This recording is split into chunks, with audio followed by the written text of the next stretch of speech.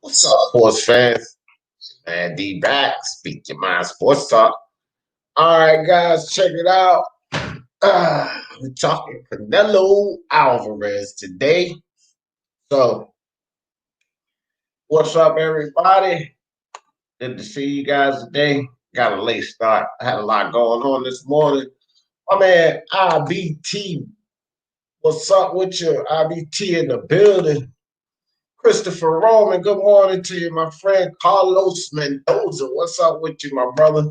All right, guys, so I'm going to get this link in the chat right quick for anybody who want to come join the panel. We're going to get this discussion started. You know, Canelo Alvarez is my guy, man. And a lot of people got heat with Canelo right now because of the court case, Yildirim. You know, all of this is going on and everything. And, hey, man, gotta call it straight. That's all I will say. I gotta call it straight now. Certain situations happen in boxing. Boxing first. That's my thing. Boxing first. So if it violates boxing, then gotta talk about it. So here's the thing with Canelo and the whole Yildirim situation, and what everybody's complaining about, and Johnny Boy, if he comes through, we'll get an earful. But here's the thing. Canelo Alvarez is arguably the number one guy in boxing, right? Canelo Alvarez, Vasily Lomachenko, Terrence Crawford. The argument is where it is. These guys are the guys talked about on the top 3 pound for pound list, basically arguably the best guy in boxing. Okay, here's the thing. When you're the best, there are going to be haters. We get that. But the flip side of that is when you're the best, you're held to a higher standard. Because if you're going to consider yourself the best, you're going to make money off of being the best, you're going to be called the face of boxing, you're going to be considered the best, then you have to perform and move as the best. Period. We can't honestly sit up here and say, well, nobody says this when Charlo does this, or nobody says this when Andre does this, or no one says this when GGG does this. Well, GGG, Charlo, and Andre are not considered the face of boxing. GGG, Charlo, and Andre are not considered the best in boxing. So Canelo simply has to be held to a higher standard. And for everybody who's Canelo fans, you need to accept that. That's the first thing I want to start this off with. If you're going to be considered the best, if you're going to move as the best, if you're going to put in catch weights and stipulations in fights, using that control as being the best, then you're going to be held to a higher standard, period. No matter who it is, Joshua, Canelo, but if you're in that position, then you're going to be held to a higher standard. You're going to be put to the fire quicker than the other guys. And you cannot expect these other guys to do or to move the way that you expect the face of boxing or the best to move. It's just ridiculous. We can't expect Jamal Charlo to move like Canelo. That motherfucker ain't done nothing in boxing. This fight with Derevyanchenko will be his first valid fight, in my opinion, at 160. No other valid fight he has. So I don't really care what somebody say. Well, y'all don't say that when Charlo. I don't give a shit about Charlo. Charlo's not considered the best. Charlo's not on the pound for pound list.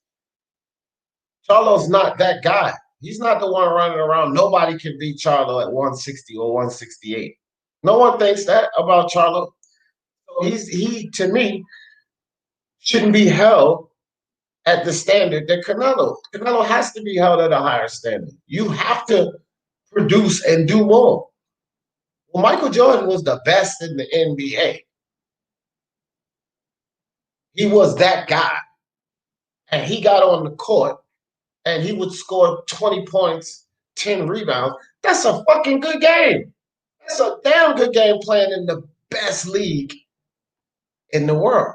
But if Michael Jordan did that, if he just, Michael Jordan had a bad game, only had 20 points and 10 rebounds, right? Because he was held to a higher standard.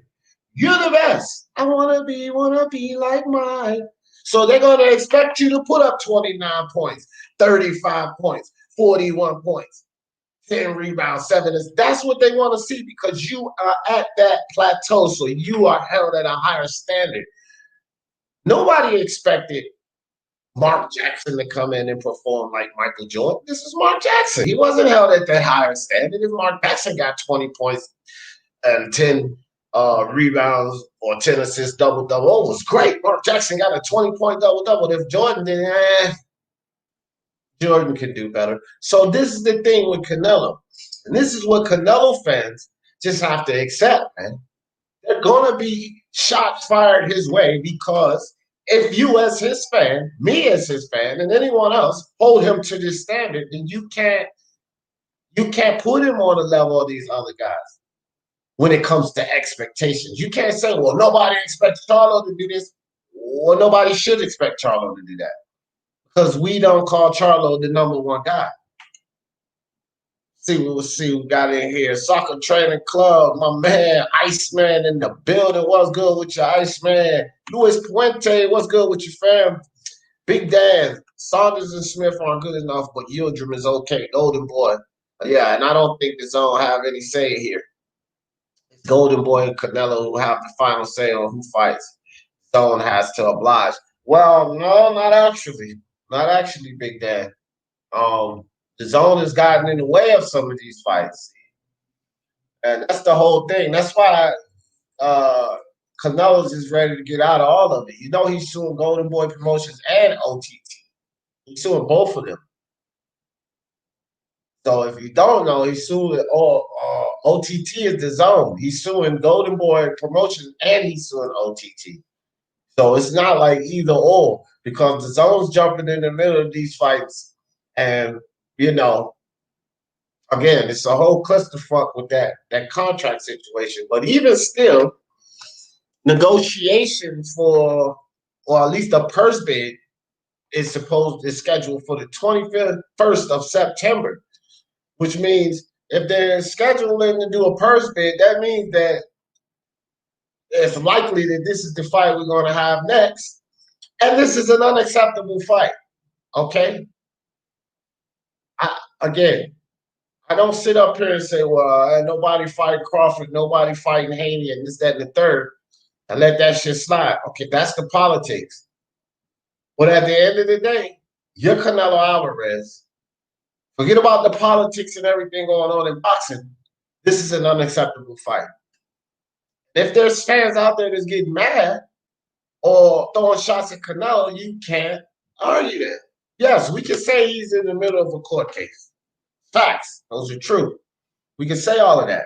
You can't argue the fact that this dude need to do something and Yildirim ain't cutting it. Yildirim's not cutting it for the fans. You cannot be the face of boxing and fight a Yildirim. So here's the thing with the Yildirim, because there's opportunities involved. Well, David Benavidez just lost the belt, right?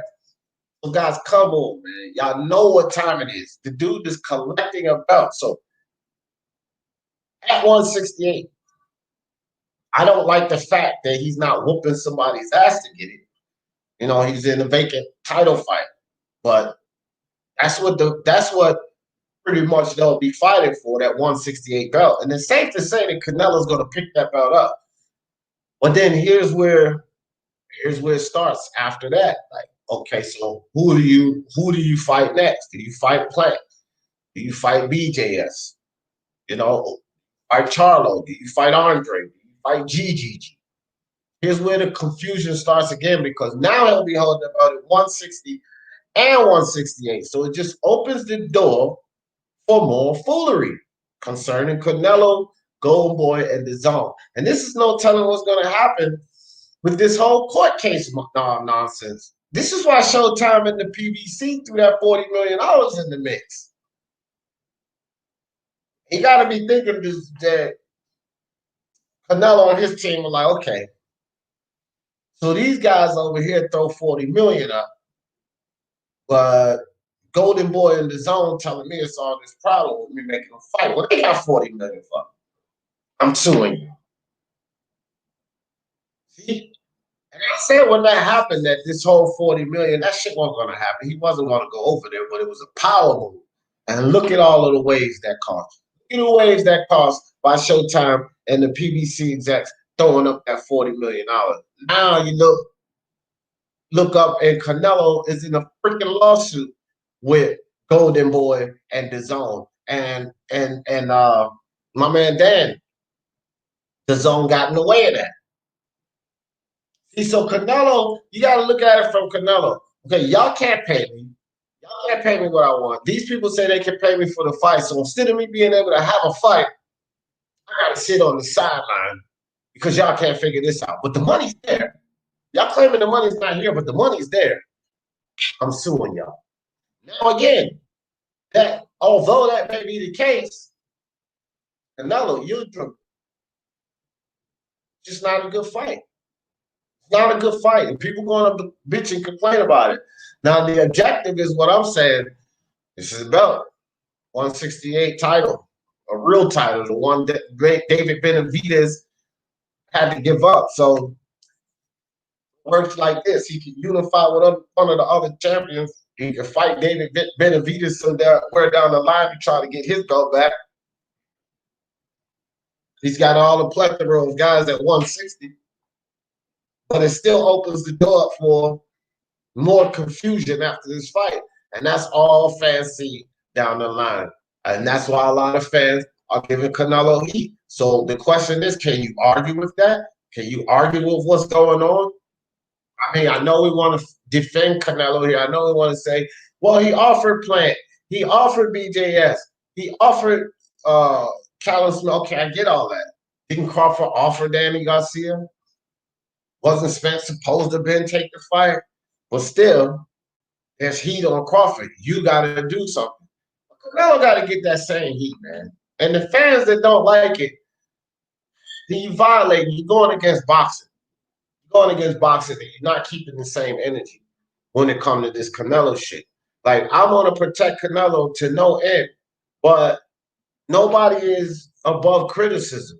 None of these boxers are above criticism. And whether his business with DAZN and Golden Boy is in the way or not, the reality is, Canelo, you get ready to give the fans a fight that nobody wants, not even your fans. I don't want a Yildirim fight. I can respect the fact that he's going for a belt, but that fight brings me no intrigue. Boxing first, guys. That fight is garbage. It's just as garbage as this fucking fight with Devin Haney and Gary Russell Jr. Madman in the building, he said Heyman gonna pick all his own fighter. Nah. It won't happen that way. And DAZN, and another thing, guys, like these rumors about DAZN, business is business. And what a lot of fans got to understand about this whole DAZN situation, if DAZN folds and just do what all the fans want DAZN to do, then that puts DAZN in that makes the zone as a platform very vulnerable. Just to try to get out here and start dumping all of this money for what the fans want. No. We got to think bigger than that. DAZN is more than just boxing. So they can't put all their eggs in one basket, so to speak. Right? And so while fans still want them to push for these fights, do this, do that, and the third, there's still business that has to be made. Still business decisions that have to be made. If the fights don't make sense, then the platform will fold. But if they just jump out there and listen to the fans, that increased the chances of that platform folding. They still pretty solid over in Japan, DAZN Japan. They got baseball, they got cricket, they got darts, they got MMA. They have a lot of other things to float this platform while boxing gets itself back in order. But as this sport gets back in order, and as more fans start watching and the governments open up stadiums, the zone's right back in there. They jump right back in there, and they can offer the money that they've been offering, but there's no need for them to offer the money now if they can't recoup it because they're a new establishment and they could just float themselves right out of business. So for the business side of it, that's where it is with the zone, but they don't really have like this is not really the time, man, for them to even attack PBC or Golden Boy fighters. They don't really have the means to pick them off. They were picking them off before because they were offering these, premium purses for fighting basically decent fights like Randy Garcia and Vargas. Or they offered Charlo Gomez 7 million and then was even ready to go as high as 10 million. So, but they can't do that now. There's no fans in the seat. Once things loosen up, then they can offer more money than the rest. That's basically their game. They're pulling nobody right now during this pandemic. And I can guarantee most people are, at least with their networks and promoters, staying put. Well, they staying put. You know what I mean? Carlos said, D, if Lopez beats Loma, would you have him in your top 10 pound for pound? Yeah. Top 10, yeah. I wouldn't go as far as to say top 5, but yeah, I'll put him in the top 10. We'll have to readjust it, see what he passed. But be phenomenal, to tell you the truth, Carlos Mendoza, especially how quick he's doing it. He would have beaten Coma and then unified, first title defense, 3-belt unification against arguably the best in boxing. Yeah, he would have to at least go at number 10 at minimum. We would have to consider him at number 10, at least by my criteria, the way I build my list. Blues Boxer says if Canelo thinks he get 350 million and fight bums, the zone should terminate his contract. But see, look, this is something else that I've heard too. Blues Boxing, and I'm not at all coming at you, fam. I'm not coming at you, but when we look at this and we say, okay, well, if Canelo thinks he can fight all bums and size, blah blah blah. I've heard this. I've heard this from a lot of people, but the reality is, how can we say that? Like, how can we say if Canelo think he can fight all bums, right? When 2 fights with Gennady Golovkin, Daniel Jacobs, and Sergey Kovalev. Let me say that again, because these are his last 5 fights. Gennady Golovkin, Rocky Fielding, Daniel Jacobs, and Sergey Kovalev. Now, let's start with Rocky Fielding, B-level fighter.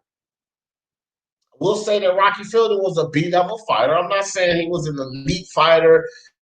He was a great champion. He was a B-level fighter. Not a bum, Rocky Fielding. Not a bum. Okay? Low-level fighter, you can give him even. Oh, he's a B-level fighter. Golovkin, Jacobs, Kovalev. These are not bum fights. So I don't even understand what this comment, like, I hear other videos and channels saying shit like that, other people saying this, but somebody help me make sense of it. If Canelo thinks he can fight, what's his last 5 fight, bums? He went up 2 weight classes to fight a champion. He fought Jacobs. I mean, again, man, I don't like the narratives either way, because facts are, it's not even as if he was attempting to fight 11 bums. Like, why are people saying this? Even as arguably the best in boxing, he's fought Golovkin, Rocky Fielding, easy fight, right? Jacobs, Kovalev, which moving up to Yildirim, to me, is unacceptable. Yildirim, he's fighting for a 168 title, but Yildirim should be warranted because he had tough fight, Fielding. Tough fight, Yildirim. It's only a problem to the fans because Canelo is considered the best. But you mean fight champion, then fight for a vacant title fight. You see? And then the 4 out of his last 5 fights, they simply were not bums. So what do people get off with this this idea that he feels like he can go out here and fight bums. I don't get it. Iceman, what's up? Mike average is like 30. Yeah. No, I was yeah. And then when if he would score less, would have a great game, it's like he had a bad game, you know. Al said, what are you charging Canelo with? In my opinion, he ain't done nothing wrong. He offered these bums contracts, Saunders, Smith, Plant, turned it down. All right, Al, let me ask you this. Didn't Crawford offer a lot of guys fights? They didn't take it. I'm charging Canelo with the game of boxing, man. We can't say, oh, I don't want to hear nothing about politics when it comes to these other boxers, but then give Canelo all the excuses because of the politics. Behind it, Yildirim is unacceptable. Period. Out. And what I'm saying is, I'm not gonna see you ready to sit up here and argue with that. What I'm trying to do is bring to the table how, as a Canelo fan, you have to just accept that, bro. This is an unacceptable fight. As fans, we don't give a damn about the politics, man. Let's keep it 100, though. Let's keep it 100. It's an unacceptable fight. It's suspense. Remember what I said, boxing first, bro. The suspense. Is there any suspense in this Yildirim fight? Be honest. There's no suspense. We know basically Canelo is just going to pick up a 168 belt through mere formality. And what I'm saying, if fans come at him, charge at him, that will be you sitting up there defending this. Because whether it has to do with Oscar, Golden Boy, DAZN, that's not the fans' issue. The fans' issue is for the best guy to fight.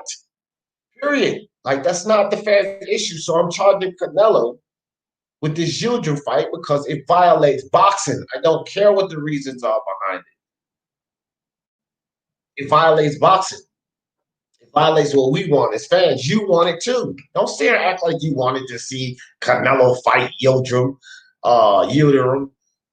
Hey, Algie, you didn't want that fight. Soccer Training Club said, D, have you had a chance to glimpse at Canelo's contract with the zone? A little bit. A little something I was going over with. I think I'm biased or something like AJ ain't good enough for Canelo either, apparently. I don't know, man. I don't even know where that comes from, but that's like apples and oranges. Canelo ever step anywhere near AJ, he get knocked out. But I don't. Different comparison. I mean, I don't know what the comparison is. I mean, idiots that say stuff like that. Puente. You know, I mean, I know what you were saying with that, but like these people, man, DAZN are being sued for it though. They legally have no say yet. Golden Boy have them. Yeah, but no. Damn. Both are here. Go read the. I will put a link in the chat for you, Dan. I'll put a link in the chat for you. So you can go read how the situation going out. DAZN has a lot to do with it, Dan. Not just the Golden Boy thing. That's why he's suing both of them. Let me drop this link for you real quick. Yeah, that's why he's suing both of them, bro. And it's just like I said, Dan, it's a whole big mess, fam. It's a whole big mess. Whole big mess.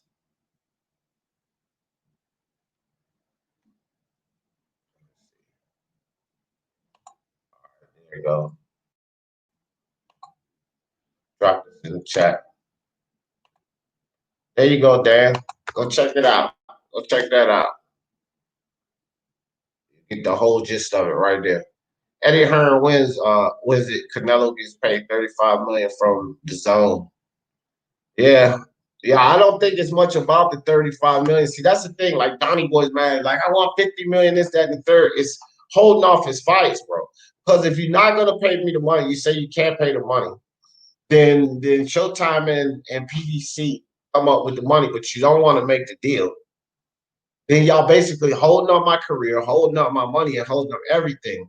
So it's more about them keeping them on standstill, saying that they're not going to give them a certain amount of money. Then what can they do as a fighter?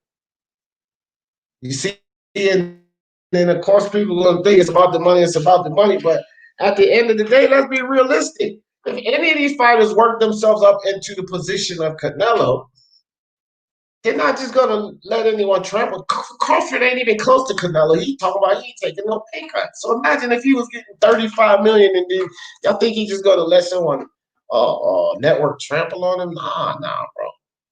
But why are they turning the money man and boxing down? Because they can't afford him.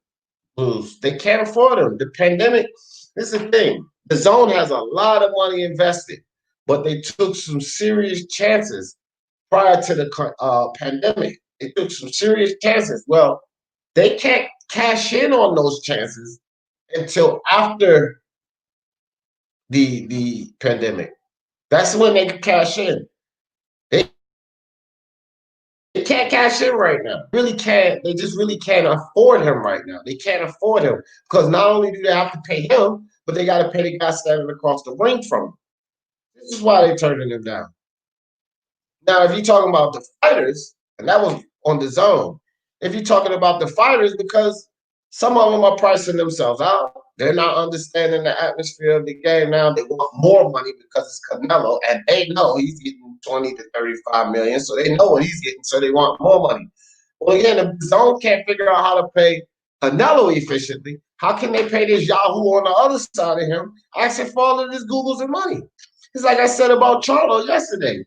Motherfucker, you was worth 7 to 10 million before the pandemic. You're not now.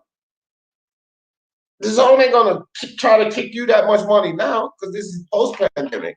So they can't afford these fights that a lot of the fans want them to put on with Canelo. Still no excuse for him not fighting well. I mean, if I'm gonna hold anybody else to the fire for, look, y'all gotta make it happen, then the zone, Canelo, Oscar, get this shit together. Y'all gotta make it happen, man.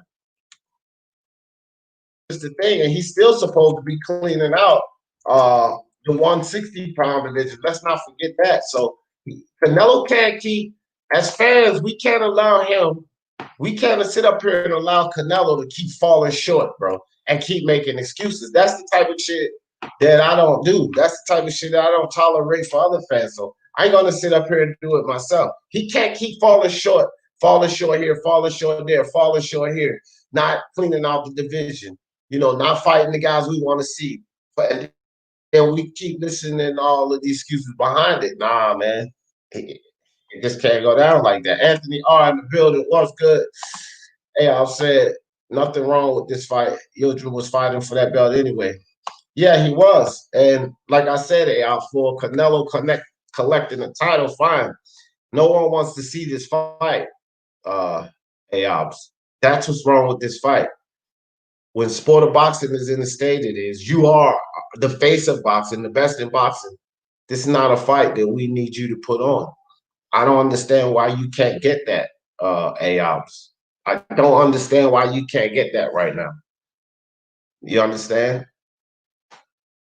It's just not the fight no one wants to see him to put on. I mean, AJ, the guy close to him, is getting ready to fight Pulev.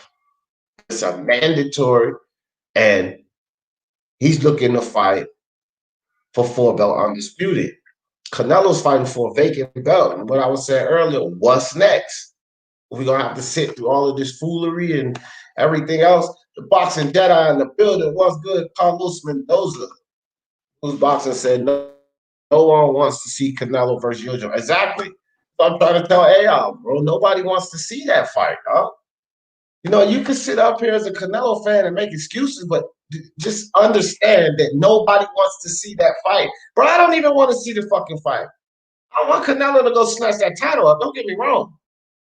But then that gives him more power, put him in position to get to these other champions, and they have incentive to come get that belt. I don't have a problem with that. I don't have a problem with Canelo scooping up another belt. Not at all. It's vacant. Benavidez shouldn't have fucking lost it on the scales. It's a vacant title. So yeah, go pick it up before someone else goes and picks the damn belt up. And they dip and dodge around Canelo, like GGG doing, like Carlo doing, like Caleb Plant doing, like Callum Smith doing. Come on, guys, what are we talking about here? Like, this is why this sport of boxing is so fucked up. So we got to look at this from every angle. There's a lot of people throwing heat at Canelo. And what I'm trying to tell my fellow Canelo fans is you guys got to accept some of this heat, fam. Y'all got to accept some of this heat. Before you motherfuckers throwing heat at Canelo, You got to understand what's going on in boxing too, because we wouldn't be here right now if these other champions had answered the fucking call. See, it goes two ways here.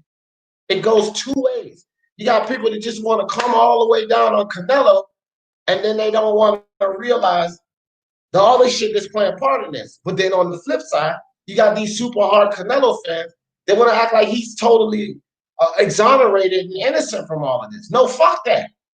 He gets some of this heat that's being thrown his way. We got to give him some of this heat, bro. We, as Canelo fans, we got to accept some of this heat that this nigga get that's being thrown his way. But we got to be reasonable about it, too. If he doesn't go capture that belt, I don't want to fucking see a fight with Yildirim either. But if he don't go capture that fucking belt, then it's almost another situation where somebody gets that belt and dip and dodge from the motherfucker. And then they don't want to fight him. So then at least he'll have that belt in his hand. And if these other fucking champions want to unify or something like that, then they got to come through him to get it. So he puts himself in a position where they have to come through him now. Caleb Plant turned on the fight. Let's not fucking forget this. Callum Smith, did he take the fucking fight? No. BJS, did he take the fucking fight? No. Charlo, no. GGG, no. Right? So this is a chance for Canelo to get that goddamn belt. So then at least that one won't be running around asking him for Google's amount of money, or they're not going to fight him. Because that's what's been going on too. Let's not act like that shit ain't been happening. Like he ain't been making the offers, but they want more cake. Right? These are the other champions, guys. So that shit goes both ways. It goes both ways. Canelo got to step it up. He deserves some of this heat he get, but some people going overboard with it. And also not understanding really the business side of it. You know, and shout out to Johnny Boy. You don't like the shit that's going on with Canelo, but just the whole narrative. Oh, Canelo's mad because he won't get 50 million. It's not really about that, bro. It's not about that. It's about Golden Boy and the zone holding this man back. That's what Canelo's issue is. I see you, dog. I see you. I just got finished. What's up with you, boom? Nothing much, man. I just saw you was cooking on this Canelo situation, so I decided to come and give my little 2-3 cents on it, because I feel like they had him sign the contract for 11 fights, but they didn't have 11 opponents for him. And that's my issue is, why would you have him sign a contract? It's like, why would I come at you and say, D, I need you to sign this contract, $300 million for 11 opponents. You thinking 300 million, great. 11 opponents, great. I got for show fights. I got for show money, cool. But then Right. I don't got 11 opponents for you, though. I don't have 11 champions for you to fight. Or I don't have 11 top caliber opponents for you to fight. So what do you expect the person to do when they're saying, I want this guy, or that guy, and they're not giving them to you? I think they gave him Kovalev as a means to like put somebody in front of him so they could say he's a decent name. They could have had him clear out the 160-pound division, could have had to clear that out, go to 68, clear that out. And by that time, I would say he's about at least maybe 8 to 10 fights in by the time he clears out 160 and 168, if not between 5 to 6. So I feel like he could have, if they would have had 11 fights for him, that would have been understandable. But they don't have 11 fights for him. And I can't even name 11 people for him to fight that would equate to $300 million. Now, I can give you 11 dudes he could fight, but I can't give you 11 guys he could have fought that would equate to $300 million. That lets you know something I don't. No, I don't. And see, here's the thing with this too, though. And I agree with you there. Like, how you gonna sign me to a contract and you don't really you don't have your side of the business in order? Because I'm the fighter. You signing me to a contract, I get in the ring and fight. It's up to you to have the other side of the business. Put the fighters in front of me to fight. You paying me to fight. You're not paying me to go find out who I'm gonna fight. That's your job. You paying me to fight. So that's what they signed him for, to fight. Well, they don't have the fights for him. So I'm with you on that. Like, you don't have the fights for him. But on the flip side of that, the zone was actually against the Kovalev fight. It was an Oscar thing. I didn't know that. Yeah, the zone was actually against that fight, fam. So, and this is where all of the confusion jumps in, because prior to the pandemic, we're It's what Johnny boys get ready cook don't understand and don't want to accept. Prior to this fucking pandemic, everything was like fucking smooth. Like all of this extra money DAZN was offering, and you understand that was smooth sailing because they had fans coming in, concessions, and all the way to recoup that money. Post pandemic, those motherfuckers are not getting that money. Canelo ain't getting that money, or the opponents are not getting that money. Hey, and none of these motherfuckers, hold on, Donnie, and none of these motherfuckers should expect that money. So when people throwing this heat at Canelo, what I'm saying for Canelo fans, there is a certain amount of this associated heat that they gotta eat that shit, man. You cannot, like, you can't hold other people to the fire for certain shit. Like Crawford, I used him for an example. We already know Bob is doing dumb shit, but we're still holding Crawford to the fire. You gotta fight somebody. Fuck that. You gotta fight somebody. We know the situation with Crawford. They saying Canelo offered Keller Plant. Canelo offered Callum Smith. Didn't Crawford offer Danny Garcia? Wasn't Spence supposed to jump in there and fight him? Didn't Crawford send this offer? Crawford did the same shit. But he's held under the fucking fire for this shit right now. So we can't hold Crawford under the fire. And as Canelo fans say, oh no, well, Canelo got a problem with this. Oh no, fuck that, dog. Yildirim is unacceptable. Nobody wants to see that fucking fight. And so when fans come charging at Canelo, how y'all gonna get mad? How you gonna get mad? Let me say, oh, hey, Boone, I didn't mean to. No, I was gonna say, Boone, I didn't mean to bounce on you last night, dog. My phone was about to die, but good stream. Oh, it's all good, man. It's all good. You know, I always love it when you on the show. You be pissing off people. Oh yeah, that shit was fire. Want to call you racist and shit, but it's all good, bro. Fuck them. Yeah, that shit was fire last night too, dude. Hell yeah, that shit was fire. But man, but yeah, man, don't nobody want to see. No, nobody want to see fucking Canelita fight fucking Yavin Madrid or whatever the fuck it fucking Amir Khan's. Bro, you ain't getting 50 mil for fighting fucking Amir Khan's cousin, bro. I'm sorry, it's not gonna happen. Shit. Stop this. All right, hold on, Johnny. I gotta cook on this. Hey, stop this nonsense, fam. Stop this nonsense. Sometimes I wish you would click this goddamn link and come up here so I could put you in the oven and cook you like a Thanksgiving turkey, dude. Stop this nonsense. Hey, look. So Ayab says nothing wrong with that fight. He talk about the Yildirim fight. Then he goes on to say Crawford never go on mute for a second, Johnny. Crawford never he said Crawford never negotiated with Spence. Ayabs. I'm gonna say it one more time. Ayabs. Spence was the fucking A side, fam. Spence was the one who said, go get a belt and I'm gonna come fight you. He should never have to fucking negotiate. They should have went and offered him the fucking fight. Do you get it? A side offered the fight. Spence ran his mouth, said he's gonna fight Crawford. He never fucking did it. Danny Garcia sent him a contract. He never fucking did it. So don't say Crawford didn't try to fight the best guys. He tried to fight the best guys. What did Thurman little punk ass say the first time Crawford tried to fight him? Oh, I ain't worried about Crawford this, that, and the third, because he was too busy ready to fight fucking Josecito Lopez and chase down that fucking Pacquiao money. So don't fucking sit up here and say Crawford didn't do this, Crawford didn't do that. He tried to fight each and every one of them motherfuckers, and he still didn't help to the fire. So, hey, Alex, stop your bullshit. Stop it. D, I've been trying to tell these dudes, Keith Thurman's fought twice in the last 4 fucking years, dog. Like, Thurman's a piece of shit, bro.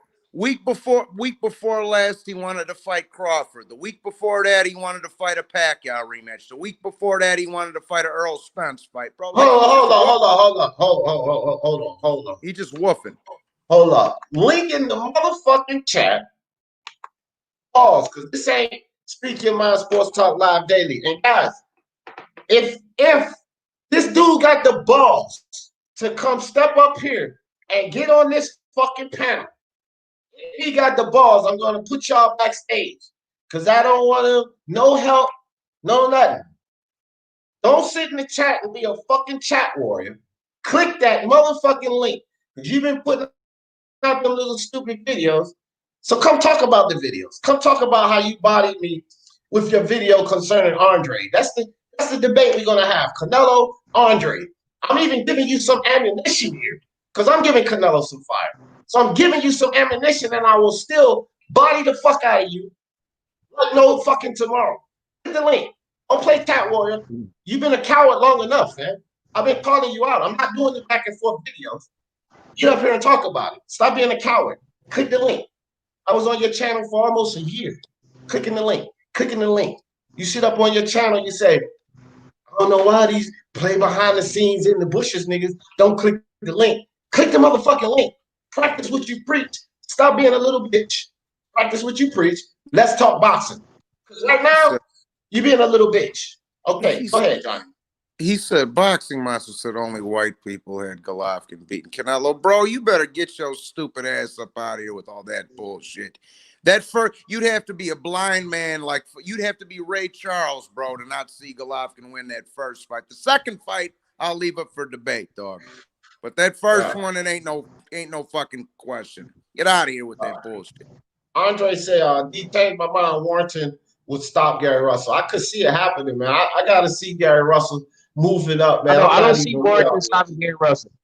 I talk shit about Gary Russell, but I don't see Warrington stopping no Gary. Warrington don't have no decent head movement. He don't got no really good footwork. He's a good volume puncher. He's a good warrior. He's coming to fight. He's coming to scrap. He's not coming to bullshit when he's in there. I give it to Warrington. But he does not have the skill set or the wherewithal to hang with the likes of a Gary Russell Jr. I talk shit about Gary, but at the same time, Gary is a dog, and he do know what the fuck he doing when he up in there. I still don't think he gonna beat no Devin Haney. And I say that to say this because if we could sit there and say Gary Russell can move up 2 weight classes, and I said this in the video, Mikey Garcia moves up 2 weight classes, his weight classes for a reason. Gary Russell Jr. move up 2 weight classes, Gary Russell Jr. is the shit. Gary Russell Jr. is the motherfucking man. But Mikey Garcia move up 2 weight classes, or any other fighter that's not black move up 2 weight classes, his weight classes for a reason. Boom. And that's hold on. Why ringside boxing? Why y'all kick JFL out? I like JFL, man. I don't like to have him on the panel, but I like the guy. Why y'all kick him out of the MXBC? Put it in the chat. Go ahead, Johnny. No, I was gonna say, and boom, that's what I was saying on your stream last night, dog. I'm like, well, bro, if we're gonna heat fucking Spencer fighting Mikey, if we're gonna heat Golovkin for fighting Brooke, if we're gonna heat Johnny. If we're gonna heat Lomachenko for fighting the Rigondeaux, it's the same. It's the same fucking scenario with Devin Haney and Gary Russell, bro. It's the same exact fucking scenario, bro. You can't criticize one and not criticize the other, dog. That makes you a hypocrite, dog. You got to be consistent with this shit.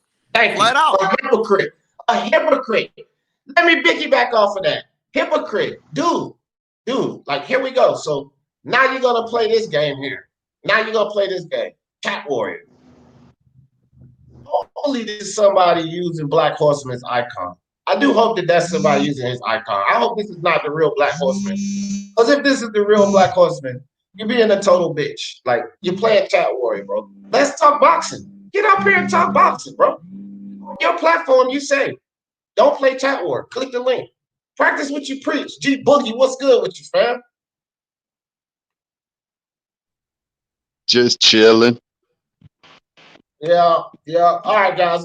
Look, it's a lot of y'all in the chat. I'm going to slide down to the bottom. Let me see. I'm going to just go to some names. I ain't going to click on them. That guy in the building, Matador. What's good? Raider from LA. Appreciate you. Martin Machine. Ringside, I hollered at you. Jose Yepes, Total Barlet, Boxing Monster in the building. What's good with you? Awesomeness. What's up with you, fam? All right. There you go. All right, everybody. Twin Kicks, what's good? Twin Kicks 718. All right, he said that makes you biased. He said the IBFP, baby. Yeah. Look. Okay, so I don't even think this Black Horseman. If it is Black Horseman, you playing yourself, fam. Hold on right quick, G Boogie. If it's you, Black, it might be somebody trolling like they Black Horseman.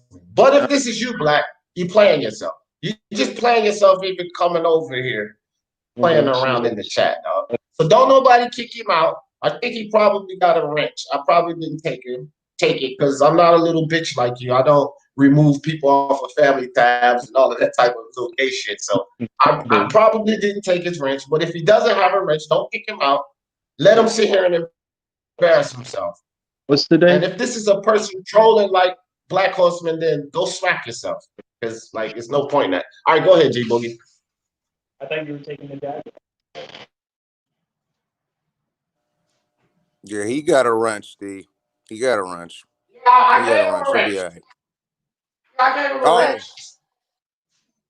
I've been gave him a wrench. I'm not on that big shit like him, removing family tabs. So that must be him because he got a wrench. You're a bitch, dude. You're a real bitch right now. Just click the link. Click the link. That's it. I'm not even gonna respond to you no more. You hit the link. I'll give it to you one more time.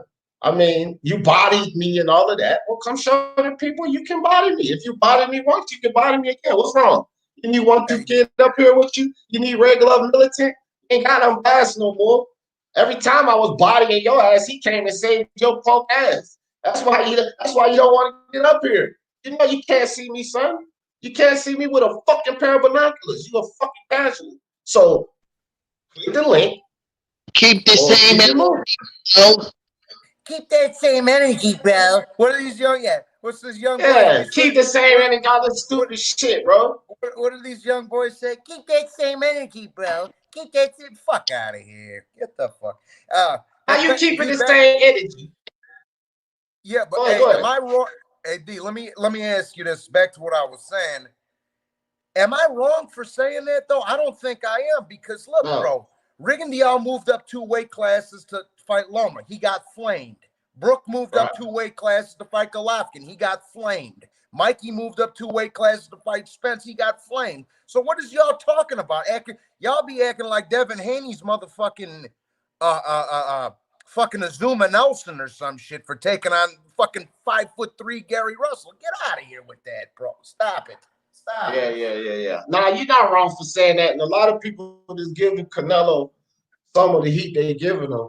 Like, bro, it's well-deserved heat. But I'll tell you this. Let me clear something up. Because, Johnny, you know, I already talked about this. Some of the heat I said that Canelo is getting is relevant. Some of the heat. When you fucking sit up here and tell me anything about a Demetrius Andre, that's not the heat I'm talking about. And any fucking body that's talking about this Demetrius Andre shit, you're a fucking casual. If you think Canelo's ducking Demetrius Andre or he has anything to do with anything. And if you don't agree with that, you can click the link that I just put in there and come talk about it. Anybody. Because Demetrius Andre is completely fucking worthless. He's worthless. He's holding on to a belt that he got in a vacant fucking fight, and he hasn't defended well since he had that fucking belt. But here's something else. At 154, he did the same fucking thing. Vacant belt, didn't defend well, then he moved up to 160 with the same shit. So where is the value in Demetrius Andre? But of course, a casual like Black Horseman that hates trolls on his channel would like to come to someone else's channel and troll. Well, thank you. And not click the link. That's called not keeping the same energy. That's the hypocrisy that Donnie was just talking about. Hypocrite promotions, then you must be the fucking chairman and CEO of that fucking company. You idiot. Okay, let's move forward. Keep the same energy, bro. Exactly, G Boogie. Keep the same fucking energy. You know, clowns. Hey, Black Horseman, let me tell you something else since you're hanging out in here. I'm glad. Since you want to be a bitch, then I'll just go off on you in the chat. Look up at the numbers. Okay, this is what you call a successful live. That bullshit you run over there with like 6 or 7 people listening to you rant about nothing, and then you get a whopping 130 views. Yeah, that's not running a successful live. You talk about your old shit. What are you doing now? You know what you're doing now? I'm gonna tell you what you're doing now. Exactly what that dude who you got balls all in your mouth is doing. Demetrius Andre. Both of you idiots are doing nothing. You're not doing nothing on YouTube, and that motherfucker ain't doing shit in boxing. So you deserve each other. Keep rooting for Andre, you fucking loser. How about that? Keep rooting for Andre. Let me translate for the Hispanic speaking people. Es un pendejo. Yeah. Touche. Touche. Yeah. Yeah, Listen, nobody gives a fuck about Demetrius Andrade. He's fucking irrelevant. He got a hold of some vacant belt for fighting a retard. It doesn't matter. Nobody wants to see him in any fight because nobody gives a fuck about him. What do you do? What do you like his skills so much that you got to suck his balls off, bro? Like, dude, the dude ain't shit. He ain't shit. He ain't done nothing in his whole fucking career, bro. That's like, he ain't nobody duck him, and he ain't duck nobody because he ain't fought shit. It's like he's irrelevant. It's fucking Jamal Charlo, the other worthless guy at fucking 160. He's worthless too. Let's get this straight. I'm not defending Jamal Charlo. I like Jamel. Jamal's a piece of shit too. So let's get this straight. Jamal Charlo, the other worthless guy, is fighting Derevyanchenko. If I'm not mistaken, your guy, Demetrius Andre, Black Horseman, you fucking casual, turned down a fucking fight with the same Derevyanchenko. This is why his stock is in the fucking toilet, because he don't want to fucking fight nobody. But your casual ass think that Canelo is ducking him. And you're so scared, you don't even want to get up here and talk about it. You know why? Because I'm not going to let Angel Santos and 1-2 Kid and Red Glove Miller get on this panel and help your fucking casual ass out. I will body your ass right up here, right now. So be a man and click that link. I clicked your link for a year. And don't get up here with that yellow shit and start saying, oh, you ain't shit. You don't get no views. No, let's talk boxing. Let me show how casual you are. You're fucking casual, fam. You don't know shit. You only know the shit that the people around you say. Like when Unbiased was saying it. Like when 1-2 Kid says it. You only feed off what they say. Because up here is just as empty as fucking Andre's career. You fucking coward. Get the fuck out of here. But just get out of the fucking live. Just go back out because you're embarrassing yourself. You're fucking embarrassing yourself. Damn, dog. What's wrong with this dude? Look around. Look around, Black Horseman. You'll see some people that used to goddamn visit you, but they found out how much of a fucking casual you are and they decided not to come no more. Oh, they're still around.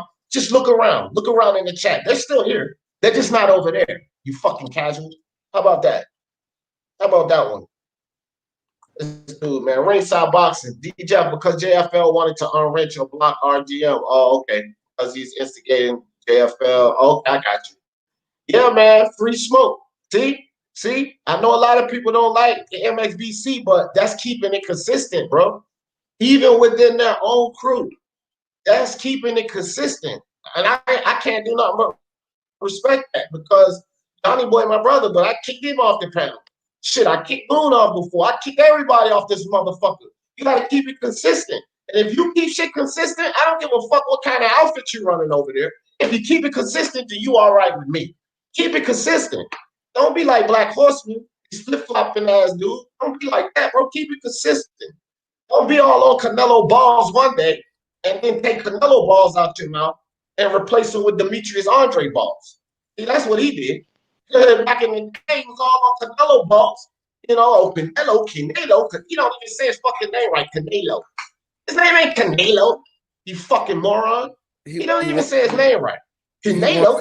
All he used to say, Canelo. Trashing the PBC, Canelo. Now you got Andre balls all in your mouth. Come on, man. Take a pick. Which man balls you want in your mouth? Goddamn. He went from cheese balls to Whoppers. He flopped. Yeah, right. Bigger balls. Get the fuck out of here. You wanted your mouth more full of balls, dude? Come on. He went from a box of cheese balls. The face. Oh! He definitely keeps the reserve affirmation action. They go boxing boss. Fucking pussy. Yeah. Boxing boss is crazy. That's my dude, man. Don't fuck with boxing boss. He's crazy as shit, dog. Boxing Monster has total immunity on my platform. I want all y'all to know that shit. So if he kick you out, well, I can't do nothing. He's got administration powers. Boxing Monster. He's the only administrator on this channel. Like he can go in the back office and all of that. So I can kick him out. He can put himself back in. Total immunity. Boxing Monster. My dude. But y'all can still talk shit to him. I'm just saying he about to do it. So Suck my balls, boxing monster. Like Black Horseman there sucking you go. fucking Andres. Yeah. Samuel Shaw, what's up, my brother? What's up, France, my man? Come on with that, bro. Come on with that. I don't even know how I'll put that up. Listen, man. Listen. Now, no, you know what? Let's do this then. Let's have some fun with this. Since he want to be over here and troll the chat and be a hypocrite, like over on your channel, and you tell everybody to click the link. Let's go ahead and do this then. So he says, you spread your cheeks for IBFP. Now you get evicted. Okay, so I've gotten evicted by who? IBFP? He was just on here cooking your dumb ass with me the other day. That's my brother. Now, IBFP actually supports me. He comes to my lives. He comes on my lives. He cooked your ass with me. He gives me, super chats. He sent me money behind the scenes even. That dude really supports me. But let's talk about somebody who you sprayed your cheeks for. Bruce Vane. And he never supported you. Bruce Vane didn't support you until IBFP got this shit. And then he wanted some help. Then he started showing up on your live. And after that, you still kept spreading your cheeks for him. You kept Bruce Vane name in your fucking mouth. Bruce Vane. Oh, my brother Bruce Vane. He your fucking brother that don't even fucking shout you out. Don't know you. Bruce Vane won't talking about Black Horseman on this channel. So your cheeks would spread real far. You was getting fucked with no Vaseline. You know what I'm saying? What are you talking about? You want to bring it up since you want to talk, and I invited you and your booty buddy on here to come debate it. Right quick, Donnie, you always want help. You always want somebody to help you, so I offered you help. Go talk to your booty buddy, Bruce Vane, and say, hey, this little clown, or what you call this little dude, Flea Jefferson, wants to debate both of us at the same time. So go get your booty buddy and come debate Flea Jefferson. One Flea Jefferson against you and booty buddy Bruce Vane. 1 against 2, and I will body bag both of you fucking ignorant cowards, okay? Don't keep talking about it. Let's do it. Let's do it. You don't have to tell them to hit the like button because they already like it. You fucking casual. You need to tell somebody to hit your like button so somebody can start watching your pathetic little fucking channel. Okay, let's go. Oh, and let me clear one more thing up. Just one more thing, and then I'm going to let you guys rock. Back in 2011, you idiot. I was knee-deep in the tournament poker. So I was looking at a couple of poker videos. But if you follow my channel back, I started this channel in 2019, you fucking dumbass, not 2011. See, I haven't been on YouTube all of these years like you and only can amass 200 views. Get the fuck out of here. I'm not dropping no fucking videos. Get your little punk ass up here and get on this fucking live and debate it like a fucking man. I'm not going back and forth with you with pathetic videos because one, your videos suck. So it's no reason. Those shits are garbage, bro. They're garbage. The editing suck, you suck, your videos suck, and you suck in Andre's balls. So get the fuck out of here. What's up? Go ahead, Johnny. These dudes in the chat talking about busting cheeks, bro. Monster, all y'all little dudes talking shit up in here, bro. You was probably in your cell getting your cheeks busted by some old Wes Watson looking motherfucker.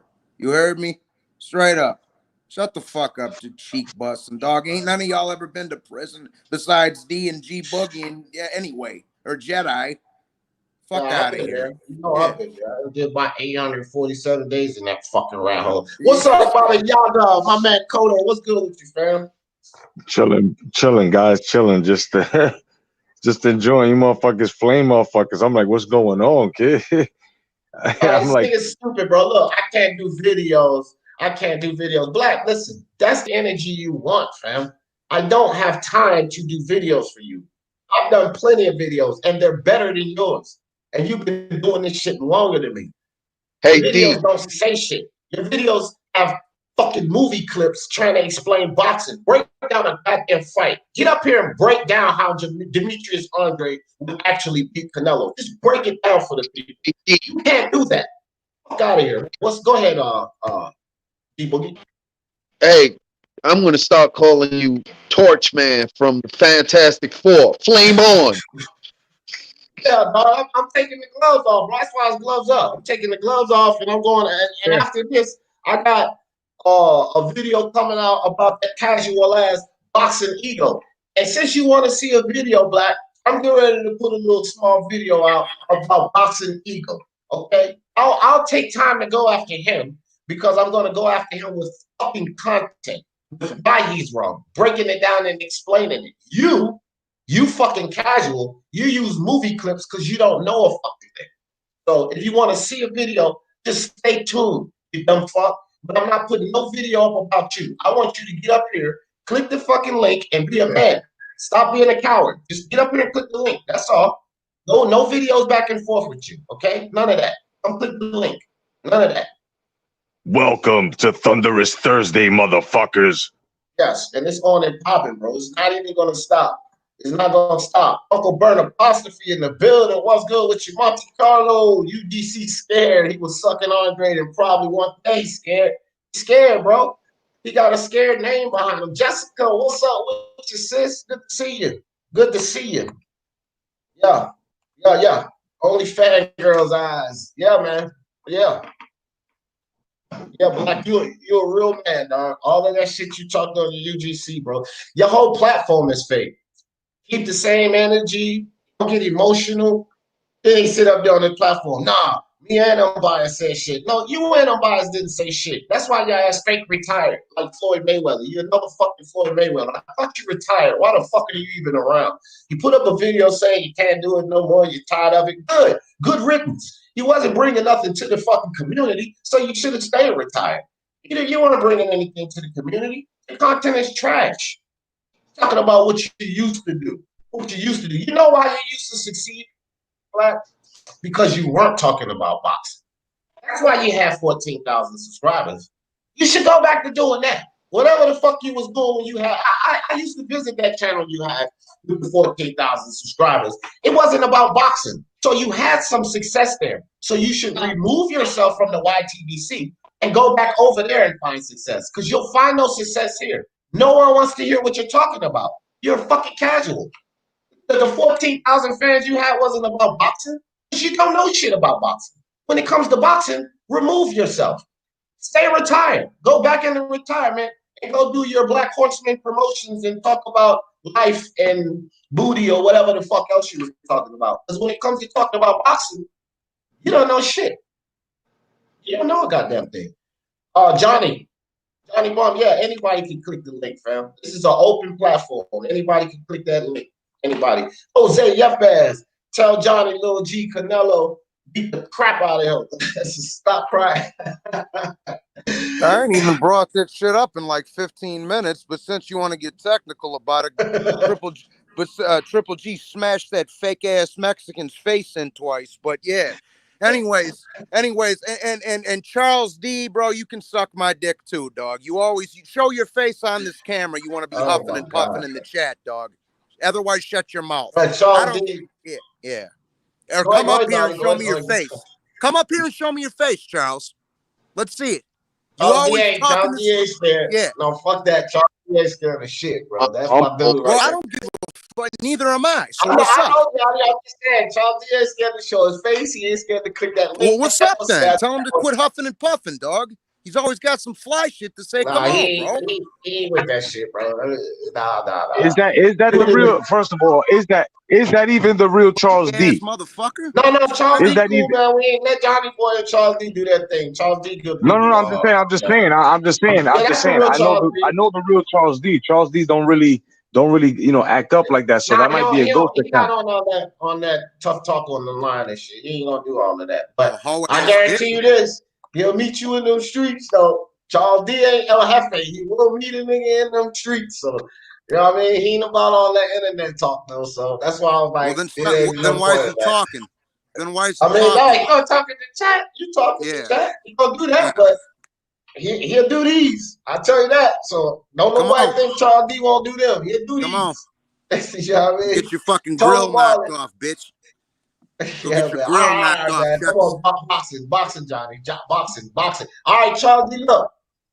I'm gonna switch it. Y'all motherfuckers not gonna be arguing about that street shit up here. Let's stay on boxing. Like this goddamn fucking coward ass black horse. Nah, I'm a what's kid. your, Nah, problem, homie? What's D. your I'm problem gonna with me? keep it. I'm gonna keep it real simple with this little faggot ass nigga. What's your B. Listen, problem? All right, one at a first time, man. off, Hold on, Johnny. I ain't kicking you out. I ain't kicking you out, Johnny. Go ahead, Charles D. First off, little nigga, watch your mouth. That's how we gonna start. First off, watch your mouth, nigga. You keep your little ass in the suburbs. You talk that little tough shit in your garage or whatever, in your mother's basement, all that shit. Keep that there. You want to talk boxing? We talk boxing. That street shit, leave it the fuck alone, nigga. Leave that all the way the fuck alone. I'm not one of them little niggas you want to talk to and all that shit. This internet shit got y'all niggas fucked up. Yeah, for keep real. Keep that shit on that. Cause you not tough in the streets. Nigga, if you saw me one-on-one, face-to-face, you couldn't whoop my ass if I let you. So stop it there. Leave it right there. And that's where I'm gonna leave it at. Just stop dick riding and stop doing all the goofy shit, nigga. We're gonna leave it at that. All this click the link and all this other dumb shit, nigga. If you saw me in real life, nigga, leave it there. You wouldn't do shit. I promise you won't. So just leave it at that. We could talk boxing, we could do all that shit. We don't gotta agree. We could do, you know what I'm saying? It's sports. We could do that. But on some street shit, nigga, please leave it there. You ain't never been locked up a day of your life. You talking county shit, nigga. I done federal and state. And that don't mean you tough, nigga. That just mean you did time. That's it. That's it. That's it. Fuck out of here with your soft ass, nigga. Leave it at that. Kodo, what up, man? And I'm out. All right, Charles. All right. Man, what's going on, Charles? Hey, let me say this. Let me just say this. Let me just say this. Go ahead, Johnny. Go ahead. Well, then don't be barking in the chat, dog. It ain't nothing. Fuck, I didn't say nothing to you, homie. All right, then leave it at that. Let me respond. I mean, what the fuck? Let me respond to this right quick. Black. So he says, ain't no beef, D. Kill the internet tough guy shit. I'm trolling you for the first time. That's it. Okay.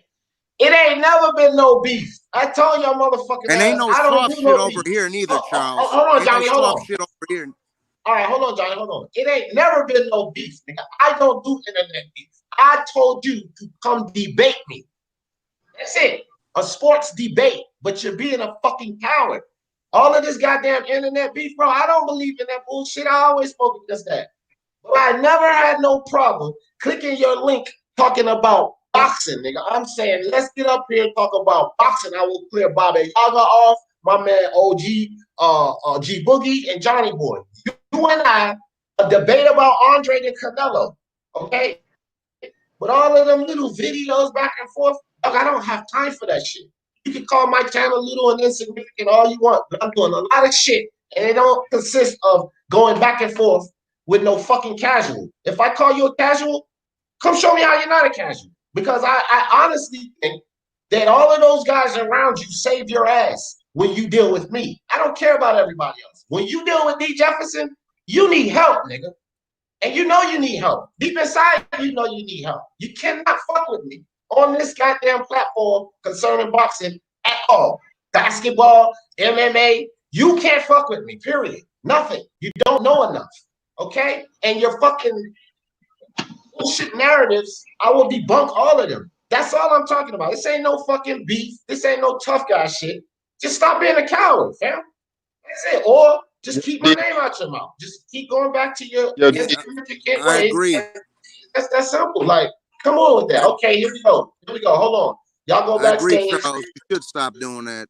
Hold on for a second. Y'all go backstage for a second. It's just that simple. Let's get it in. What you got to say about Andre? Let's get the fuck in real quick. Fuck Andre, nigga. Why we gotta talk about Andre for?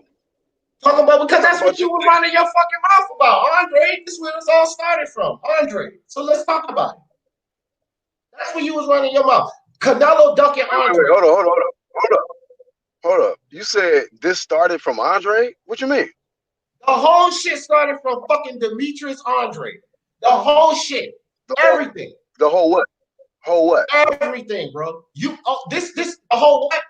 You fucking getting emotional and turning tails on everybody. Started from Demetrius Andre argument.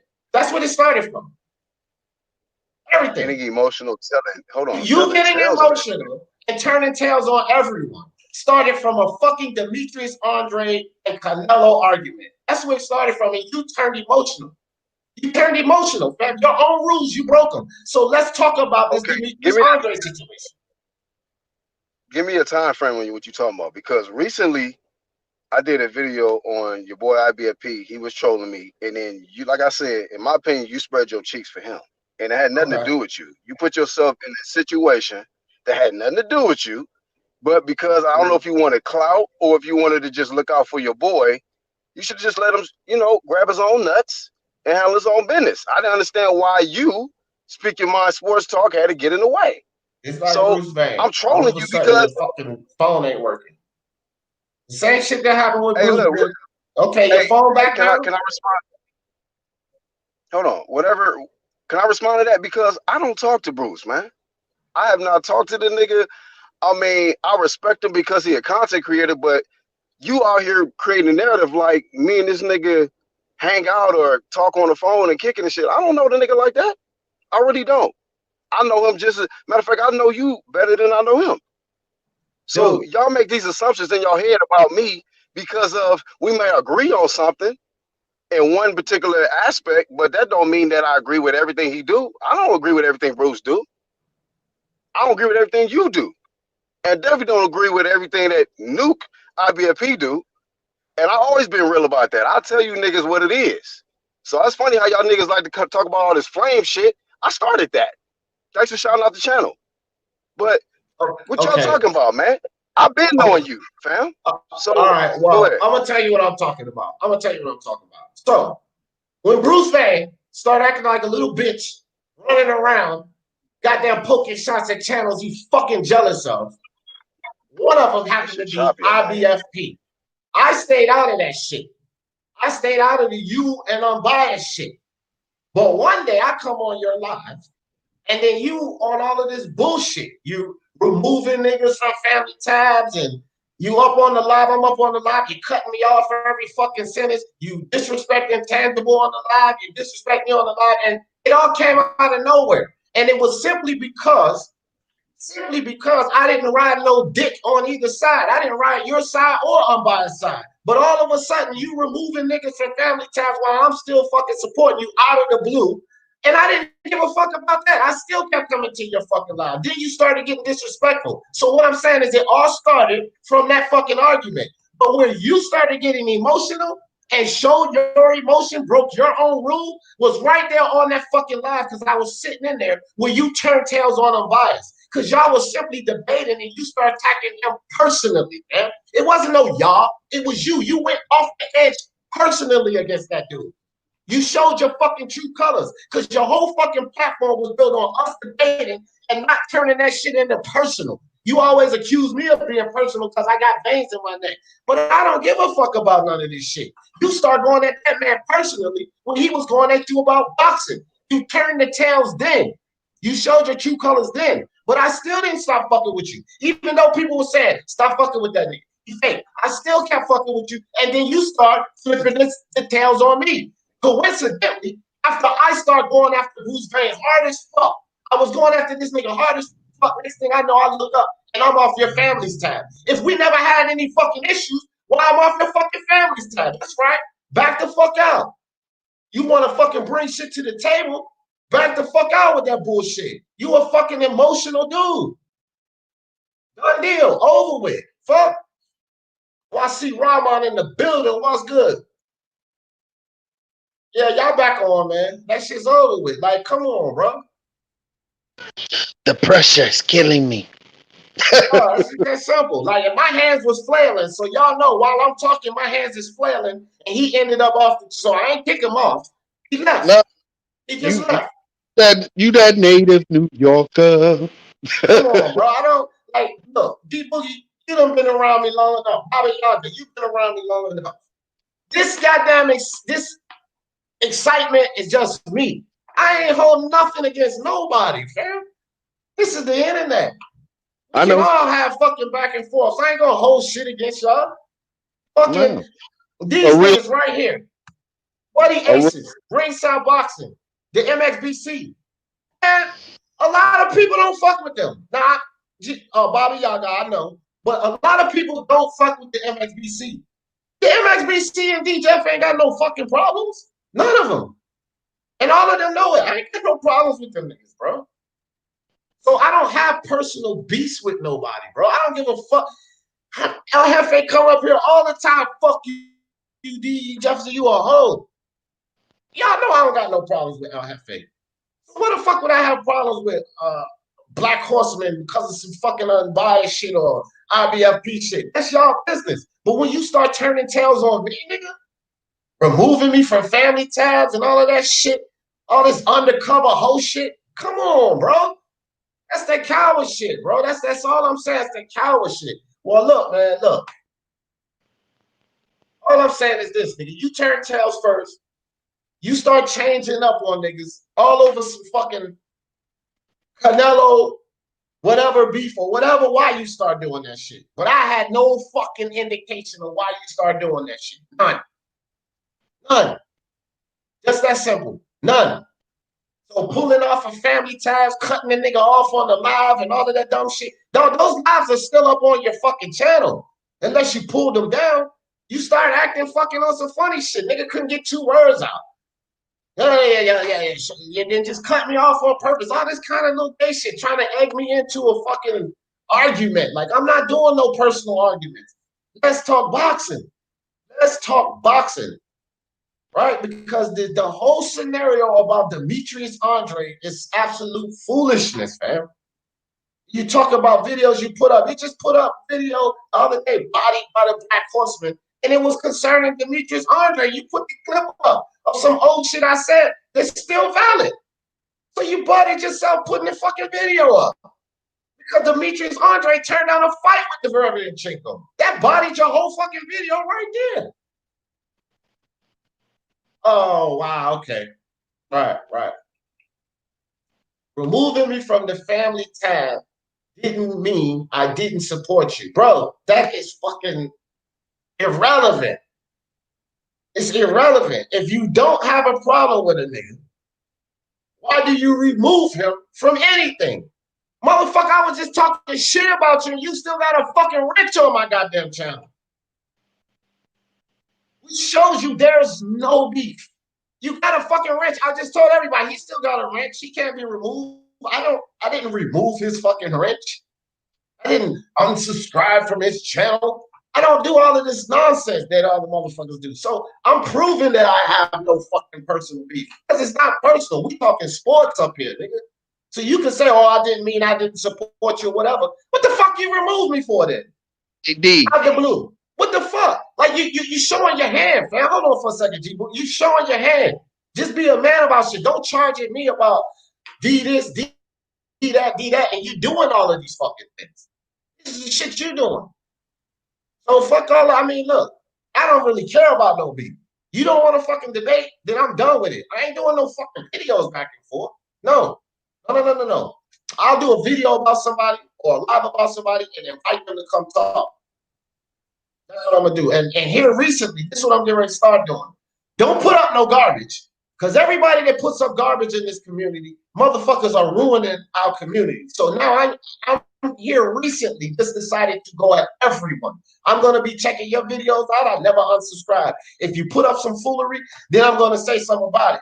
But I got motherfuckers on this right now.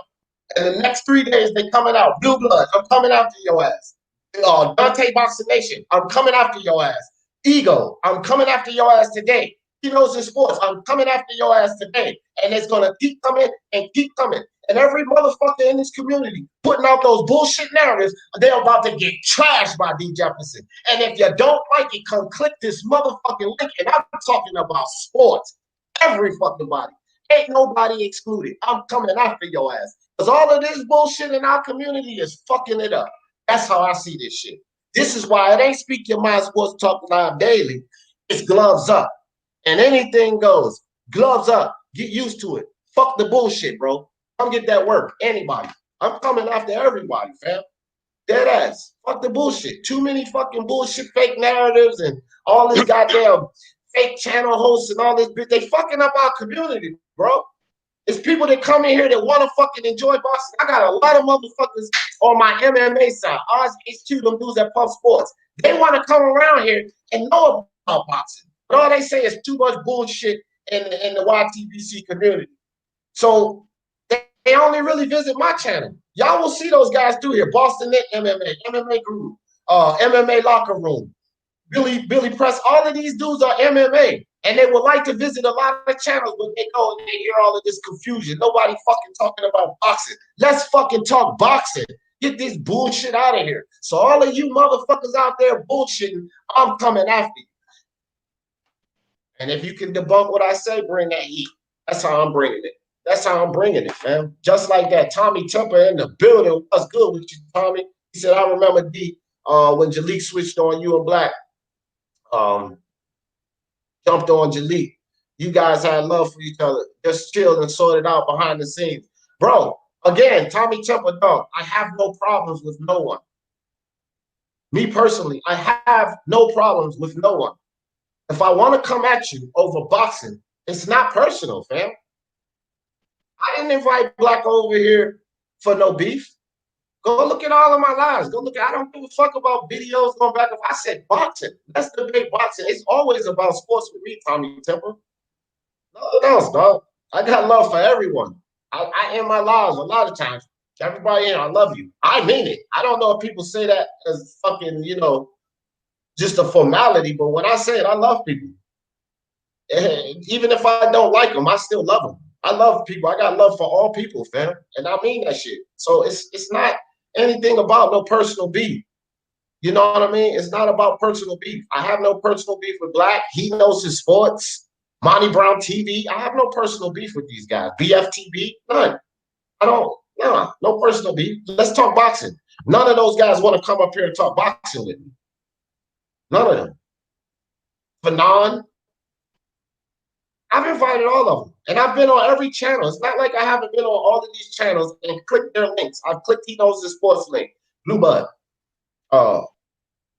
BFTB. Fanon. Monty Brown. Anybody I call out. I've been on their shit. Well, I haven't been on Ego and Dante, which, you know, they've always booted me or kicked me out. So I haven't been on their channel. But I would go. I would go right up on there. Probably get kicked off because I'll body the shit out of them. And as soon as you start doing that, you get kicked off. So I would go. But they ain't have me up there. Lydia Dawes, what's good? These people don't want to see this BF Bruce Payne seeing y'all getting big together. So he did that to break you guys up. Yeah, I know it. That's the hate shit. That's what I was talking about. That's exactly what he did. He want to cause, you know, a wedge in between a good thing. Like, bro, this community, the guys that even with Black, bro, like Black came up with the fucking slogan, truth is the new hate. He started saying that shit, and I'm feeling that shit. Truth is the new hate. That was something Black started. Well, live up to that shit. Don't fucking start hating and getting mad. Live up to that fucking slogan. Truth is the fucking new hate, fam. So if I say something fucking true and you don't think it's true, come debate me, man. Don't start taking fucking subliminal shots at me, doing little fucking crazy videos. Just come debate me on it. If you don't like what the fuck I say, it's just that simple. Then we can move on like we used to back in the past. But all of this back and forth shit, fucking videos, loading clips, man, I don't got time for that. I don't even have time. I don't remember what the fuck I said 3 weeks ago. I'm not searching through my own fucking videos to put up some fucking clips. Let's do it on the fucking spot. I go for any fucking body. Let's do it on the spot. Because I know what fucking narratives are on my mind that need to fucking be debunked. Like this fucking stupid ass shit with Devin Haney. For everybody out there that's acting like this is an acceptable fight on Devin Haney's side of it, smack your fucking self. Because Gary Russell Jr., okay, there's people he could have fought, but he's stepping up. He's going up to a fucking challenge. 2 weight classes up in a fight that he will probably lose. You can't have a problem with a guy challenging himself like that. But where's the fucking challenge for Devin Haney? What fucking value does it bring to Devin Haney? You are a fucking champion who defended against Alfonso Santiago, and now your second title defense is going to be against a guy moving up 2 fucking weight classes. It's a lose-lose situation. So for all of these fucking Haney supporters acting like this Gary Russell fight is a good thing, you're a fucking idiot. You're an idiot. That's what I feel about this Haney situation. It's okay for Gary Russell because he's the guy going up. Should he win, that's amazing. What happens when Devin Haney wins? Is it fucking amazing that he beat up a little guy coming 2 fucking weight classes up? No, it's not amazing. So why are we sucking Devin Haney's balls for fighting a Gary Russell Jr.? That's just like. You think Richard Coleman is going to turn down a fucking championship belt attempt? You think that? You think Richard Coleman would say no? Well, that's a much more valid fight than a fucking Gary Russell Jr. moving up 2 weight classes, because Richard Coleman is a fucking former champion. So let's see how he looks against a fucking former champion. And he's much better than a goddamn Alpileov or Alfonso Santiago, because those are Devin Haney's last 2 fights. I don't want to hear shit about no fucking Gary Russell. And if you don't like that, click the link and come fucking debate it. Fuck. That shit reminds me, yo, D. That shit reminds me of what's that? Morgan Freeman. Remember what he said in what was that movie that he was the master sergeant with Denzel Washington? We're men. You gonna act like men. I remember the movie. I can't remember the name of it. They were supposed to be union soldiers. Was it damn man? I know the name on the tip of my tongue, bro. I just can't remember the name, bro. Let me see what y'all talking about in the chat, bro. Johnny keep y'all going in the chat. Just remember when nobody fucked with you except he knows the sports. I took you. Hey, bro, look. Here's the thing, and I told you this, Black, before. I told he knows his sports ass this shit before too. I don't understand why he knows his sports says the same thing that you say. Literally, like this is you guys claim that you guys did so much for my channel, and this is what I always say to this. You and he knows his sports are not spending 10 hours a day on this fucking platform. You and he knows his sports are not spending 10 hours a day. I'm talking verbally. Out on fucking 50 different channels. Putting out fucking live. My man G Boogie has a name for me, Black. G Boogie, tell him the name that you have for me. D, the Godfather Jefferson, the hardest working man on YouTube land. Thank you. He has that name for me because of how fucking hard I work at this. So, you and he knows his sports played a part in me going uphill. But y'all motherfuckers played this much of a part. It is a lot of the shit that I do, the people that I connect with, my fucking Instagram page, my Twitter page, my motherfucking Facebook page, my motherfucking Discord community. Okay, like all of the shares and shit goes through there. You and he knows the sports ain't fucking doing that, fam. YouTube been fucking up my fucking notifications. Do you know how I get noticed now? It ain't because of YouTube. A lot of my fucking subs keep telling me they're not getting notifications. It's because I have over 300 fucking followers on fucking Twitter, 300-400 on Instagram, 400-500 on Facebook, and I'm sharing it to all of those fucking communities, and people come here and then look at my live. 54, Black, look the fuck up. And I don't even fuck with you and he knows no more. So how much did y'all really do? Like, okay, y'all help me out, but I'm doing this shit, nigga. I'm doing this shit. I'm putting the fucking work in. It's just that simple. A lot of motherfuckers that have channels don't even have those other social media pages. Don't look at my fucking Twitter. It ain't empty. I'm active on that motherfucker. That's hard work that I fucking put in. Not because you and fucking he knows his sports saying, shout out, go subscribe to D. How many fucking subs you think actually came from that shit? Y'all motherfuckers goddamn humble yourself. Your ego too high. You feel like you did more for this fucking channel than you actually fucking did. I didn't grow like this just from what you and he knows the sports was saying, go subscribe to D Jefferson, bro. It took a lot more than that. It took 10 hours a fucking day. G Boogie has seen me on about 20 different goddamn channels, dog. What the fuck you got to do with me being on BFTV, Thunderdome, BDA, Johnny Boy, Unrivaled? The list goes on and on. I'm subscribed to 122 fucking channels. I'm all around the fucking basketball community, MMA community, boxing community. And you and fucking he knows his sports did everything. Y'all motherfuckers humble yourself. Because if y'all did that much, let's be realistic. If y'all did that much for me, then it would be reasonable that you guys would be getting more views than me.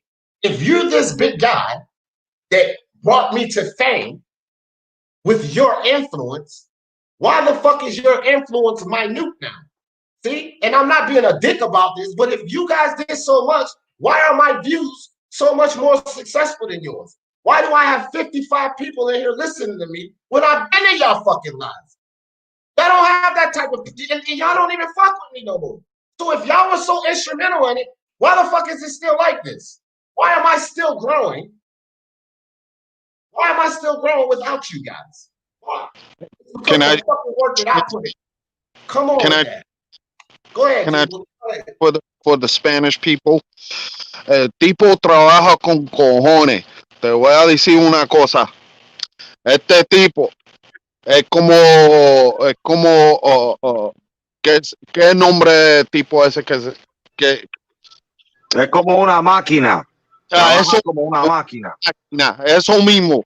Di la máquina Jefferson. I appreciate. And I also want to say that what I'm about to say is pure fact. A jelly donut will always beat the shit out of a glazed donut on a breakfast table any fucking day. And that's facts, folks. Damn it. Now you making me gotta go to D's donut shop. Double D's donut shop now. Damn it.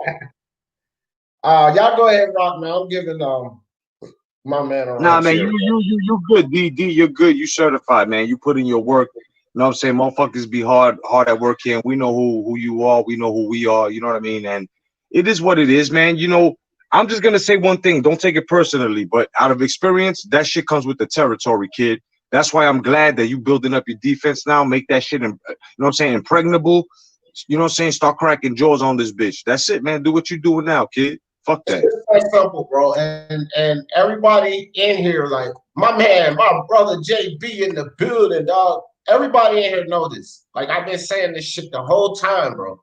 The whole time. Like over a fucking year, fam. Dragon Leg. Sorry, my ego waits. No, you good, Dragon Leg. I've been saying this the whole year. I don't really like I get no kick out of going after niggas. And y'all know that, bro. It's like I ain't never really been out here hollering out names, but our community, bro, this is a problem in our community. The YTBC is all our community. It don't matter if certain channels don't like it. This is all of our community, fam. It's a reason we're one of the smallest communities on YouTube. We don't fucking have a voice on YouTube because there's too much fucking confusion. It take niggas goddamn 6 or 7 years to get to 60, 70,000 subscribers in this fucking community. You could go to the tutorial community, the social media, the social events community, fucking gaming community. They get 50, 60,000 subs in the fucking matter of months. But in this fucking community, it's so hard because people click on these fucking lives and all they hear is this goddamn hoopla. That's why for a long time I was just like, nah, we're gonna have a discussion. We're gonna have a discussion. But this shit is out of control now. It's out of control. So I'm going to clean house, bro. I'm going to clean house. I'm going on a mission for a while. I'm going to clean fucking house, fam. I'm debunking all narratives. I'm going after all of these bullshit channels. And I don't give a fuck how much heat that I get. Thanos, y'all know how I do. Thanos, bring it. All of you motherfuckers. I don't give a fuck how much heat. 2-on-1, 3-on-1. Let's go. Let's get it. Let's get it. That's that simple, man. Anybody, everybody, click the fucking link. Let's talk boxing. Because there's not going to be no hoopla up here. We're going to talk boxing. You have a difference of opinion? Let's talk about it. Let's talk about it. That's all. Jessica says, that's where I found you, D, on Twitter. You're the best. Love your channel. Love you too, sis. I appreciate that. I appreciate that. And that's what I'm talking about. Thank you, Jessica. Thank you. That's what I'm talking about right here. What the fuck does He Knows the Sports and Black Horseman got to do with Twitter, man? Look at my Twitter page, man. I don't just have these. Go look at my Facebook page, my Twitter page, my Instagram page. If y'all go look at those pages, they're not empty. I don't just have these pages sitting up. Motherfuckers see me on YouTube a lot. So if those pages are not empty, what does that mean? I'm spending time over there too, because you gotta be involved in the social community to grow. You can't depend on 2 channels to say, hey, go subscribe to him and think you're gonna fucking grow. It don't work like that, fam. No fucking way. Nobody gonna say, oh, well, I did this for you. Fine, bro. I did a lot of shit for all of you motherfuckers too. This nigga, he knows his sports. I made you. Motherfucker, your channel's fucking went to oblivion when I left that bitch. How the fuck you made me? That motherfucker, we used to sit up there on his lives just like we are now. 50, 60 people in the fucking live. Oh, look at that goddamn garbage now. He'd be happy to get 21 people in there. But he made me. I made that garbage ass live you had. You don't know shit about boxing. I was the one who brought substance to that garbage shit. He knows his sports. These motherfucking egos are too inflated, bro. I never sit up here and talk about what I do for this channel, what I do for that channel. Because I don't do it for accolades, bro. I do it just to help you motherfuckers out. Click links. Click likes. Share y'all fucking shit. Retweet your shit. I do that just to help out, bro. Not for accolades, not to go run nobody in nobody's face what I did for you, bro. Come on with that. Let's talk boxing, though. Let's get it. Let's talk fucking boxing. Let's talk about how this fucking Devin Haney. Matter of fact, let's get to boxing. I want to know what your opinion is. G Boogie, what is your opinion on this Devin Haney Gary Russell situation? It makes no sense for Devin Haney to fight him. That's like how Spence brought up Mikey Garcia. You know, that in that aspect. First of all, Gary Russell Jr., he just wants shine, and now he wants to go after Devin Haney. And he comes up, if he gets mollywopped, they ain't doing nothing for Devin Haney's career, because it's not. You know, people are going to look at him like, oh, you brought him up, you this, you that, you supposed to be the, you know, even though he had gotten the WBC belt mailed to him too, and that's another thing. You know, they're gonna a whole bunch of stuff up on that aspect and that point about him, like, oh, you ain't really doing nothing, you know what I mean? But in reality, it would not help him, not one bit. That's from my opinion. That's what I'm saying, D. It's like a lose-lose situation for this kid. And when you look at the fight, man, and this is what I tell people, they're like, well, Gary Russell did this, Gary Russell did that. Okay, Gary Russell has 0 time to acclimate to a division that's 2 weight classes up. The man hasn't even put in any work at 130. See, we talk about Lomachenko. Well, he had a good fight with Lomachenko. At what weight class? Then Lomachenko moved up to 130, acclimated, won there, and then he moved up to 135, acclimated, and won there. Gary Russell hasn't done that. He's talking about the same weight class he was fighting with Loma and jumping up too. No, he has not even transitioned. He doesn't know how effective his power is at 135. He doesn't know how his punch resistance is at 135. This is all a mystery. But let's talk about Devin Haney and his dimensions. Devin Haney, his length, his height, he's already built for 140 right now. Right now, he can fight at 140. Gary Russell couldn't even compete at 140. He's too small. He's too short. He's too stubby. So, moving on with Devin Haney, this is a kid that has supreme skills. Devin Haney has skills. He knows how to use that length. He knows how to keep the distance. He knows how to set traps. Gary Russell, your hands are not fast enough to get through all of that, in my opinion. And you don't have the pop to put Devin Haney down. And you got on AD also on that aspect. You got to understand, he's going to lose speed when he comes up that high. You see what I'm saying? Plus, he didn't have to put on muscle. He's going to have to put on muscle. If he doesn't put on muscle, this is what people don't understand, G. If Gary Russell guys do not put on muscle, which will slow him down, but if he doesn't put on muscle, then his punch resistance will be fucking horrible. And then Devin Haney will completely wash him. So he's going to have to put on some muscle to move up to 135, which means he's going to slow down. and all of that gassing y'all talking about, because I heard somebody say, well, he'll be at 135 now, so he won't have to cut as much weight, so the gassing issue may not be as much as a factor. Bullshit. It's going to level out because the more muscle he puts on is also going to decrease his stamina and his endurance, which means even if he did save some stamina and endurance from not cutting weight, he's still going to take it away from putting on that extra muscle. So it's going to level out. So if he had gassing problems then, guess the fuck what? If he don't get it done by round 8, Devin Haney is going to box around him, beat the shit out of him, and probably put him away at 9 or 10. Trust and believe me. Okay? So this Gary Russell, Devin Haney foolery is nonsense. It is not a good fight for Devin. D, how tall is Gary Russell? I don't even fucking know, but Devin Haney's 5'9". Yeah, I know Devin Haney is 5'9". So let's 5'9", Devin Haney, something like that. But Gary Russell, what is he, like 5'4", 5'3"? He's motherfucking small. He's like 5. I'll give him this, the benefit of the doubt. He's 5'5". Okay, 5'5". And Devin Haney is 5'9". Okay, well, 64-inch reach, Gary Russell. What? You got a what? 5'5" with a 64-inch reach. Okay, how long is the reach of Devin Haney? I'm pulling it up right now. They're 5'9", like I said, 5'9", 71-inch reach. A fucking 7-inch reach advantage. 4-inch height advantage. And the kid knows how to move, keep the distance. How the fuck is Gary Russell supposed to beat him? Somebody please tell me this. How is this even remotely a competitive fight? That's a 3.5 inch.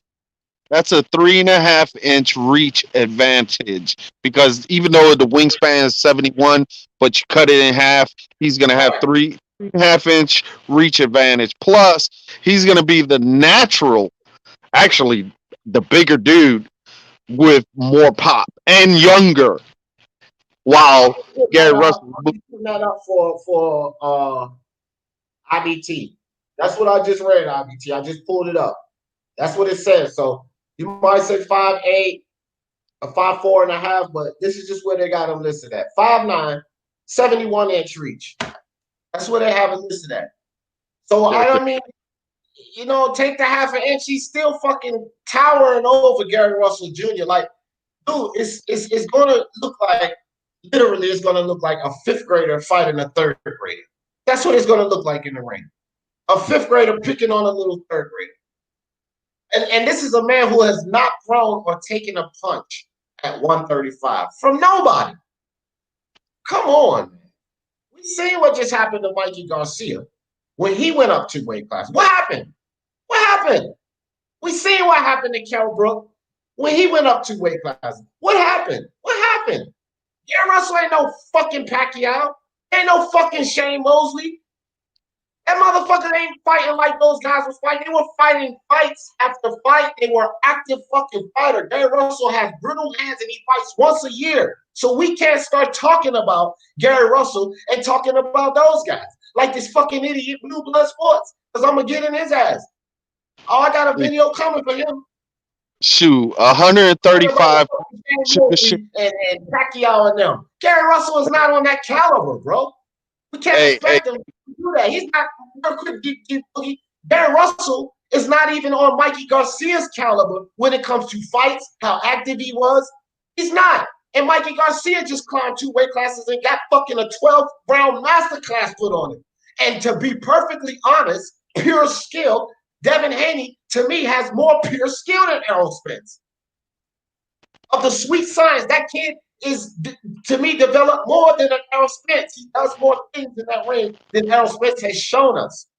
So this is a crazy fucking, it's crazy to even imagine that a Gary Russell Jr. is going to be able to crack that shell with everything that he has going against him. Are we kidding ourselves here? Are we kidding ourselves? This shit makes no sense, man. This is a worthless match for Devin Haney. Worthless. Bill Haney sitting up there. I don't know if you guys seen the fucking interview, but Bill Haney sitting up there and as almost if he's applauding this or something. There's nothing to applaud. This is a disgrace. This is an absolute disgrace, in my opinion. Like, you know what I mean? This foolishness with Crawford and Canelo, bro. We need boxing, guys. We need boxing. I'm tired of making excuses for these fighters, these promoters. You know what I mean? I'm tired of the excuses. We need boxing. I'm not going to sit up here and flame Tyson Fury, which I flamed Tyson Fury, and then just let all of these other guys ride by and fly off in the sun. No, sir. Come on. I flamed Tyson Fury. I'm going to give Canelo that heat. I gave Spence that heat. Then I'm going to give Loma that heat. I gave Teofimo that heat. So I'm going to give Terrence Crawford that heat. Give AJ that heat.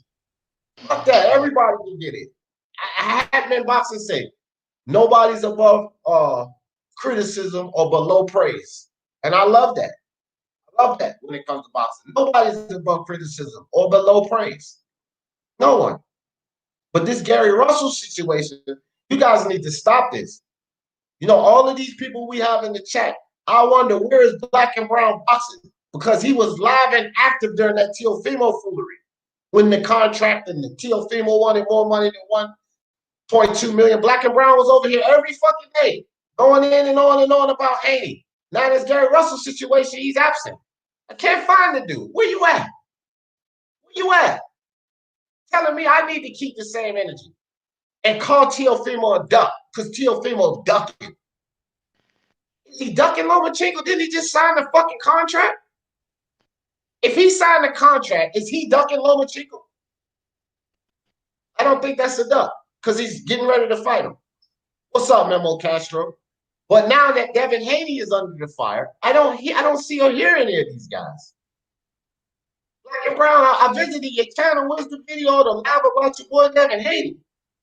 You know, you put up plenty of lies about Teofimo. I'm a fanboy, a Teofimo fanboy, even though I ended up being dead right.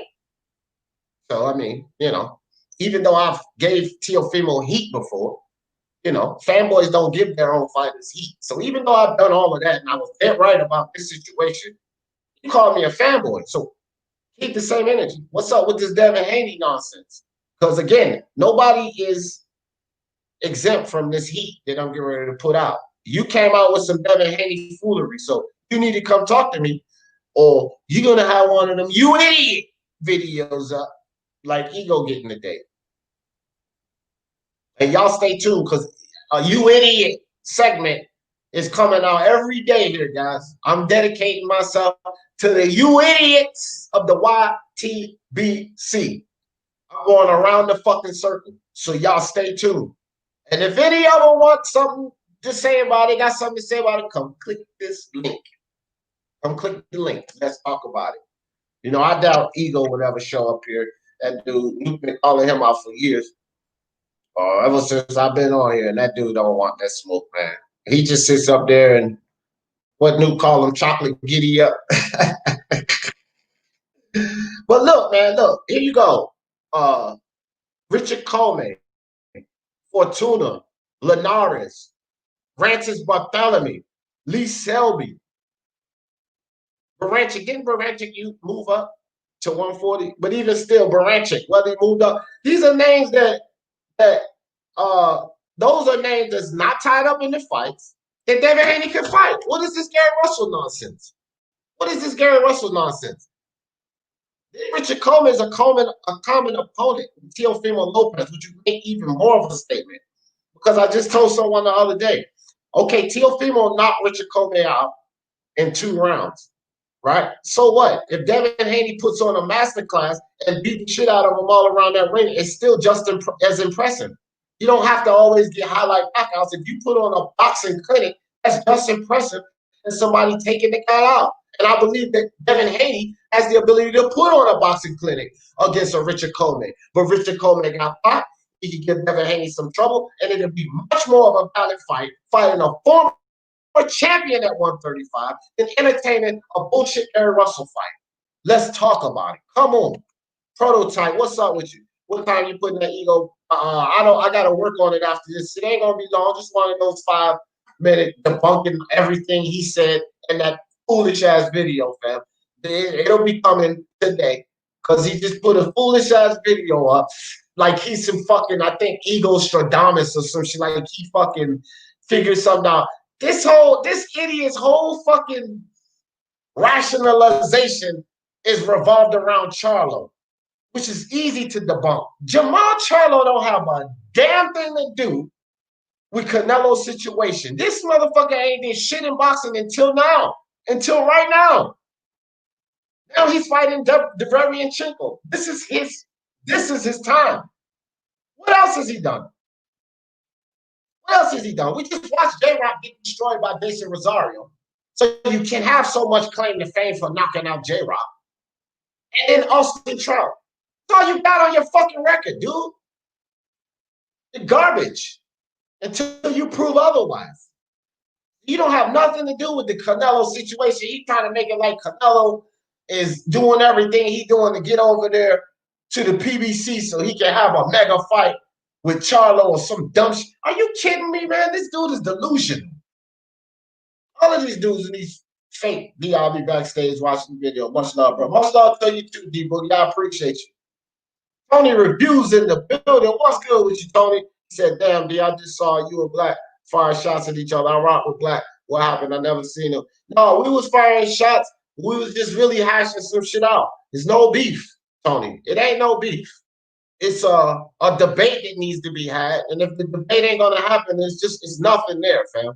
I don't have beef with no one on YouTube. But if I invite you to a debate, just come debate me. That's it. It's just a simple debate. But don't fucking put up videos. I'm not doing the back and forth video and all of this. And, calling me flea deficit. That shit is funny to me. Boxing Monster getting my shit every day, call me names. Samuel Shaw call me names every day. That's funny to me, bro. I don't get angry at that. You can call me any name you want. Let's talk boxing. You know what I mean? Let's talk boxing. Well, God bless you, man. We both made out important. Oh shit. Well, good. Well, good. Good. Because I love both of you guys for real. Johnny Boy and Charles D. Charles D, my man. 20 grand for real. So I'm glad y'all hashed that out. Fuck that shit. Ain't no need for all that bullshit. Uncle Bernard Postry Ego, a giant weirdo. Yeah, he's a weird guy, man. He is. It's okay once Luke Bryan happens, Haney will have very now this I agree with, Wasi. This I agree with, because then he'll have an opportunity to prove himself. And I believe either of those guys give Haney extreme problems. I'll pick Luke Campbell, and I know a lot of people don't like this. I edge Luke Campbell actually over both of these guys. I edge him. I'm sorry. I edge Luke Campbell over Ryan Garcia, and I edge Luke Campbell over Devin Haney. Now, it may be him, but I don't necessarily look. Devin Haney nor Ryan Garcia has done more than Luke Campbell. They haven't fought the people that he's fought, so I can't just give them a win over Luke Campbell. I can't. So yeah, it'll be a competitive challenge no matter who wins that fight, because if Ryan can get past Luke Campbell, then he's validated, in my opinion. If he can beat Luke Campbell, then I validate Ryan Garcia, and I would love to see him fight Devin Haney. If Luke Campbell beats Ryan Garcia like I expect him to, then he go fight Devin Haney. But at least Devin Haney will have a valid fucking title defense, not a goddamn Alfonso Santiago or a little teeny tiny Gary Russell moving up 2 fucking weight classes. What are we talking about? What's up, Johnny? D, what's good, bro? I'm not gonna start no trouble. I just want to say something real quick in a respectful manner. Okay? Yeah, go ahead, do your thing. Okay, all right. Charles, listen, we both done time. God bless you, my brother. The important thing is we made it out of that bitch. Okay, but ain't none of that soft pussy shit over here, dog. Like I'm from Chicago, dog. I live in my mother's nice house from time to time. Yes, I do. But there's no need for none of that, dog. We don't have to start comparing rap sheets and fucking who grew up with what gang and all that other nonsense. But God bless you, my brother. But there's no need for none of that. That's all I'm gonna say. That's all I'm. Yeah, that's what's up, bro. I appreciate that. Okay, Johnny. Important thing is we both made it out of the can, Charles. That's the important thing. Yeah, because that's the motherfucker even trying to get out of that bitch. And find your way in the world. And I'm still looking for my way in the world, bro. So God bless you. No ill will, but just ain't none of that soft shit over here. That's all. Yeah. Yo, that's it's all good, Tony Reviews. No, it ain't no problem, bro. Again, I don't have no problem with no one because let me tell you something, dog. I spent too much time with problems with cats. Okay, so I've almost been killed plenty of times, and I don't have time for that, bro. I don't have time, man. You know, but if you ain't had bullets flying by your goddamn head and you ain't been popped, you see this shit? If you ain't been popped, 38 sunken in, got one in my ankle. You understand what I'm saying? If you ain't been popped, you ain't been in that fucking kind of game, then you don't know what the fuck I went through. And I can guarantee if you have and you're out of that shit, you don't want to go back. And I damn sure don't want to go back fucking with none of you clowns on goddamn the internet talking about being a tough guy, bro. Yeah. No. Because in this day and time, I'm 45 years old. Okay? The only thing I got for you, I don't have these for you no more. I got sick. You see how skinny my arms are? I don't have time for fight. The only thing I have for you in 2020 is some hot lead. So let's not even go there. That's all I got for you. Some hot lead. So let's not even go there, fam. Let's talk boxing. Yeah. No, I just had to say that, D, and I said I was gonna keep it respectful. I did. No, you good. You good money. Average Joe, what's good with you, man? Well, my man Immortal says D never calls out because he knows I got this smoke. Hands Yeah, I ain't fucking with you, IBT. I ain't never gonna call you out, dog. Man, I like smoke. I like smoke, bro. Yeah, smoke, my man, dog. I like smoke, but man, does he know how to talk, bro? He knows he likes to talk. Boy, smoke, boy, and I tell you what, don't go after this PVC or Deontay Wilder or smoke coming with that full heat, boy. Internet beef is hilarious. Yeah, it is, man. It's funny, dog. I can't. I just can't do it. I can't do it. I want to talk shit and debate, and then we pick it again tomorrow. Like I'm not mad at you, bro. I don't have time to be mad at cats online. I don't. Like I laugh too much. Even when I'm excited and doing all of the, I like that. Like I enjoy doing that. Johnny Boy too. When he sit up there, y'all think Johnny Boy sit up there every day? You fucking coward, and don't like it. Of course he likes to do it. I like to do it. This is what we like to do. So this getting excited don't mean we're emotional. That means this is our enjoyment. And we get to get on YouTube and post our videos and talk our shit and we have our enjoyment. But I am not mad at you. I'm not mad at you. I'm not mad at Johnny Boy. Me and my brother Nuke, speaking of Nuke, IBFP, because Black brought him up. Me and Nuke used to go at it every fucking day, fam. Go look on his channel like a year or so ago. It's fucking I used to write paragraphs to this nigga going back and forth with Nuke, and me and Nuke like this. Just like this. Just like this. Two peas in a fucking pod, fam. Because it's never been no personal shit. I done attacked AJ. Everybody know how much Nuke go for AJ. I have attacked Canelo, even though I'm a Canelo fan, and me and him was going back and forth about Canelo. Nuke, before I became a fan of Tyson Fury, Nuke told me Tyson Fury was going to beat Wilder. Before I became a fan of him, I'll admit that. And then he was like, he beat him, and I was like, oh shit. Let me tell you something. Let me tell you something, bro. Nuke, listen, Nuke loves Canelo. I hate Canelo. He likes AJ. I hate AJ. But we still respect each other like some grown-ass men. He was just on my channel the other day. He left a couple of comments. We got different opinion on boxing, but we still respect each other's minds and we respect each other's work, dog. And that's the important thing, you know? Whatever, Samuel. Motherfucker, I was about as big as you back in the day, dog. Don't let this shit fool you, motherfucker. I had these. I had plenty of these. That's all I used to do, dog. Samuel, funny, man. I'm telling you, man, I'm gonna post some old pictures up here. Y'all probably gonna think this shit Photoshop. Like, hell no, that ain't skinny little D up. D ain't always been skinny, man. I ain't always been skinny, dog. Samuel, I had 3 months scan on. Tim Dub in the building. What's up, my brother Tim Dub? Yeah, just like D ain't always been skinny. I ain't always been chubby neither, motherfucker.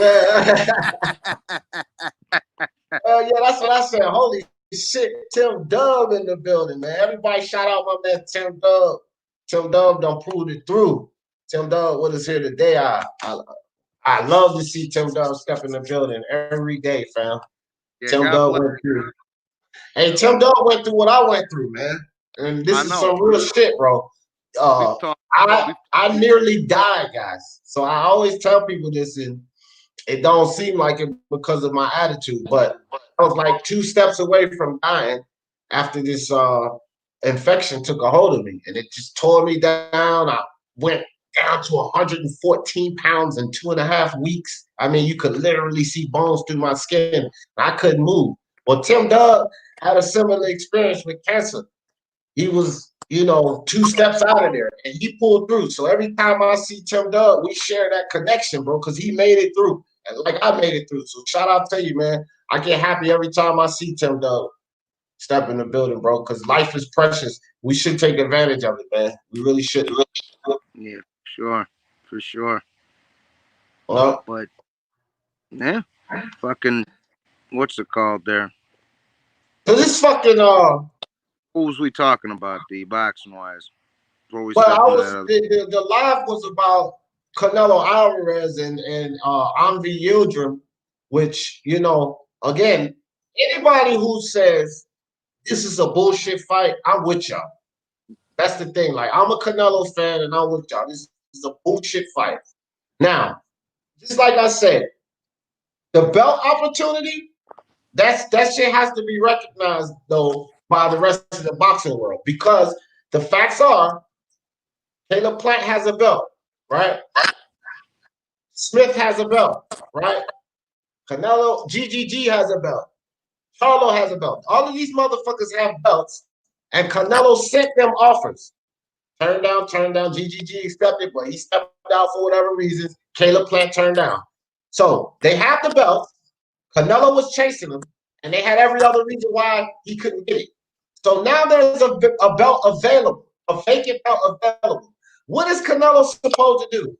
Don't let one of those yahoos pick the belt up and then try to muscle him for money?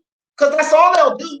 Look what Caleb Plant did. The fucking idiot turned down a fight. 75 days ain't enough. Are you a fucking fighter or not? Right? So what if Caleb Plant go in that fucking unification match for a vacant belt? He'll have 2 belts. What's the chances of him actually stepping up to the plate? The motherfucker didn't step up to the plate now. So if Canelo goes snatch that belt up, then he forces their hand too, because they still have to unify. Their fans will be holding them accountable for unifying that belt. Now Canelo will at least have a belt, and they cannot continue to run from him. So the fact that I see this Yildirim fight as bullshit, which it is, there's still that element that you can't argue with him going to collect that belt, because these motherfuckers done ran from him already. BJS, he ran. Callum Smith, he ran. Right? Caleb Plant, he ran. So Canelo just supposed to watch that belt hang in lingo and let one of them pick it up and run some more? Nah, bro. Nah, it's a 2-edged sword to everything. Queen Lisa in the building. What's up with you, Lisa Bells? Yeah, man. It's great to see Tim. I agree. So that was the whole thing. I don't know if you fell off or whatever, but that was the whole thing about the Canelo situation, guys. And you know what? Shout out to Black Horseman. He came through. He clicked the link.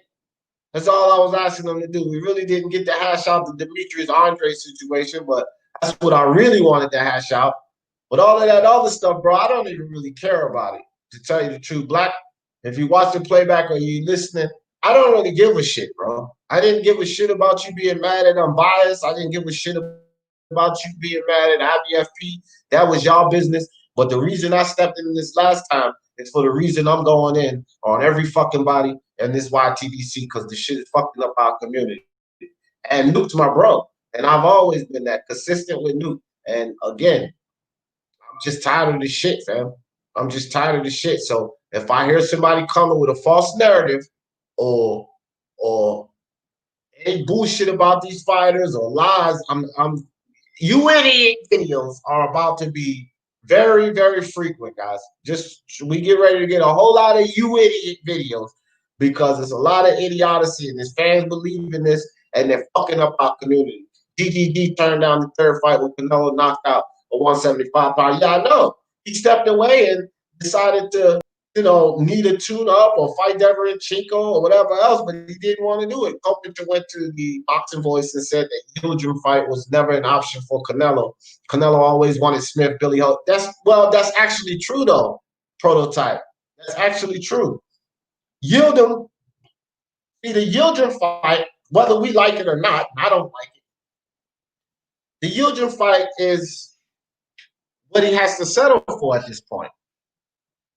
Because, okay, Ness, the Boxing Voice, if that's what you're talking about. And sometimes Ness is on and sometimes Ness is off, but he's on about this one. Because that's what I was just saying. Canelo offered Callum Smith. He wanted that fight. As a matter of fact, Reynoso and I think Callahan or something, whatever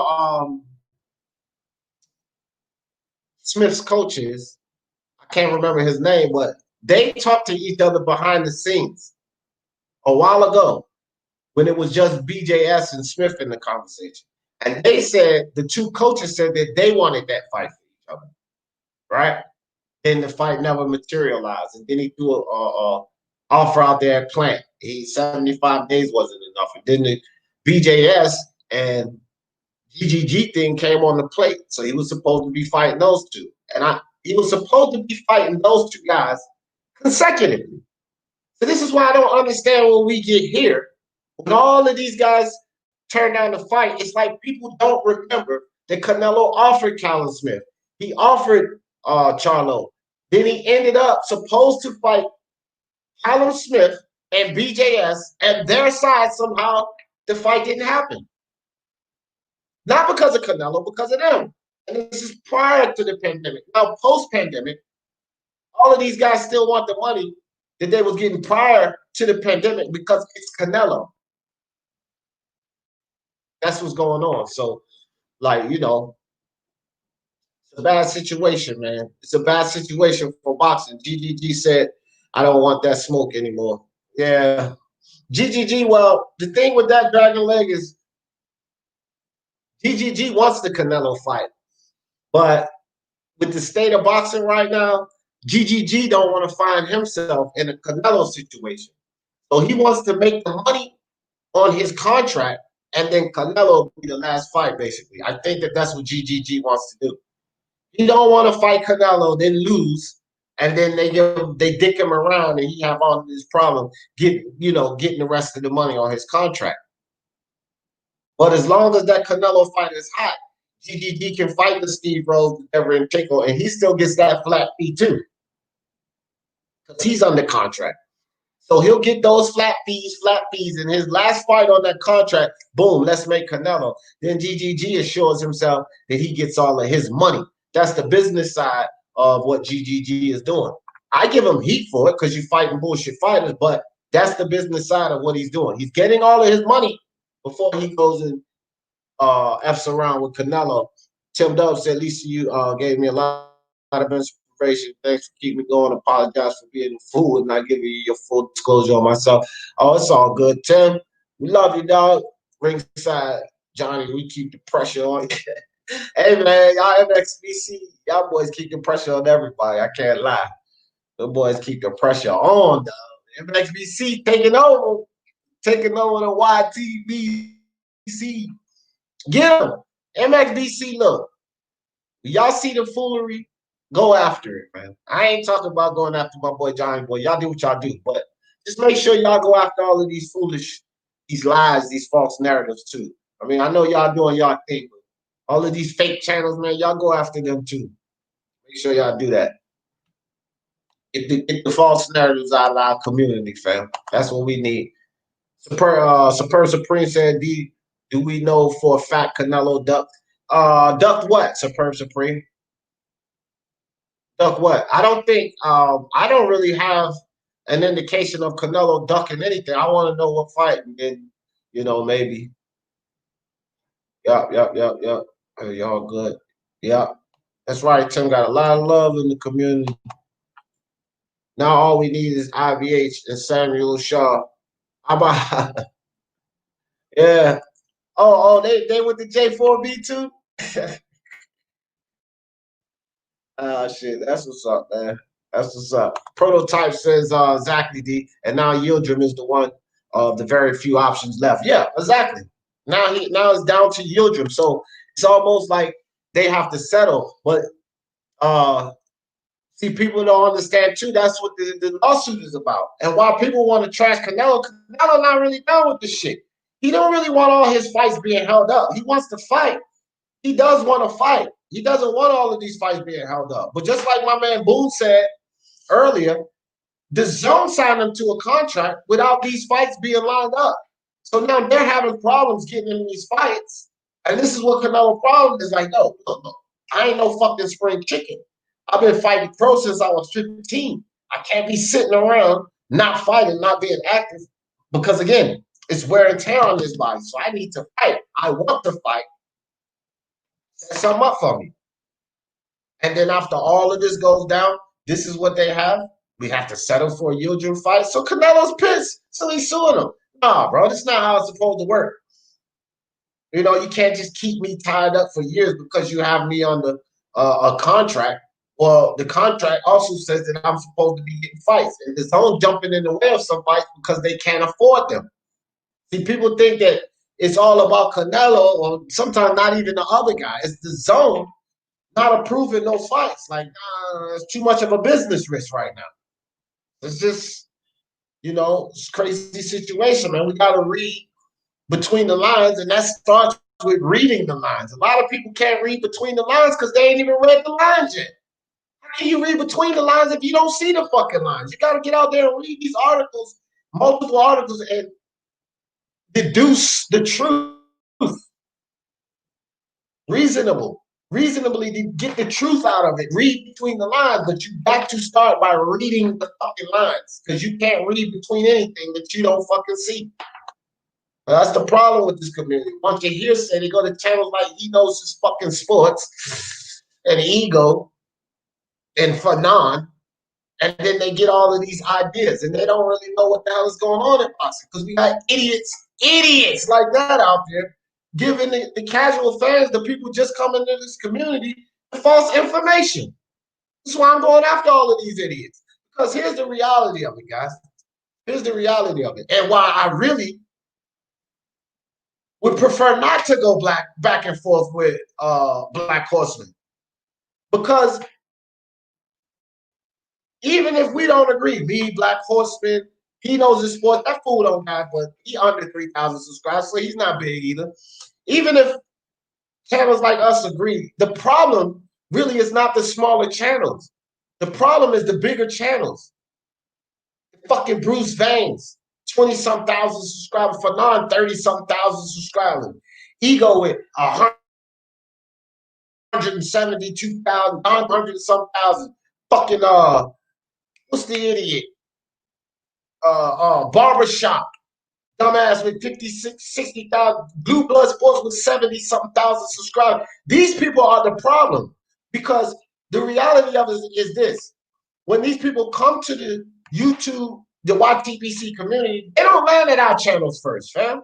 My channels is not getting all of the posts first at the home page. It's Blue Blood. It's all of these guys with these big fucking amount of subscribers. Their shit is posted first. So all of these boxing fans that want to know about the sport, they land over there, and then they hear these bullshit narratives. So when they hear us, oh, that can't be true, because the bigger channel says such and such and such. So I'm going to attack these motherfuckers right off the bat. Right off the bat. Those are the guys that I'm going at. I would prefer not to deal with, go back and forth with a Black Horseman. Shit, we getting under 1,000 views, both of us.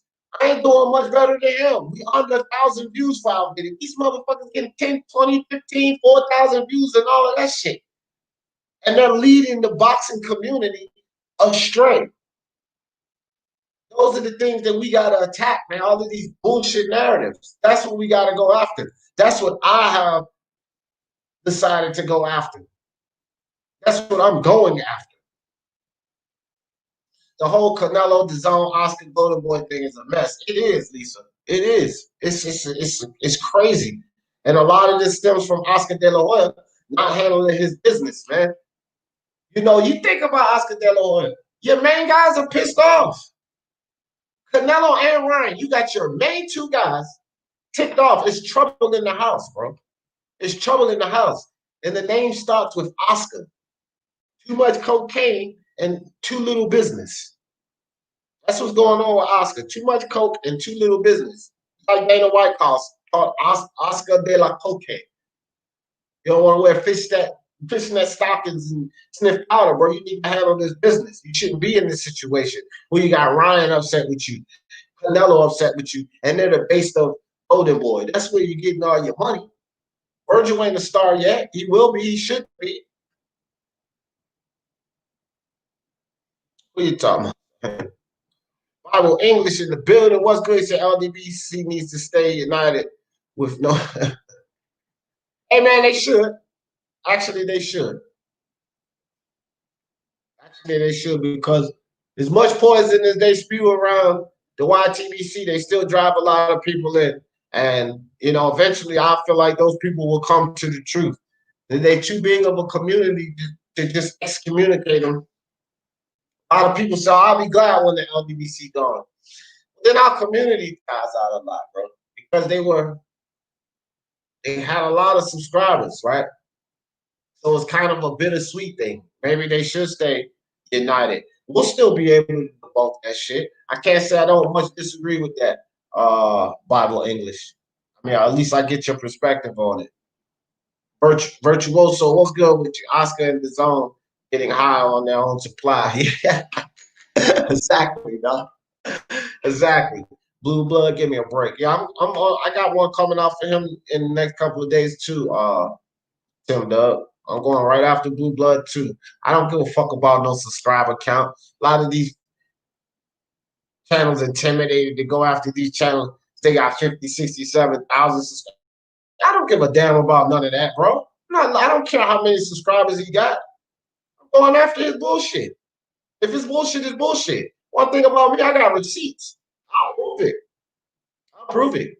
I mean, I don't think he's one to debate. I've never really seen him on anybody channels I know debate, but he can come get his work too, Blue Blood. Whatever topic that I go against you on, if you don't like it, you can come get it. Come explain yourself. We can debate it. One of us gonna be right, one of us gonna be wrong. Maybe both of us just have a good perspective. And we'll end the debate on that. Who knows? But let's come talk about it right now. I don't see you justifying Blue Blood Sports, Gary Russell situation in any way. And don't even attempt to do it. And that's what he's attempting to do. Just like Ego, his counterpart is attempting to create a narrative that Canelo's situation has anything to do with Jamal Charlo. No, I'm going at both of those idiots, because those are the lies that need to stop, bro. Blue balls, big ear looking at. Shit. T-Tone Toledo, what's up? What's up? Robotic Raptor, what's good with you, fam?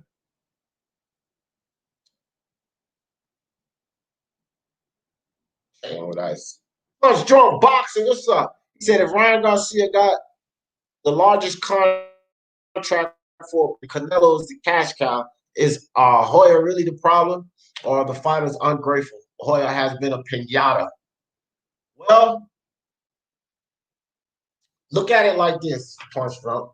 So so we'll say he got Canelo a huge contract, right? But just you heard of, like, I know you know a bit about the music industry, right? Punch Drunk Boxing and the 360 deals, contract. So just because you sign a contract don't mean it's all good. What's up with the fine print? And this is a lot of shit that we don't know. There is a reason that Canelo's unhappy. One thing for sure, two things for certain. Oscar might have got him that big contract, but he's having a problem getting him a fight right now. So if you're the face of boxing and you getting me involved on this platform, the Zone, that was what Oscar signed him up for, even though through Golden Boy, he's got to work with the Zone. And if you decided to do all of this, where's my fucking fight? Where is my fight? I don't care. You and the Zone figure it out. Where is my fight?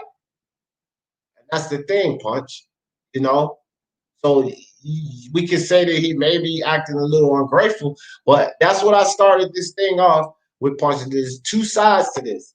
At some extent, I agree with the Heat. He is acting a bit ungrateful at certain, but then a deal is a deal. What happened if Canelo breaches contract? You think the zone won't make him pay for it?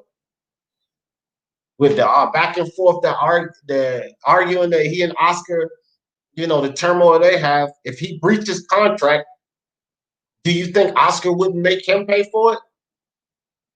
So that's the thing. If by some reason they're breaching contract, they're not doing what they're supposed to do, then Canelo has every right to sue. Business and pleasure, don't mix business with pleasure. Don't mix friends with business. It ain't about him being his friend or getting him the contract. The contract you got me is not working. And so it ain't working, and you or the zone don't want to let me out, so that I can go make this money and continue. Y'all just got me on standstill. So Canelo ain't having that. God damn, y'all coming fast with the cats. You was blocked where, Chain? I thought you had a wrench on this channel. Chain, what I said, my last comment. Man, these wrenches are a headache, bro. Who blocked you? Chain.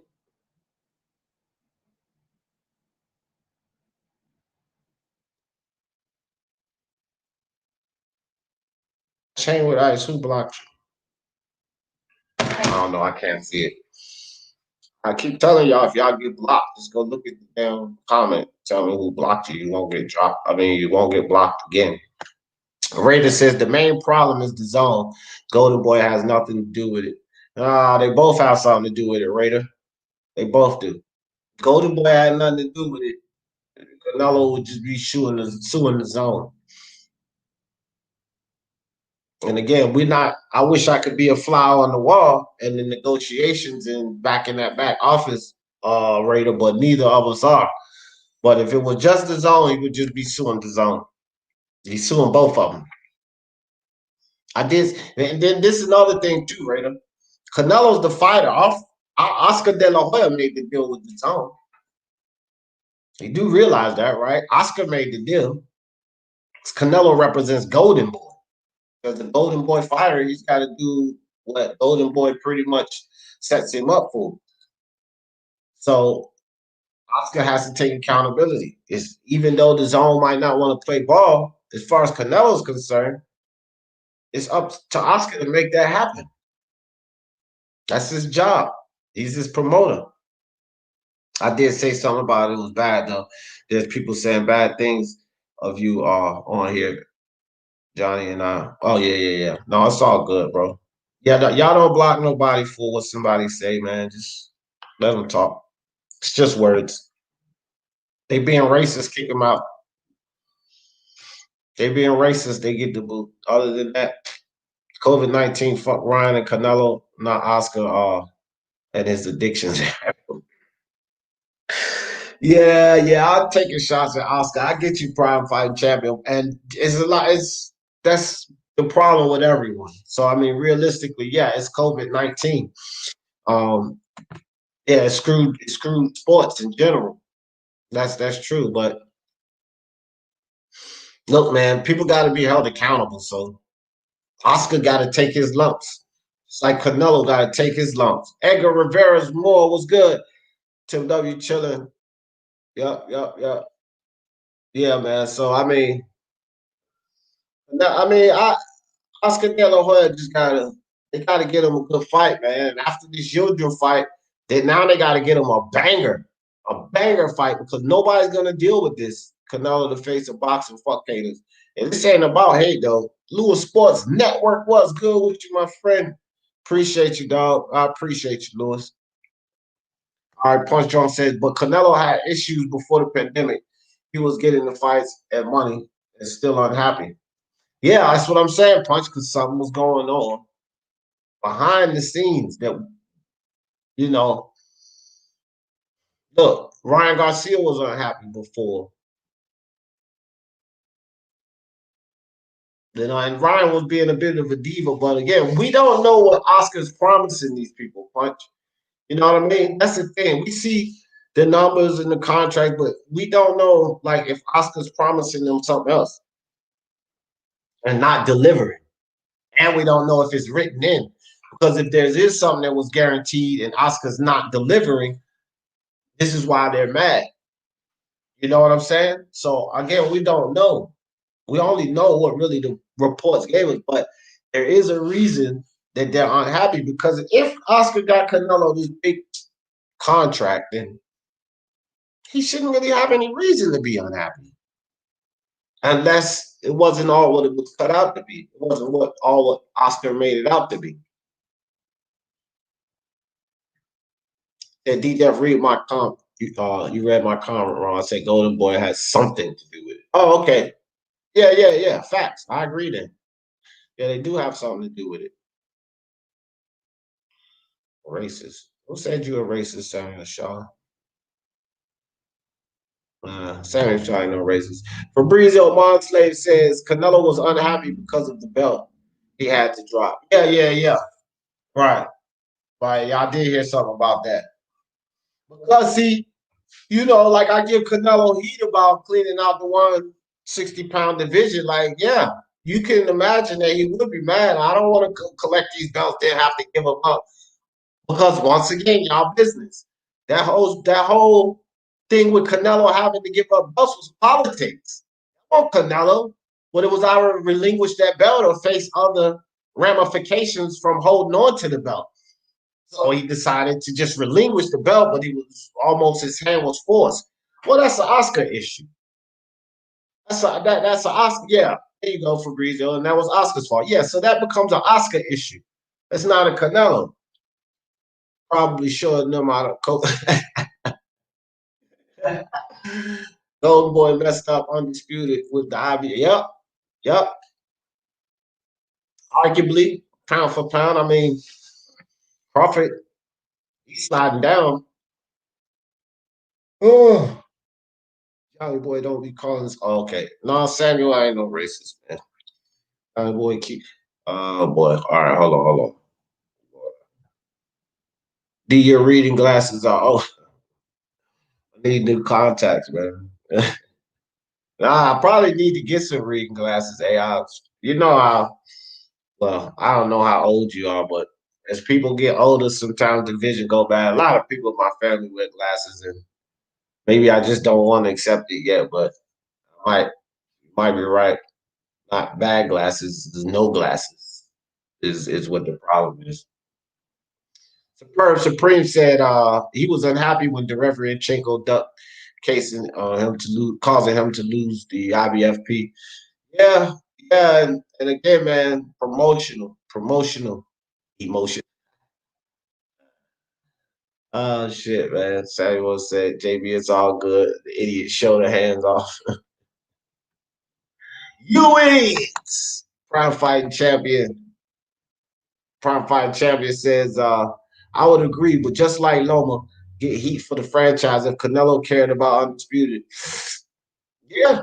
And that's why I was saying two-punch drawn boxing, like, look, that's why I can't accept people giving heat to all the guys, and then, you know, I'm with some of the reasonings, but then when it comes to Canelo, I sit here and act like, no, he's, you know, above reprieve. No, he's got to get it too at certain levels. Some things you can get on his case about, and then some things you really can't put on him. Well, you can't be like AOPs, acting like nothing can go Canelo way. No.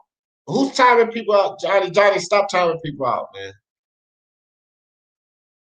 All right, that's cool. But don't time nobody out, fam. Just don't time them out. The zone saying all undefeated champs at 168 are not prime. Yeah, and that's the idiocy that Canelo's tired of. They said that Jacobs wasn't a prime fight. Daniel Jacobs. I read that in the article. I think you talking about the same article I read too. T-Tone Toledo, and it's just ridiculous, bro. Well, okay. So here's the thing. I don't agree with them saying that like certain fights Canelo had were not prime fights. But I do agree with the MMA guys are. So for all you boxing fans, y'all need to put that comment just halfway. The zone is saying all undefeated champs at 168 are not prime fights. Boom. Leave it at that, and let's talk about that. Well, fighting MMA guys are. Yes. Prime fights compared to their business, Tito Toledo. The zone's business is not what you want as a boxing fan. It has not, their business is nothing to do with what you want as a boxing fan. Their business is to make money. And the more money they make, Tito and Toledo, the more prime that fight is.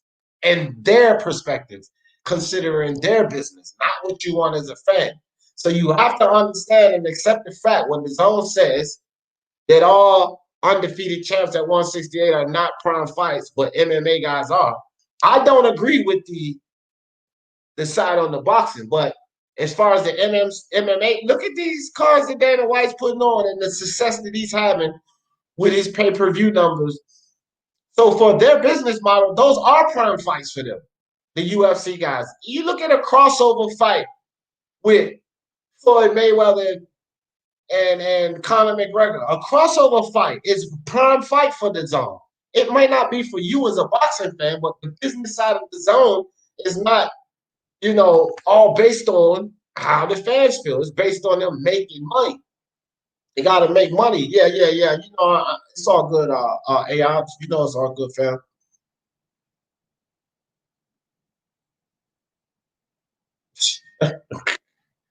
Man, I clicked on that by accident. Johnny fucking crazy. You can go undisputed with the franchise though. Two Hands has a video. Okay, I still gotta look into that. I'm gonna go watch Two Hands video too, bro. I'm definitely gonna go watch Two Hands video. I don't think that this will be the case, Superb Supreme, unless the other sanctioning bodies recognize that belt. As of now, I'm going to go do the research myself. But as of now, Mauricio Suleiman, he cannot declare that belt valid for undisputed. He cannot. And the only thing that we have so far is Mauricio Suleiman saying that he will transfer that belt. But if he transfers the franchise belt, that means there'll be a 3-belt undisputed champ with a franchise belt, because a franchise belt to me is no more than a trinket right now, but it's not qualified for undisputed. The franchise belt is like a silver belt or a diamond belt or a Mayan belt. It's it's a label or a title. It doesn't establish you for 4-belt undisputed. From what I heard, just because Suleiman decides to transfer that, Suleiman's a fucking idiot. Let's get this shit straight. Mauricio Suleiman is a fucking idiot. And this dumbass cannot determine, he doesn't have the power to determine if a belt's going to be recognized or not. It has to be agreed upon by all 4 sanctioning bodies. So when Mauricio Suleiman says that Teofimo Lopez, and Teofimo Lopez is my guy, y'all know this. But when Mauricio Suleiman says that Teofimo Lopez is going to be 4-belt undisputed, he cannot make that determination. Teofimo Lopez will have 4 belts, but only 3 of them will be, in my opinion, and until I find out something different, like the other sanctioning body saying that belt's accepted, in my opinion, Teofimo beat Lomachenko, he will have 3-belt unification with a trinket, which would be the franchise champion. But he will not be considered 4-belt undisputed, in my opinion. Until I find out something different. And Jacobs was 33 coming off the best win of his career. Right. I want to see Jacobs versus Rosado. That'll be a decent fight. Black says, see, I'm not the only one flaming this franchise belt bullshit. Bad for boxing, bro. Yeah, no, I agree with that shit. Now that I agree with. I've been giving Suleiman flame for that too, Black. Like, he's a fucking idiot. You know the franchise belt? I don't give a fuck who holds it. Loma, Teofimo, Tyson Fury. I'm glad Tyson Fury didn't take that goddamn belt because it's a problem. That belt shouldn't even have been introduced into boxing. And Mauricio Suleiman's an asshole if he thinks that he can say that this belt's transferable and it counts for 4-belt undisputed. They didn't recognize that belt. The IBF, the WBO, WBA didn't recognize your belt as being valid. So you can't make the rules. Only rules you can make is for WBC, which you always put a provision at the end so that you can do anything you want to do. Mauricio Suleiman, you idiot. How about that? Johnny, I got a full. Okay. Yes, fuck Caleb Plant, because he could have took that fight, bro. That's KSI versus, there you go. The zone more worried about KSI versus Logan Paul, Tito Toledo. That's prime. That's a prime fight to the zone because it'll make them money. That's what they call a prime fight. What we see as a prime fight as boxing fans, if it don't fit their business, that's not a prime fight to them. MMA guys over boxing champs. That's not what Canelo wants. That's what the zone wants. Let's go to court. No, but it's not about MMA guys being over the boxing champs, T-Tone. And it's not about what Canelo wants, fam. Like, Canelo is on this uncontracted under the zone. Canelo is not the zone. The zone's not going to operate under what the fuck Canelo wants, bro. He said, look, fuck Canelo when it comes to that dumb shit. The zone is a business that's backed by multi-billionaires. They don't fucking, their whole platform is not even based on boxing. Canelo cannot have that much leverage, Tito. And as a Canelo fan, you got to accept that shit, bro, because as a Canelo fan, I accept this. He can't have that much leverage, bro, where they got to be concerned and move on based on what the fuck he wants. They got to move based on what's going to make them survive in boxing.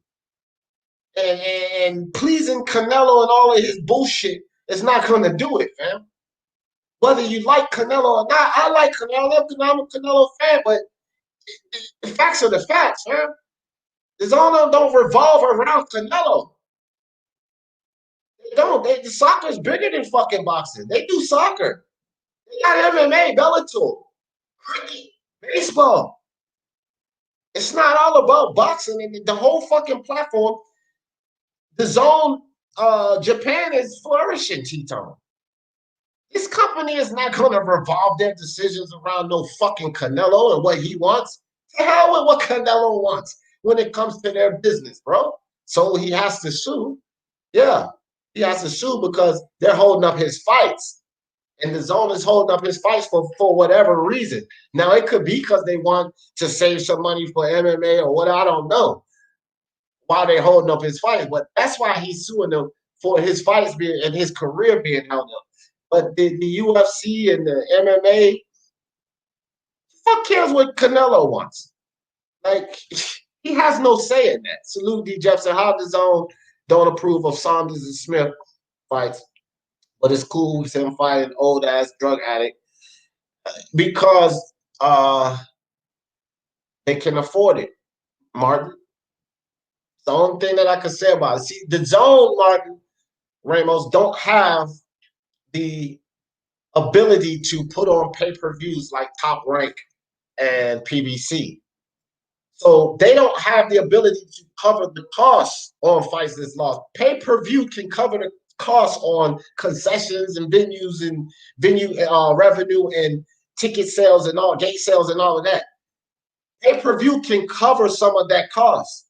Well, when you're the zone and you need people to subscribe for subscriptions, then they don't have that other avenue to cover the cost, such as pay-per-view.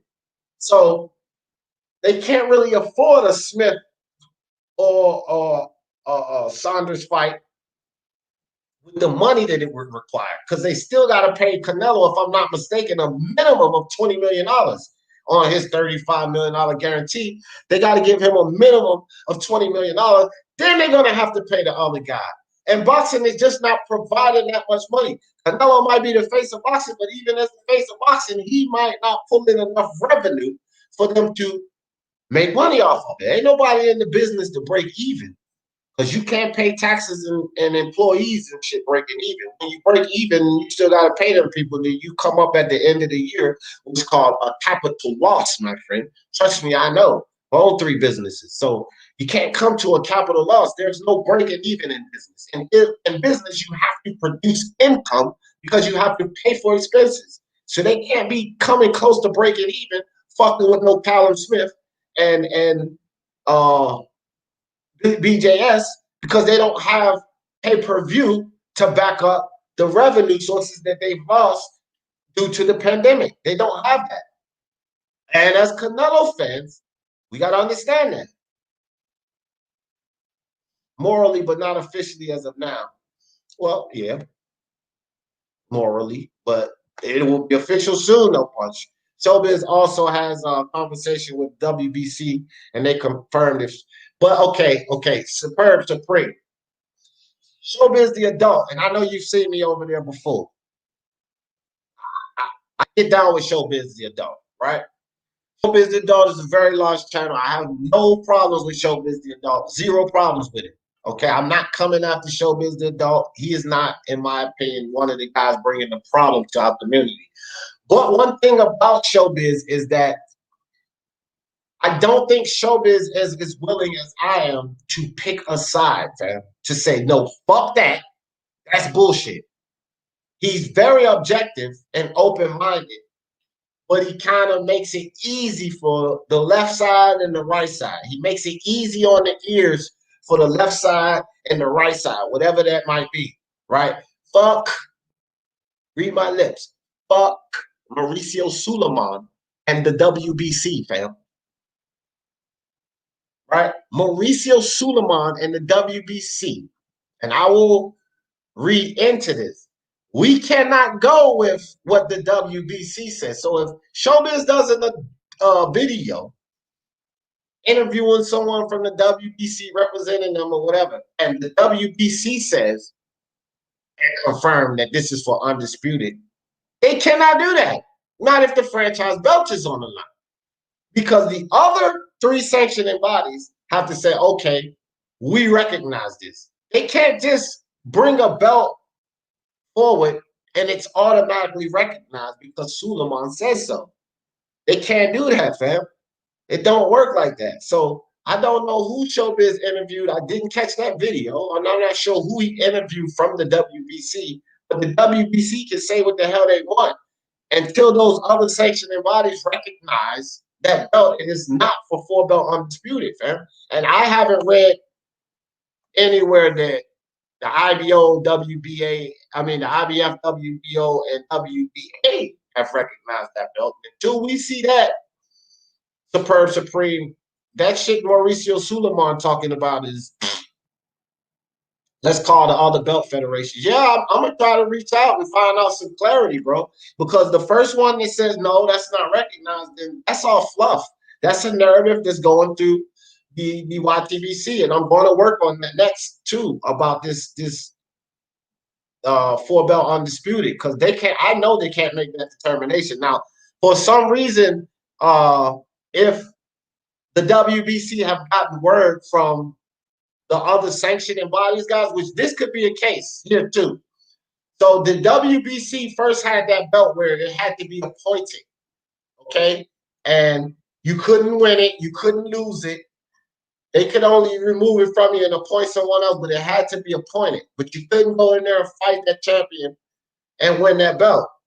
So no way were the other sanctioning bodies going to recognize that as a belt for Undisputed, because it didn't benefit them none. That would only benefit the WBC. Now, since Suleiman has come out a little while ago, which Teofimo Sr. and Teofimo came out, like 4 belts, we getting 4 belts, and said that they will transfer the franchise belt. They could have propositioned the other sanctioning bodies and say, okay, we're willing to transfer this belt now if one of your guys win it. Will y'all acknowledge this as, or, you know, will y'all accept this as a certified belt? If the other sanctioning bodies agree to it because it's able to be transferred now, then maybe we will be here. But I've got no confirmation on that. And until I get confirmation on that, I'm with Punch Drunk. We got to get a hold of these other federations. We can't keep spreading these narratives and these silly rumors about it. Suleiman knows what side of the tacos are awesome. Y'all crazy. The winner of this fight will be lightweight lineal champ, but unfortunately not undisputed champ because of the Lomos dump. Yeah, and that's what I'm saying, IBT. We've got no information about those are the 4 belts they'll have. WBO, WBA, WBO, WBA, IBF, and lineal. Those would be the 4 official belts. So maybe they were saying 4 belts there. Well, the damn sure won't be that WBC. That's a trinket. Glenn Avery in the building. What's good with you, Glenn Avery? Hey, I said, he call it what it is. The zone is failing at this point. Currently, yes. They having fucking woes at this point. Right now, at this point, they're failing. Will they fail is what I tell people. I don't think they will fail completely, AI, because their issues right now is due to the pandemic. But I think if boxing stays in a bad state, the zone could be in trouble concerning boxing. I'm not even sure that the whole platform will still fail, bro, because those guys are working on things with other sports. And if they could lock down, look, remember what happened with the NBA and the NFL and this pandemic and everything. So a lot of these networks, Fox and, mainstream media is going downhill, AOps. Let's talk about this, guys. And why I keep telling people I'm not sure if the zone will fail. Mainstream media, the CW, NBC, all of these Fox, 45, all of this, that's going downhill. What's picking up is social media. Social media shows, internet stars are getting money now. Like more money than characters that used to be on Family Matters and shit like that. Internet stars making more money than them now. Popularity is growing. This is becoming the new form of media. But with that being said, the zone is a part of this type of media. So if boxing sustains and they can weather through this storm, then the zone's going to take right back off again. But at this point, I would have to agree they're failing at this point due to the pandemic. And a lot of people are failing. Didn't you just hear Eddie Hearn say that he had to come out of pocket and took a loss for the fight camp situation? But he did it for the sake of boxing. Now, how much truth to that is, we don't know. I mean, what's the chances that these guys are really going to take a loss? He may have made very minute money, but that shit wasn't successful. So you could say, in all honesty, at this point, Matchroom was failing, right? What the fuck is Eddie Hearn putting on right now? He's waiting on a whole lot of fights. Bob Arum put on 2 terrible cards. You could say Top Rank is failing. Crawford can't get a goddamn decent fight. You know what I mean? So you can kind of poke that shot at everyone because everyone in boxing are having issues. But as our sport revives, it's perfect for the zone with mainstream media and everything else moving over to this social media platform. They could probably get up and start. Listen, the zone, I can guarantee, is going to proposition the MLB, Major League Baseball, MLS, Major League Soccer, NBA, National Basketball, NFL, National Football. They're going to proposition them for some kind of deal. All of these exclusive contracts that these networks have had, that may be loosened up because of this pandemic, because these networks now may not be able to afford locking down these national leagues. And these national leagues are just about money. So when the zone gives the NFL proposition, okay, well, no more exclusivity. Let us get in here and show some of y'all games too. Well, the NFL might say, hey, NBC or Fox or ESPN, look, y'all had exclusivity at one time, but look, the money just ain't right. We need to collect revenue from more platforms than just you guys. We can't exclusively give you guys our contract. And if this pandemic situation stays that way, that's actually something that can happen. So God forbid the zone slides into basketball or football. which they're trying to do that now, because then you don't need boxing to survive. And this is what I'm trying to tell people. They've already slid into baseball. They've already slid into that. So it'll get to a point where they don't have to have boxing to survive. So many boxing fans think that because it is a big part of what they're establishing in DAZN America, that's the only way that they'll survive, but that's just not the case, fam. It ain't the case. DAZN has 168 divisions, and none of them are fighting. Why don't Saunders and Smith fight? That's a good question. That's a really good question. And Eddie should put that together. On paper, Canelo has final say on an opponent, not DAZN. Let's go. Well, if Canelo got final say on an opponent, then why is he fighting Yildirim, T-Tone?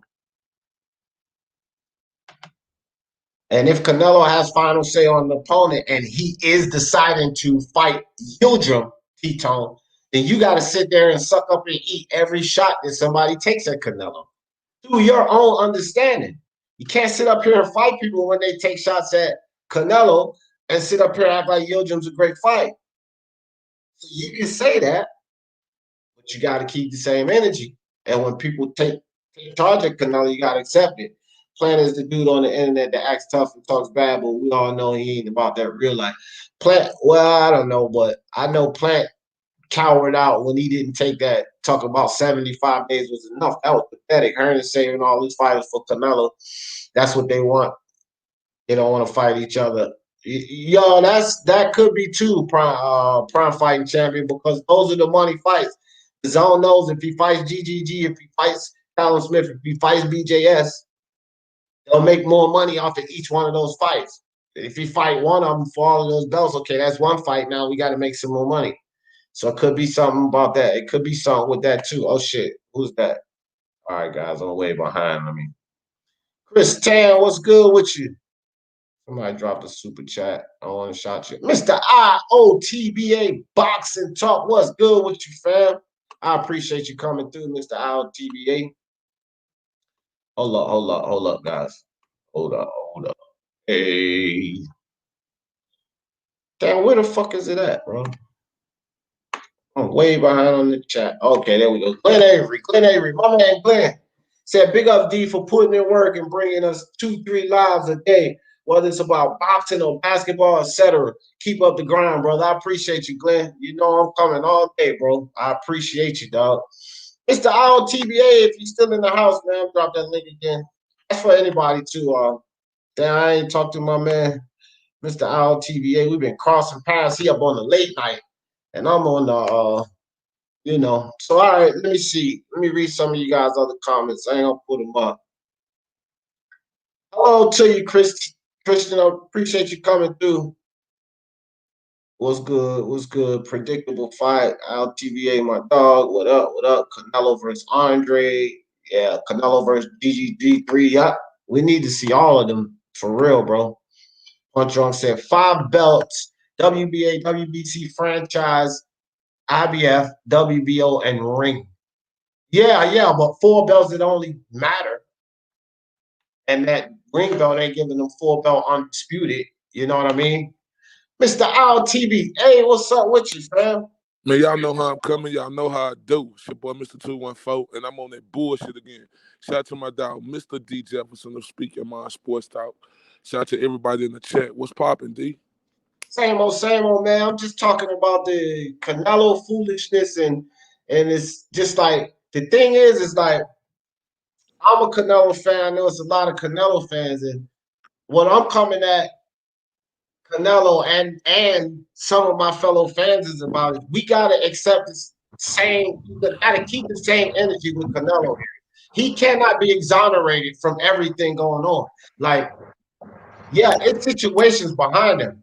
But bro, it's situation behind what's going on with Crawford.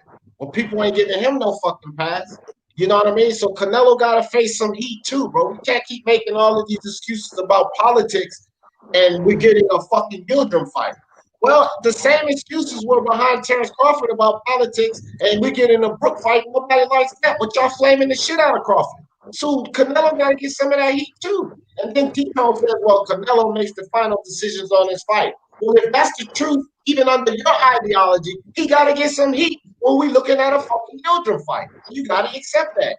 You can't keep pulling back, acting like Canelo's God and he's innocent. No, everybody get that heat. If the heat deserved, they got to get it, man.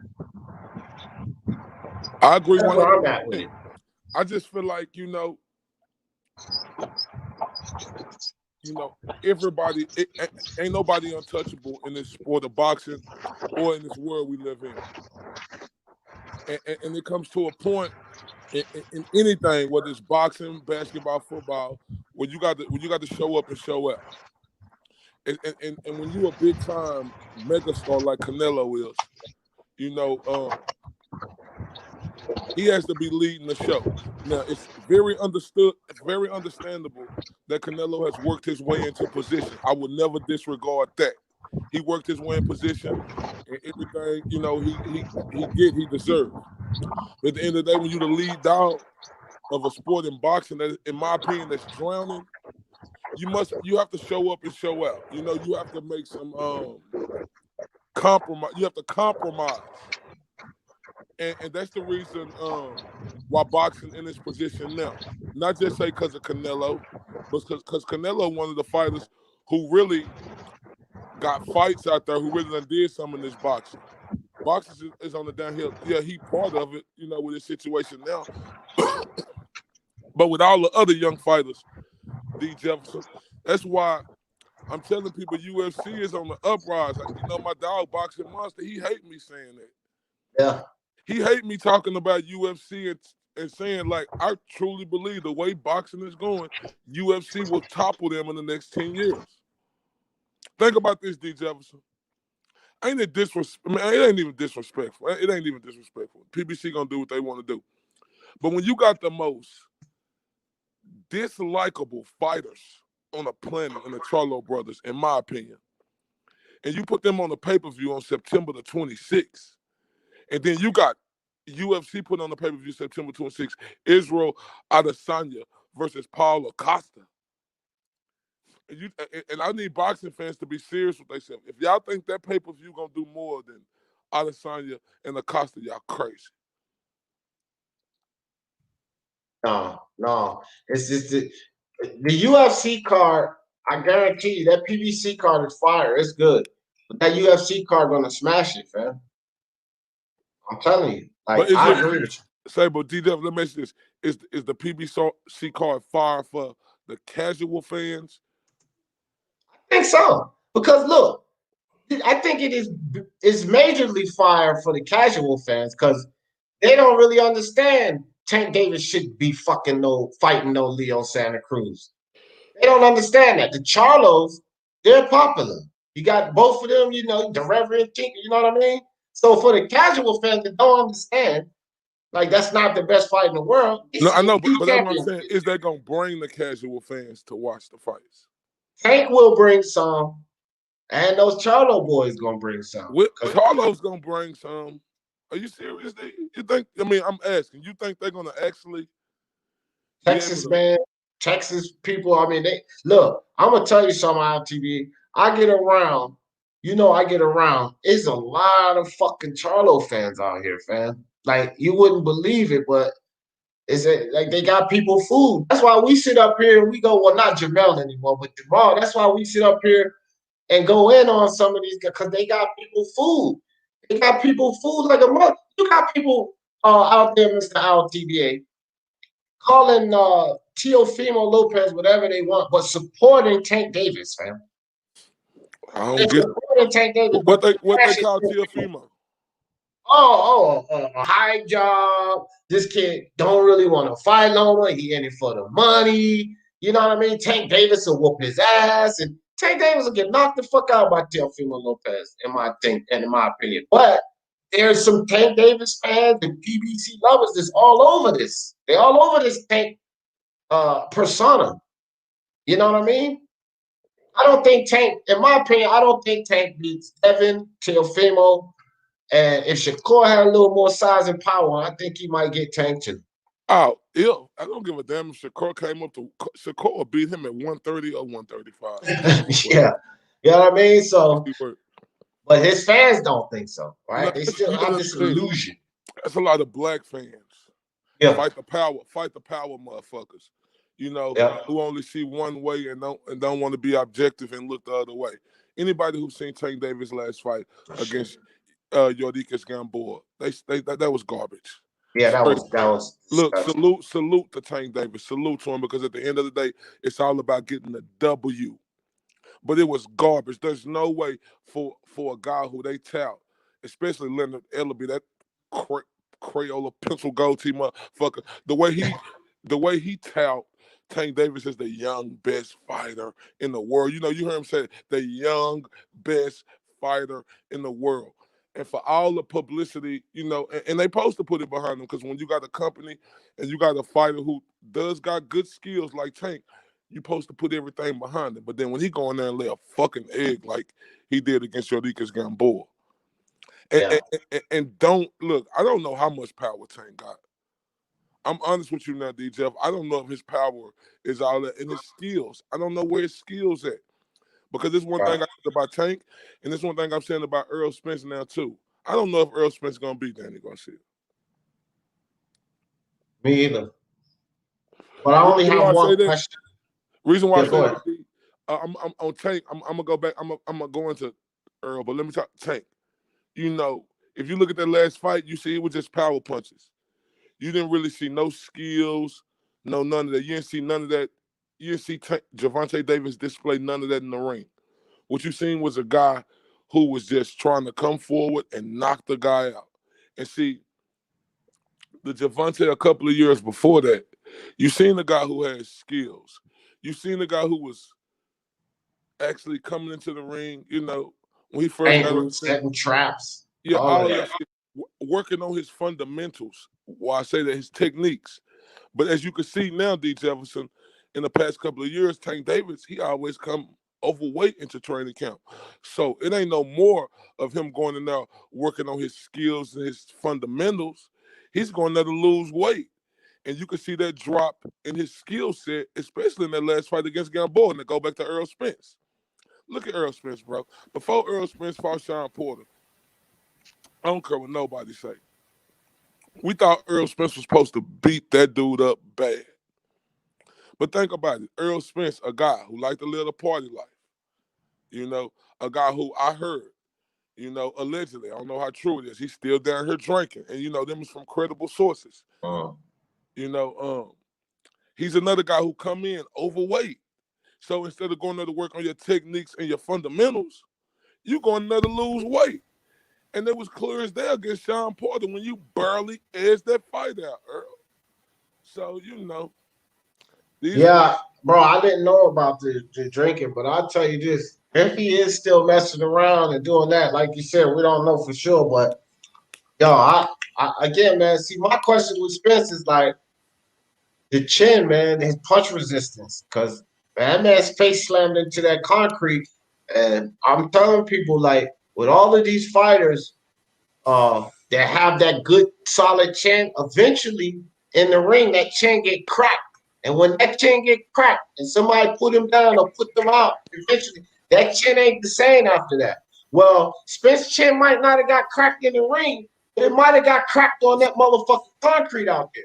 And it might not be that chin that everybody used to seeing. Danny hits hard enough that's going to be a problem. So that's my thing. Like, we don't know. No, you make an excellent point. You know, like, is this going to be the same guy? Is this guy gonna have that same ferocious mentality that he had before that horrific accident? You know, because you got to understand this. Before that accident, he was ferocious. And when you're going through a life or death situation like that, bro, you ain't thinking about boxing. Your life flashing before your eyes with all the things that really matters, bro. Them little babies and stuff, man. So my thing is, when he come back in that ring, you know, is it gonna be that same ferocious guy?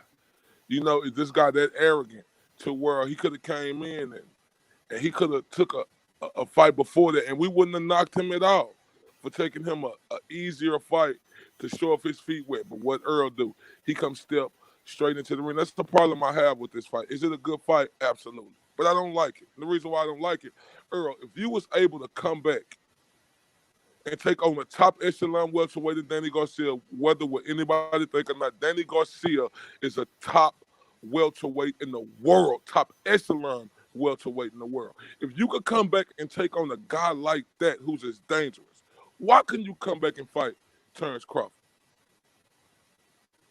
Because at the end of the day, like you say, Jeff, D. Jeff, he could lose this fight. But Crawford didn't want him right off the bat. The thing now, Crawford did want that fight, bro. No. Hold on. Crawford came out and said he thought Earl was gonna come.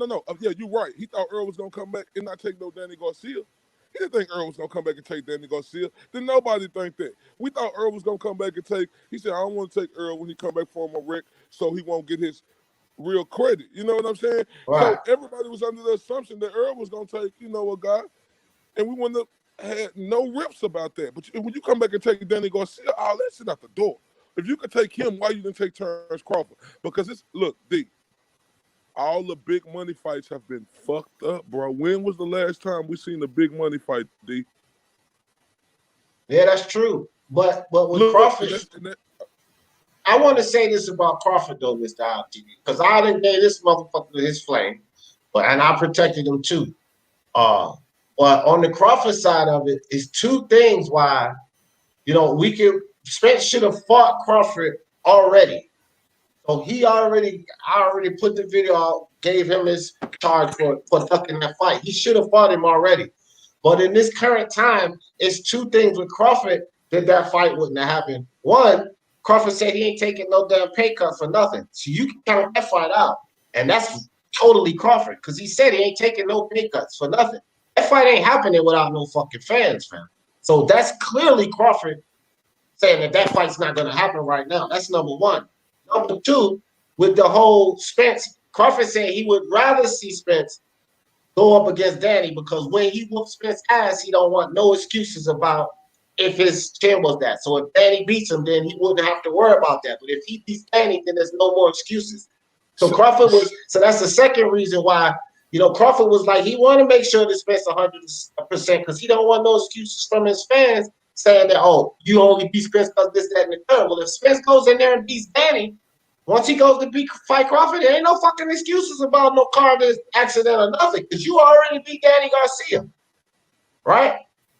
Yeah, but look, and that's why I criticize Terrence Crawford for even having that objective and even feeling that way. You ain't supposed to feel, you ain't supposed to say that or feel that way, because if Danny Garcia beat Earl Spence, guess what? Yeah. Then all that big time $50 to $100 million fight gone out the fucking door, fam. Yep.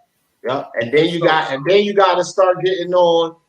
When it come to that, you got to start getting on fucking Arum and Heyman. When it come to that, man, like y'all fucking letting this fight fizzle out, bro. Why would you even give Terrence Crawford any slack? Terrence Crawford don't deserve no slack. Shout out to my dog Boxing Monster. When I was, a biased commentator, in Earl Spence camp, but it wasn't me biased about it. I was going at niggas not wanting to fight Earl. And Earl wasn't wrong. So now these niggas don't want to fight Crawford, bro. Crawford is not at fault for nothing, bro. And like people saying, why should Crawford fight Sean Porter? Man, screw Sean Porter. I don't give a damn about no Sean Porter.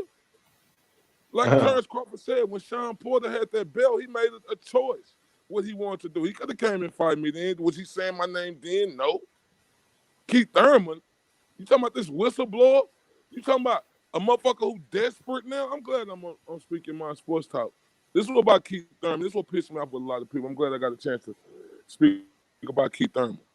Keith Thurman is a desperate fucking fighter, bro. Let me tell you how desperate he is, bro. It ain't desperate or what y'all think it. It's desperate money-wise. Yeah. Because if what Keith Thurman showed everybody about himself that we didn't know, we thought this dude was such a stand-up fighter, a guy who got married, living a life, just one of them guys. When we found out this motherfucker on the night before the fight out in a fucking casino 3 o'clock in the goddamn morning gambling. And look, D, Out of all motherfucking people, fam, guess who had to come tell him? Adrian Broner. Get your ass out the goddamn casino gambling. Yeah. Yeah. So this thing, can you hear me?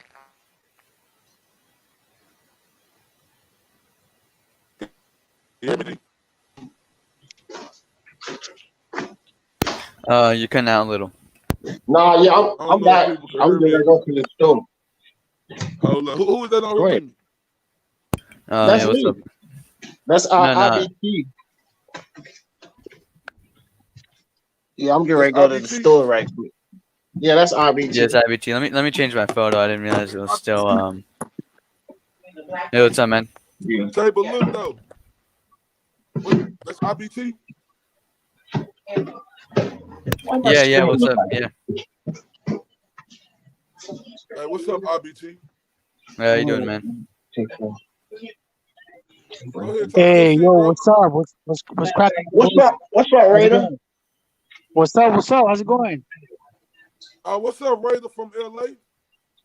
What's up, Mr. 214? How's it going? You know how I'm coming, man. What's hot? What's up, man? Hearing this Canelo talk, man. What's cracking with that? I mean, now the thing is, bro. See, look. Now, what's your thoughts on it? Well, I mean, shit. I think the zone fucked up, man. If they got a contract and they're not able to pay him, then let him go. Simple as that. You know what I mean? They offered Canelo the contract, and he took it. He's like, all right, you're gonna pay me this, let's do it. If Floyd would have took that contract and they're not trying to pay him, he'll do the same shit. He's gonna sue him. Hey, bro, I couldn't agree with you more. I agree with you 100% on that situation. And it's not like Canelo's not trying to fight people. I would understand if he's the one that's saying no, but it's the zone the one that's saying no. You know what I mean? So I don't know. I mean, I don't agree with that fight with that with what's his name? IBT Vampiro.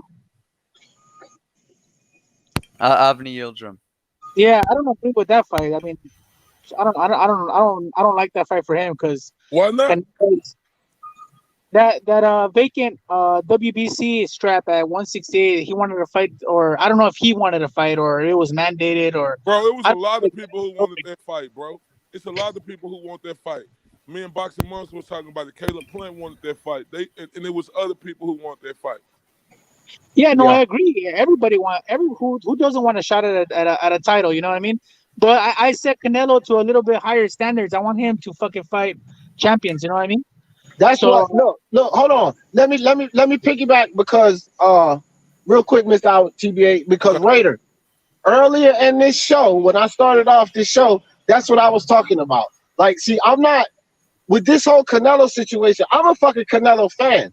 So this is not playing both sides of the field. What this is like I ain't on my showbiz shit right now. What I'm saying is the Canelo fans gotta eat certain things. And that's what Raider just said. That's what my ideology was on that. Because when you're at the top, when you're pound for pound number one, when you're considered the face of boxing, I don't want to hear Jamal Charlo being held to the standards of this guy. Because Jamal Charlo ain't the face of boxing. He has to be held to a higher standard because he's the best. And the analogy that I gave earlier was this. When Michael Jordan used to come in the game, if he had a double-double, a 20-point double-double, some people be like, that's not such a great game. But if Mark Jackson put that up, Mark Jackson had a terrific game because Michael Jordan is held to a higher standard. He's at the top. So we have to hold Canelo to a higher standard. He can't be having these bullshit fights. Why don't Canelo get a bullshit fight? No, he's the best, fam. That's the price of being the best. And you got to accept that shit. As a fan, you got to accept that. Hey, the only okay, but look, D, hold on, Mr. Tuanfer. Let me respond to D. The only thing that I don't like, D, that you're saying is about Crawford. If we're keeping the same energy like how Crawford, for him not fighting people, the only difference is Canelo has been fighting people, and Crawford hasn't. So Canelo hasn't disappointed yet. If he takes that fight, then maybe we could start shaming him for these fights. But up to this date, he has not yet disappointed yet, so I don't want to throw him in Hey, there yet. Raider, let me speak on this. I don't think it's Canelo or Crawford fault the fights that they not getting, fam. It ain't. But So that's No, that's it's just what I'm not. saying. That's why I don't got a lot. Look, especially with Crawford, bro. All these guys over there running scared shitless of him. It's like shit. He the boogeyman times 100 when it comes to these welterweights. well, that changed. That changed How it for me. changed, D? That changed with me for Crawford. I'll tell you why, bro. Because see, here's the thing. You get to a point in your career, and Bob Arum too, for top rank, where he needs for top rank, and Crawford needs for his career a better fight. So we can sit up here and say, okay, it's not his fault, and it's not. But I don't give a shit that Sean Porter did what he did earlier. You need a Porter fight, right? We can't play tit for tat with that shit. Just because Sean Porter turned you down, motherfucker, this is something that they both said, Sean Porter and Terrence Crawford. Now, Sean Porter turned them down, true. We've already addressed that. But then they came back, and both of them said together that we ain't going to fight each other. Nobody's going to make us fight each other. When this is the fight that presents itself, then we will fight. Crawford agreed with that, too. Well, right now, this is the motherfucking fight that presents itself. Not to me. Not to me. Why not? Why not? This is a top welterweight. You telling me that a Kell Brook is better than a Sean Porter at this point? Kell Brook's broken, fam. This is the fight. Look, I'm telling you that Terrence Crawford could do what the fuck he want to do at this point in time. See, look, this thing right here with me, D. Nah, Crawford's not there yet, man. Canelo might be there. Crawford ain't there. D. I understand exactly what you're saying, bro. It ain't like that you wrong about what you're saying. It's factual with the things that you were saying. Look, even though you're factual, I don't agree with that logic, even though it comes off factual. Right. I got you. My thing is, D. Jefferson, he been at 147 for 2 fucking years, going on 3, fam. So, hold up. He was putting the heat on them guys from day one when he moved up to 147. Now, all of a sudden, after years done went by, these niggas still ain't fighting. Now we supposed to put the heat on Crawford because now he like, shit. Why the fuck would I fight him when my big money fight right there with Earl when I was trying to fight all these niggas when I first came up here? And Sean Porter, he wasn't mentioning my name. It was like son and we're brothers, we're happy and we're singing and we're colored. So look, D. Jefferson, look, and I'm being honest, bro. Keith Thurman act like he didn't even know who Terrence Crawford was. Say, hey, D. Jefferson, like I said, you was factual on what you're saying. I just don't agree with the logic of it. Look, Earl Spence lied to Terrence Crawford several times, and the public ain't holding him accountable for that. Well, I have, because I burned him up. But look, check this out, though, Mr. Ivy. Keep checking this out. So Terrence Crawford went for 2 years, right, with the bullshit, and I agree with that, right? Did not Earl Spence go for 5? No, he didn't go for 5. Bullshit. He didn't get his fight. He didn't get his fight with Porter, and these motherfuckers he was calling out until 5 years later, fam. Okay, but look. Okay, so look, realistically, let's put it in perspective. I know you speaking to Earl Spence and Terrence Crawford, so let's talk about them two in the stages of their career, right? When Earl Spence was 15-0, he was really a nobody. He didn't deserve no Keith Thurman fight. Keith Thurman, in all actuality, when he was 15-0, he didn't deserve a Keith Thurman fight, bro. He ain't done nothing yet. Okay, but then Keith Thurman tells us, man, he deserves all them fights, bro. No, D. Jefferson. He didn't deserve a Keith Thurman fight, then. Okay, but look, ask me this now. Come on, now let's keep it real. If Terrence Crawford comes up and he fights a Jeff Horn, right? And I don't give a shit what anybody says, especially with, damn, this truck loud as a bitch. I don't really care what nobody say, especially when we talk about this Jeff Horn fight. Man, that's a gimme fight. The motherfucker shouldn't even really beat goddamn Pacquiao, and Jeff Horn ain't really proved that he's no great fighter. The dude can't box. So Crawford comes to 147. Too many people putting what Crawford did at 140. They're putting too much value on what he did at 140. That ain't 147. It's just like I said about Charlo and Demetrius Andre. Y'all ain't did shit at 160. Crawford got to do something at 147. He can't ride on that undisputed at 140, fam. For what he deserves in boxing. That's what you did at 140. You ain't understanding what I'm. Oh shit, Mr. LTV. Damn, come back, Mr. LTVA. But anyway, I'm just saying, like with Crawford, the 140 thing, okay, he achieved that 140, that's great. When you move up to a new weight class, though, bro, you're responsible for achieving that weight class. We can't keep riding on. How long are we gonna ride on? Oh, he already went 4-belt undisputed, so he deserved this, he deserved this, he deserved that. You get to the point where you gotta start earning what you deserve. I can't give Crawford a flyby like Canelo, because when we compare them two, then no, it don't. Canelo done fought, like Raider said, 5 champions straight. Call Rocky Fielder what you want. He still was a fucking champion. Crawford ain't fought no 4-5 champions straight. He fought Jeff Horn, which was a low-level champion, and then guys that are not really that impressive. Khan was scared. Benavidez wasn't gonna beat him. Kavaliauskas was probably the best fight, but he was ranked number 10 just to fight Crawford. They ranked him number 10 just to fight him. So it's not like he doing like Canelo fighting Golovkin twice, then a fucking Jacobs, then a fucking Kovalev 2 weight classes up. Yeah, he can't. It's like he ain't putting in that same work Canelo put in.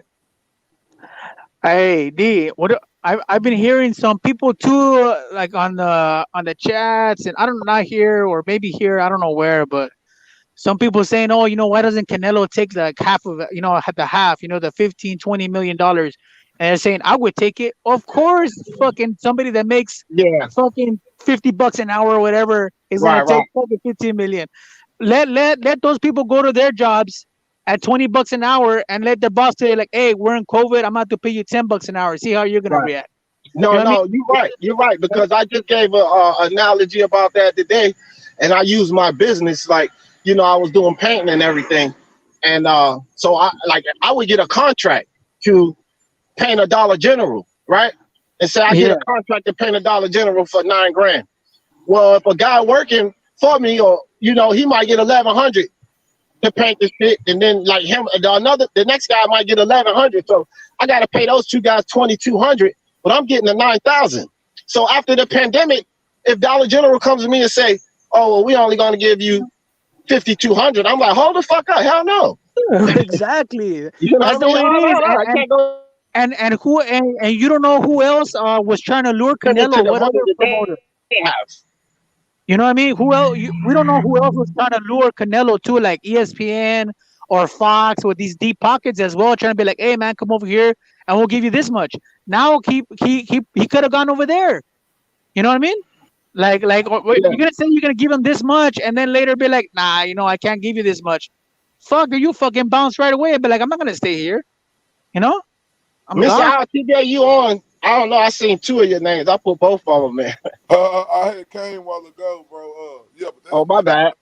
Can you hear me? Yeah, I'm on my phone. It's different. I gotta remember to go to the chat and stuff. Oh no, it's cool. I just want to piggyback off we saying. Now, Terrence Crawford was a well-established fighter, bro. You can't mention him and say, oh, Thurman didn't want to fight Earl Spence. Then Earl wasn't established like Terrence Crawford was established. And discredit, bro. This is what I don't like, fam. And this is no shot at nobody, but it's just a discredit that Terrence Crawford gets, bro. Yeah. Like, okay. He was on the same. You can't make these guys fight, and that's obvious, bro. Look, situational. This is big facts right here. Look, him and Manny Pacquiao was on the same fucking banner for years. Manny Pacquiao didn't want no parts of him. But guess what Pacquiao do? He go to PBC, and he fight Keith Thurman. But for years, he was on the same banner with Terrence Crawford and didn't want no smoke, fam. Now look, all them other fighters over there, they didn't want no smoke from him. But niggas like Sean Porter lose his big fights against everybody except Danny Garcia. Now he want to fight Terrence Crawford. But when you was the champion, they didn't present yourself. You wanted to fight Earl. You didn't want to fight Terrence Crawford then. You lost your belt to Earl. You see another belt you could go gain. Now you want to fight Terrence Crawford now. Friends turn to foes real quick. See how I'm coming? That's facts. That's fact. But look, Mr. LTB, I just said this earlier. about Devin Haney, right? I just said this earlier about Devin Haney. So you talking this goddamn. I have no problem with Gary Russell Jr. because that's a step up fight. That's achieving for him. He's going up 2 weight classes without doing a fucking thing in that weight class and fighting a champion. But for Devin Haney, you can fight Coleman. That's a former champion. So for what you need to do to bring yourself up, you should be fighting Coleman, not no fucking Gary Russell Jr. because that's a former champion. Sean Porter is a former champion. Kell Brook's a former champion, but he's broken the fuck down. So for what Crawford needs to do, for what he needs to establish to shut these motherfuckers up, he ain't gonna get it beating a Kell Brook. But if he beats up Sean Porter, these motherfuckers can't say a goddamn thing. Bro, he ain't got to do shit. It ain't his Crawford fault these niggas weak out here. But it's not about fault, fam. It's about what has to be done, even though it's not his fault. But hold on, Mr. Abi. Let me say this, fam. Let me say this. I understand it's not his fault. We're not disagreeing on that. Like, these motherfuckers will step up to the plate. We don't disagree on that. But what I'm saying, taking whose fault it is out the side, that dude got to do something at 147, fam. Regardless of whose fault it is. If he don't got dance partners. Well, he got a dance partner, but he don't want to take it because of the tactic. He a champion, bro. He been waiting for almost 3 years on them niggas. It's no champion available right now, fam. Look. If he don't have dance partners to do it, niggas ain't willing to fight him. Like, when they ain't shit now they want to fight him. I mean, that okay, again, like, we agree on that. Like, again, this is a you didn't say you wanted to fight, like the same shit with Errol Spence and Keith Thurman. Nah, I ain't worried about no Keith Thurman. He didn't give me the opportunity when I had the opportunity. But when Errol Spence said that, he had a fight with Sean Porter. Now he got a fight with Danny Garcia. Those are still guys that's on that caliber. Terrence Crawford is saying that, but who else do he fucking have? So if he had another option, then say that. But he don't got no other fucking option right now. So what's your beef on him fighting Kell Brook when Kell? I don't have no beef. Look, I don't have a beef with him. I'm saying Sean Porter is much more valuable. Because Sean Porter. Sean Porter, but who is the better fighter right now, fam? You talk about I don't know. We ain't seen Can I put in my input on that? Yeah, go ahead. Sean Porter. Sean Porter would be the better fighter. Kell Brook hasn't made the weight class in a significant amount of time. Sean Porter is a multiple-time world champion. He's only ever lost in very close competitive decisions. And Errol Spence Jr., who's a unified champion right now, he beat Sean Porter, but it was by split decision. And some people thought he beat Spence. Either way, it was a very close competitive fight. I think a win over Porter would silence any critics. It would reveal any haters. Like, what's up? Let me ask you a question.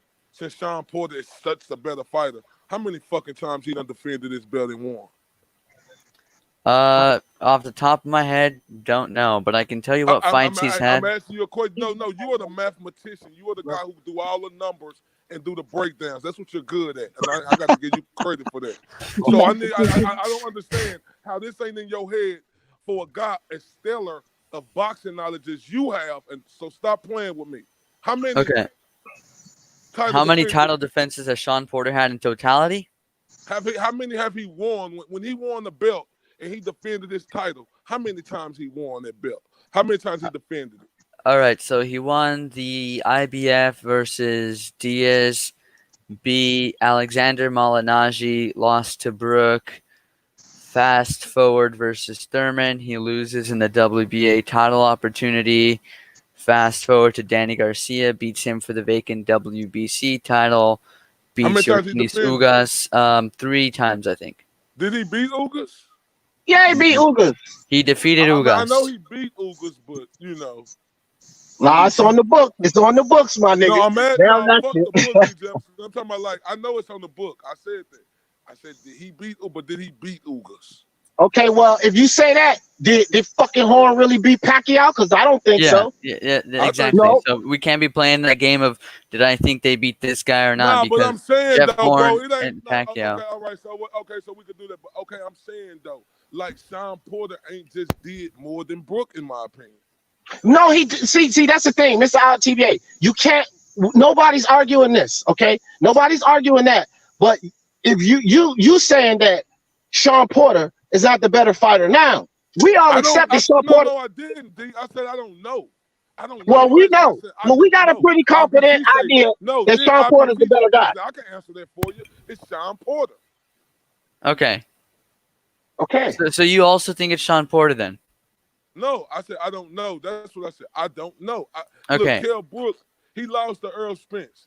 You know, GGG broke his eye socket. He came back and fought Earl Spence. Earl Spence broke the other eye socket. Okay, let that heal. This dude ain't just jumped off the porch. This dude, before that, Kell Brooks was a stellar fighter who could fight, bro. So he had some time off. He healed up. Yeah, he looked like this in his last fight. Woo. Let's see. Sure, we can say let's see, and I'm not saying that we can't give him any credit, but I'm not giving him the same amount of credit as I would have Shawn Porter. Shawn Porter's proven to be an elite guy at 147. He beat Earl Spence. Oh, he just looked over. Oh, he did great again. He did good against Earl Spence. Well, goddamn it, before Kell Brooks' eye socket was fucked up, he was beat. Yeah, unfortunately, that was like 3 or 4 years ago, and he hasn't made the weight class since. Before his eye socket was hold up. Before Kell Brooks the eye socket was fucked up, he was actually beating Triple G on points.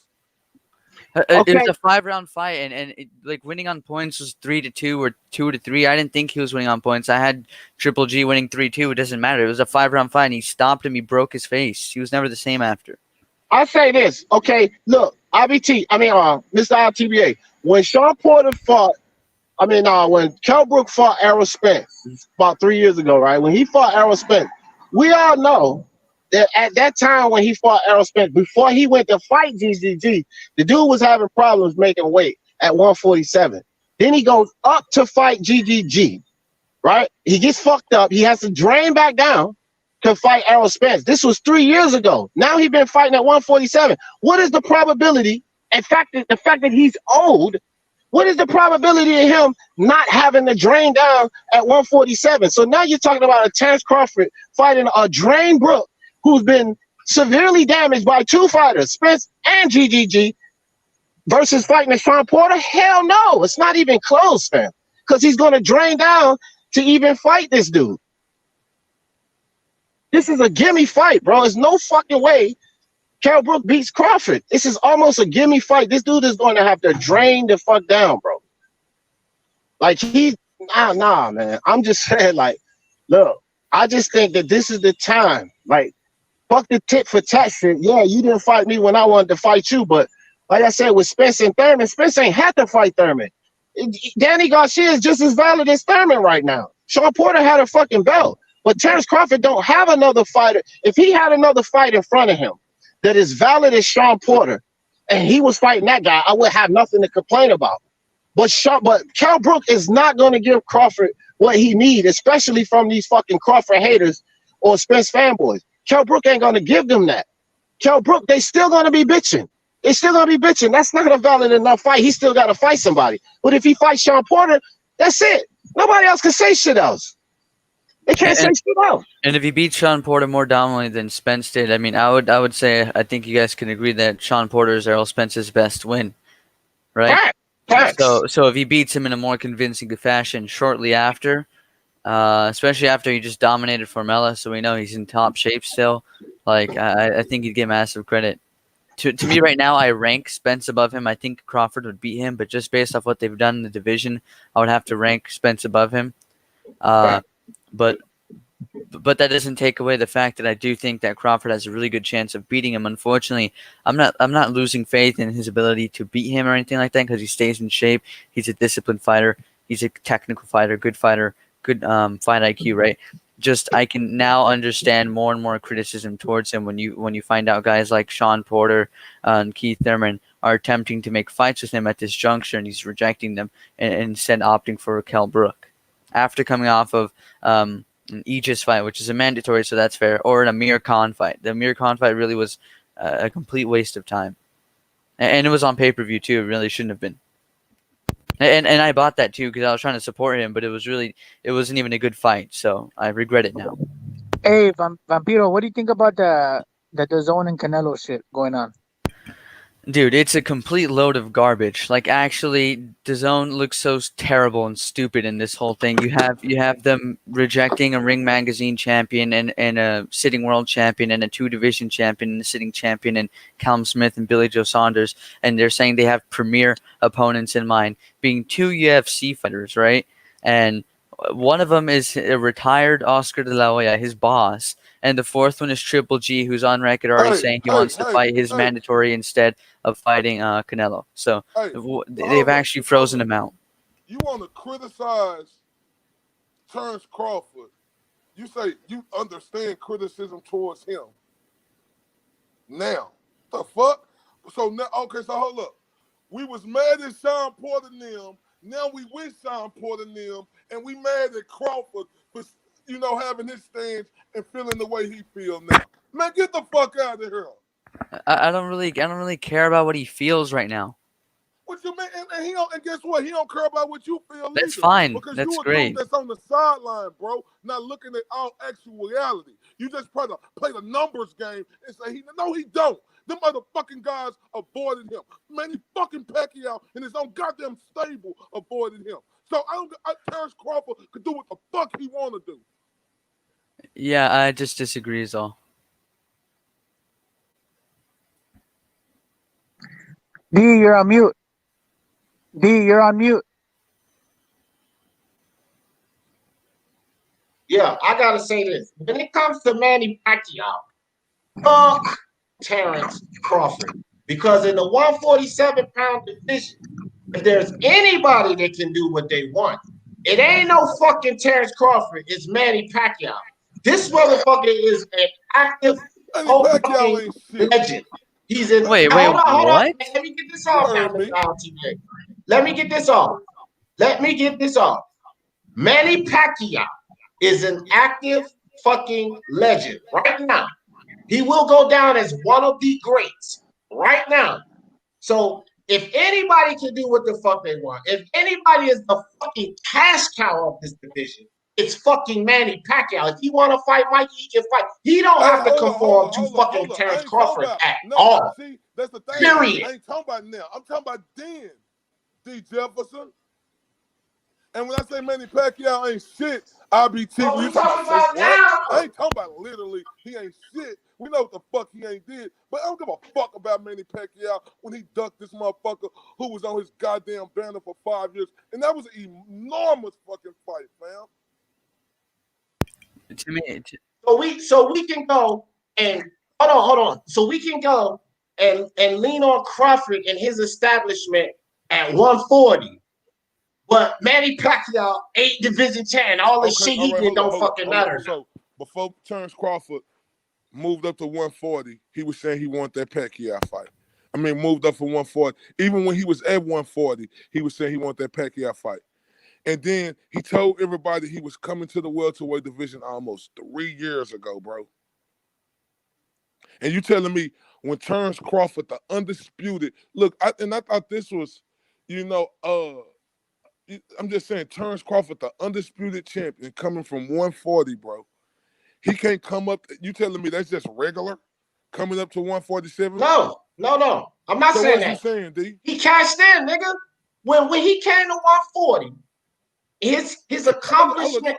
Hold on. Let me get it out. When he came to 147, his accomplishments and everything he did, he cashed in because he didn't have to wait for nobody. He came right up and he got that fucking belt from fucking Jeff Horn. He went right into that fight. I know. Because, I agree with you. Hold on. Let me finish. Because the WBO situation, like the same thing used to go, it entitled him because of what he did to walk right into that fight. So he cashed in. So you got your benefit. You've cashed in. Now you got to work. I don't understand when you say he cashed in, bro. I don't. He walked right into a championship fight, man. Listen to me, bro. You missing the point on what I'm speaking on. You talking about he cashed in? I ain't talking about him cashing in. I'm talking about established as fuck. We looked at Terrence Crawford as a serious fucking threat, not cashing in.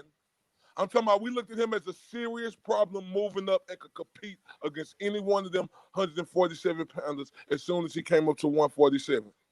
Okay. So if we're gonna put it that's on, what I'm talking about. okay, I get you. So if we're gonna put it on, you said an established as fuck. Who's more established, Manny or fucking Crawford? Hey, it'll take a preschooler can answer that question. D, you Okay, so Crawford, so Manny don't gotta do shit for Crawford. Nothing.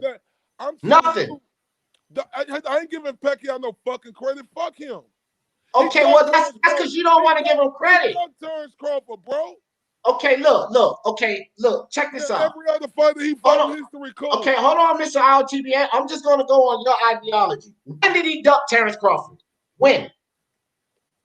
When they on the same banner. I know, but when did he duck him? How long was Terrence Crawford? Hold up, no, don't do that shit. You can't pull that shit on me, D. I ain't gonna pull nothing. I'm not gonna pull nothing. I'm just getting ready to put something in perspective. You've been watching boxing just like I've been watching fucking boxing, nigga. Okay, look. Crawford wanted that smoke, and Manny Pacquiao was avoiding that shit. You know that, D. All right. Hold on. Just let me get my point out, because I'm not trying to pull nothing about if you don't know when he did it. Fuck all of that. This is my point. If you're telling me that Terrence Crawford now is established as fuck and he can do what the fuck he want, right? Because he's established as fuck. When you're saying that Manny Pacquiao so-called ducked him, Manny Pacquiao was way more established than fucking Crawford. So fuck Terrence Crawford at that time. Manny could do what the fuck he want if Terrence Crawford could do what the fuck he want now. Because Terrence Crawford was a fucking flea. When you're talking about Manny Pacquiao ducked him, why the fuck should he have to fight Manny Pacquiao then? Okay, there you go. No, this is your own ideology, fam. Because you saying now that Terrence Crawford is established as fuck, he can say fuck everybody else. But when you say Manny Pacquiao ducked him, Manny Pacquiao was way more established than Crawford. He was what, a 6'7" division champion at that time? I don't give a fuck about him, bro. Okay, but you can't do that, dog. You're not keeping the same energy then. You can't just say you don't give a fuck about Pacquiao. You acting like you don't remember Pacquiao ducking him. Listen. Pacquiao ducked him and went to a whole nother fucking company, bro. Come on, dude. Come on, bro. Come on, Mr. RTBA. You're saying that Manny Pacquiao ducked him. He ducked Terrence fucking. How the fucking clears that when you a fucking fight? Okay, Jeff Horn before Terrence Crawford. Are you finished yet? Are you finished? Then you just got through talking. Now I'm asking you questions. Okay, so let me answer it then. Let me answer it then. If you asking me a question, you gotta let me answer it, my nigga. You asking me a question, but you keep going on and on. You don't want to hear the answer. I'll answer that fucking question. I'm saying, if he said, okay, I'm gonna go fight Jeff Horn and get this 147 belt, I'm just going on your ideology. You saying now Terrence Crawford could do what he wants, fuck Manny Pacquiao. But at the time, there you go. Yeah, well, don't let me finish. You don't want to let me finish. You said you was gonna answer my question. I asked you, bro. You going back to what you talking about? I asked you a question. Okay, if I could get to the end, I will answer your question. But you ain't letting me get to the end. You keep stopping me before I get to the end. There you go. I didn't even say nothing. All right, well, let me finish this. Just let me finish this. Let me finish this. I'm saying this. If I'm gonna sit, let me say me then. I'm gonna leave your name out of it. I'm gonna say Terrence Crawford can do what the fuck he want now because he's established. He don't have to do this. He don't have to fight this guy. He can do what the fuck he wants to do. This is what. Oh my God. Okay, this is what I'm saying. Let me say this. Okay, when Manny Pacquiao was in the position that people talking about, he ducked Terrence Crawford. He went to fight for a belt. You just said that, right? He went to fight Jeff Horn, right? Well, Manny Pacquiao. Who went to fight for a belt? I'm just going off of what you said. No, you said Manny went and fought for a belt. Who would you talking against Jeff Horn? Man, Manny was already the fucking champion, bro. The fuck is you talking about, D? Jeff Horn? That's why I asked you. Okay, this is why I asked you. What is the time period that you? Well, okay, look, fuck the time period. Whenever you say, okay, hold on. He do IBT. The time period is the time period is irrelevant, fam. It's irrelevant to the point I'm making. That's why I don't want to make a point on the time period. Fuck the time period. I want to make the point. Whenever the time period was that you're saying Manny ducked Crawford. Now you are saying Manny ducked Crawford, right? You are saying yes. I'm answering. Okay. So that's established. You saying that he ducked Crawford. This is what I'm telling you. This is what I'm telling you. At this time that you're saying Manny Pacquiao ducked Crawford, Manny Pacquiao at that time had done enough and was established as fuck, where he could say fuck Terrence Crawford the same way you're saying Terrence Crawford can say fuck Sean Porter. It's a difference though. It ain't no goddamn difference. It is a difference. It's a difference though, DJ. Can I talk, cuz? Are you through? Are you through? Let me know if you through or not. If you ain't through, I'm gonna be quiet, let you finish. No, I'm done. I'm done. Okay, see, it's a difference. See, Terrence Crawford was calling him out, not just calling him out. Terrence Crawford was, everybody was looking at Terrence Crawford on that pound for pound list. Then when you're on that pound for pound list, bro, people look at you different. And you know that, DJ. Everybody was saying they wanted that fight. Even Max Kellerman was talking about, and other people around the world was talking about that fight. Could Manny Pacquiao do what he wanted to do? Absolutely. Just because a fighter could do what they want to do don't mean that it's not a duck, because it turned to a duck when you went and fought Jeff Horn and got the surprise of your fucking lifetime. You feel the robbery. He got robbed. Hey, that's a surprise. Hold on. What you tell me earlier though? We was talking. Yeah, it's on the books. It's on the books. It's on the books, DJ. I'm in my DJ voice. It's on the books. Yeah, it's on the books. And it's a lot of people looked at it. Manny Pacquiao won. It's a lot of people looked at it that Jeff Horn won. But that's neither here or there. It's on the books. He went and did that instead of fighting Terrence Crawford. That was a way bigger fight, bro, that could be made at that time, fam. So I'm saying Terrence Crawford. Fuck Manny Pacquiao. Would I say that? Because Manny Pacquiao didn't never want no smoke with TC. I'm saying when Terrence Crawford was calling these dudes out, when he went and beat Jeff Horn, Earl told him, go get the belt. What'd he do, DJ? See, y'all try to erase facts. Well, I already said that. No, I ain't trying to erase nothing. I ain't talking about you. Let me finish. I ain't talking about you. I'm just saying what he said. I'm talking to you. I ain't saying that you saying this. I'm just asking you, like, what'd he say? He said, go get a belt. First, Terrence Crawford went and got that belt. Then what'd he say? Why would I fight you when I could take the easier route? Every time you talk to Sean Porter about the Terrence Crawford fight, oh, no, I don't. Terrence Crawford, we grew up. We're so close. You always hear his daddy talk about that. Keith Thurman act like he didn't even know who fuck Terrence Crawford was when everybody was saying Terrence Crawford was top 3 pound for pound in the world back then. I ain't talking about now still like they're doing.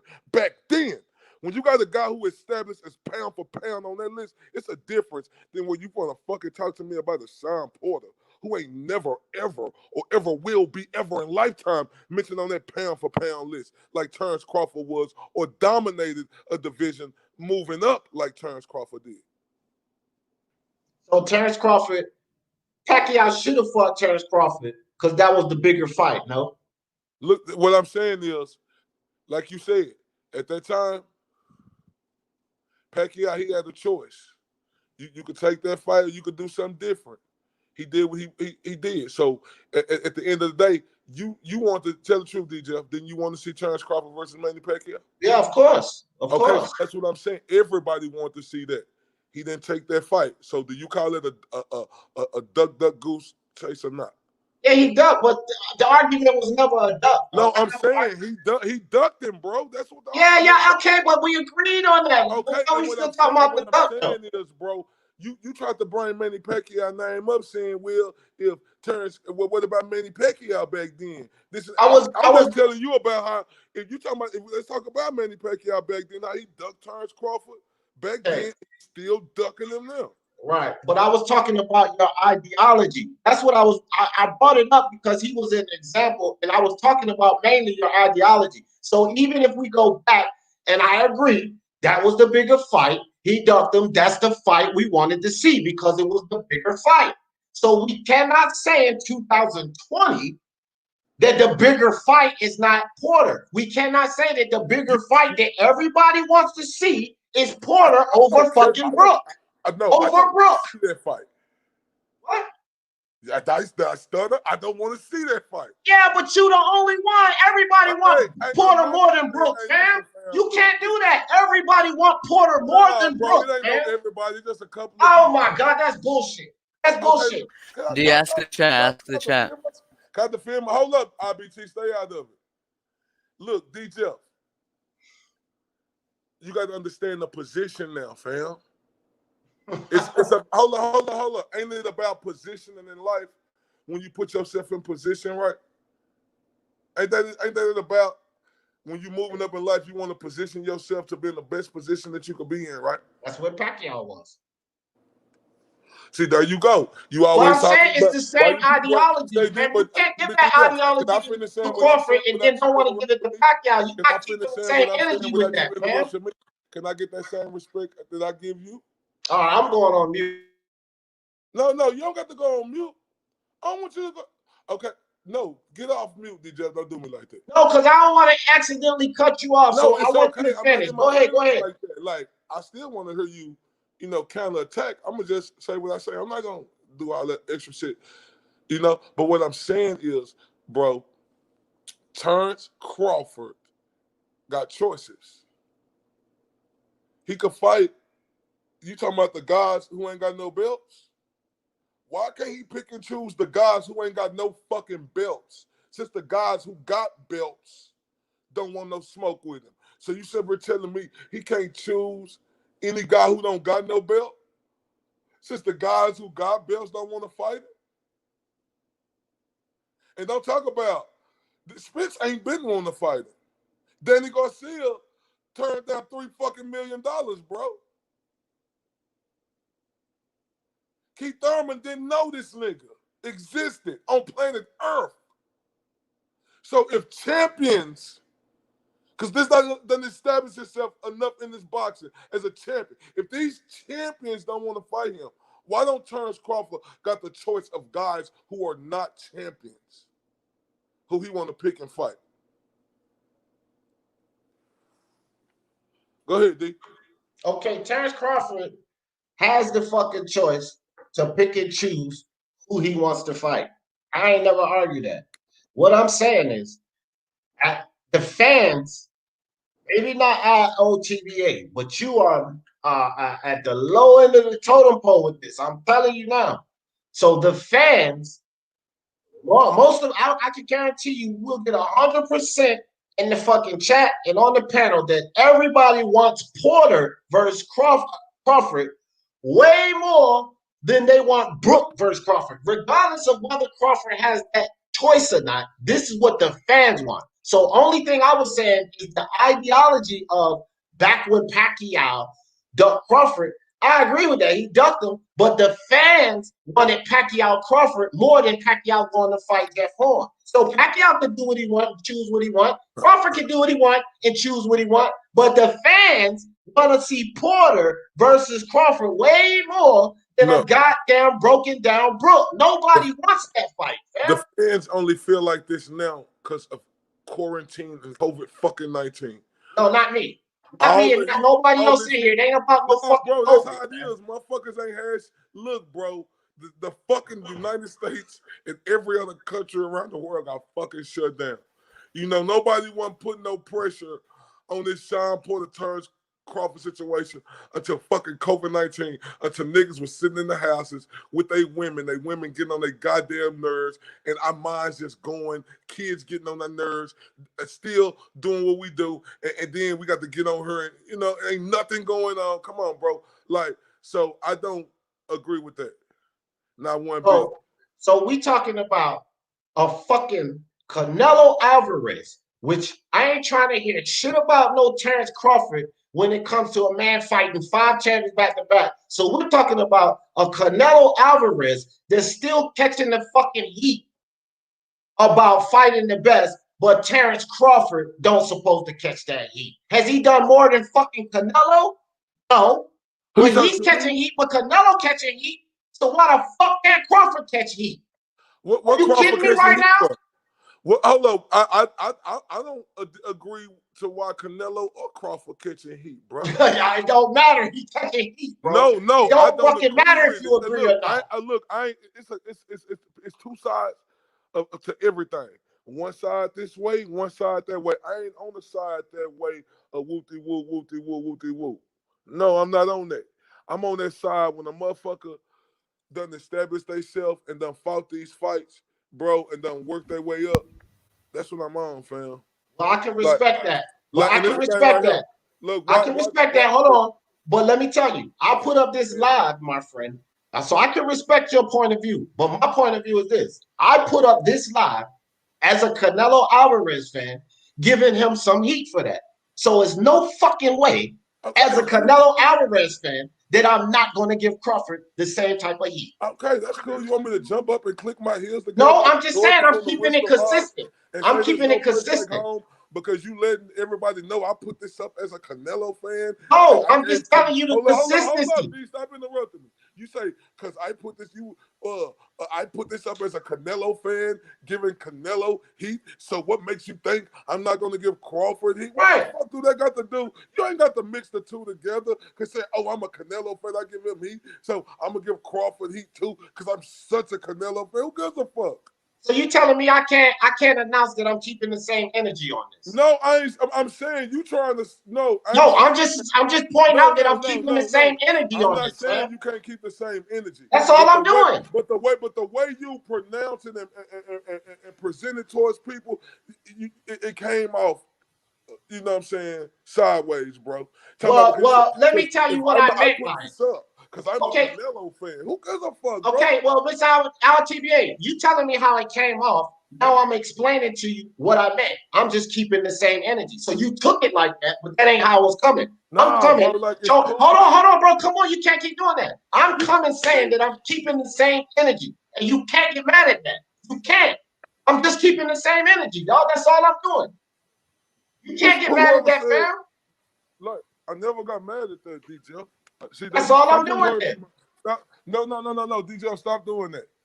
Stop doing that. I never got mad about that, bro. I just said, don't sit there and tell me just because you talking about I put this up as a Canelo fan that if I do this to Canelo, I'm gonna do this to Crawford. You don't got to mix the two. Why do I gotta keep telling you that I only said that to show that I'm keeping the same? And this ain't about you. No. But hold on, Mr. LTBA. I have said this before you got on here. I'm talking about Terrence Crawford. Okay, Mr. LTBA. Look, DJ, if that's what you got a thing of doing. Dude. No. Before you jumped on this live set, fam, before you was even involved in this, I said the same thing. Okay, that's hold on. Before you jumped on here, before you even came in the live, you can rewind and shit back. Before this, which I'm trying to tell you, this ain't about how I'm coming at you. That's just how you take it. Okay, so why would you say it then? Don't come at me telling me this and the third. I'm not coming at you. I'm just reiterating what I said earlier. I don't care how you was coming off before I came on here. That's neither here or there. It's the same thing, though. When I got on here, I heard what you said. So what I'm doing is I'm breaking that down. Don't separate what you said before because I have to go back and listen to what you said. I can't go off what you said before when I came on your live. I got to go off of coming on your live and what we're talking about at the point. I wasn't there at first. And it ain't for me to go back and no, I'm breaking down of what I see, and I'm going to tell you that I don't agree with it. That no, that's not this, that's not that. That's just how I feel about your assessment. I think both of them need heat, bro. Period. They're both on the. Earl Spence need heat. Javante Davis need heat. All the fighters need heat, fam. These niggas need more heat than Terrence Crawford. You don't think Earl Spence deserved more heat for Terrence Crawford for telling this nigga to go get a belt? Then when he went and got the belt, then why would I fight you when I could take the easy road? We supposed to just forget about that. That ain't in our history. We supposed to let that go, huh, DJ? No, hold on. No, go ahead. Keep on. I want you to keep going. Let that go, huh? No. I don't know. Talk to the people right quick, because I'm gonna get ready to do something for you right quick. Go ahead and talk to the people. All right. Well, give me a second to answer that question. It's called multitask, sir. Okay, hold on. I'm multitasking. You gotta be patient, man. You gotta be patient. Where you gotta at, be Mr. patient Numbers? for a second. IBT, come on, Mr. Numbers. Talk What's to up? me. What do you want? What? You heard we talking about. Give us your assessment of what we talking about. Counter us.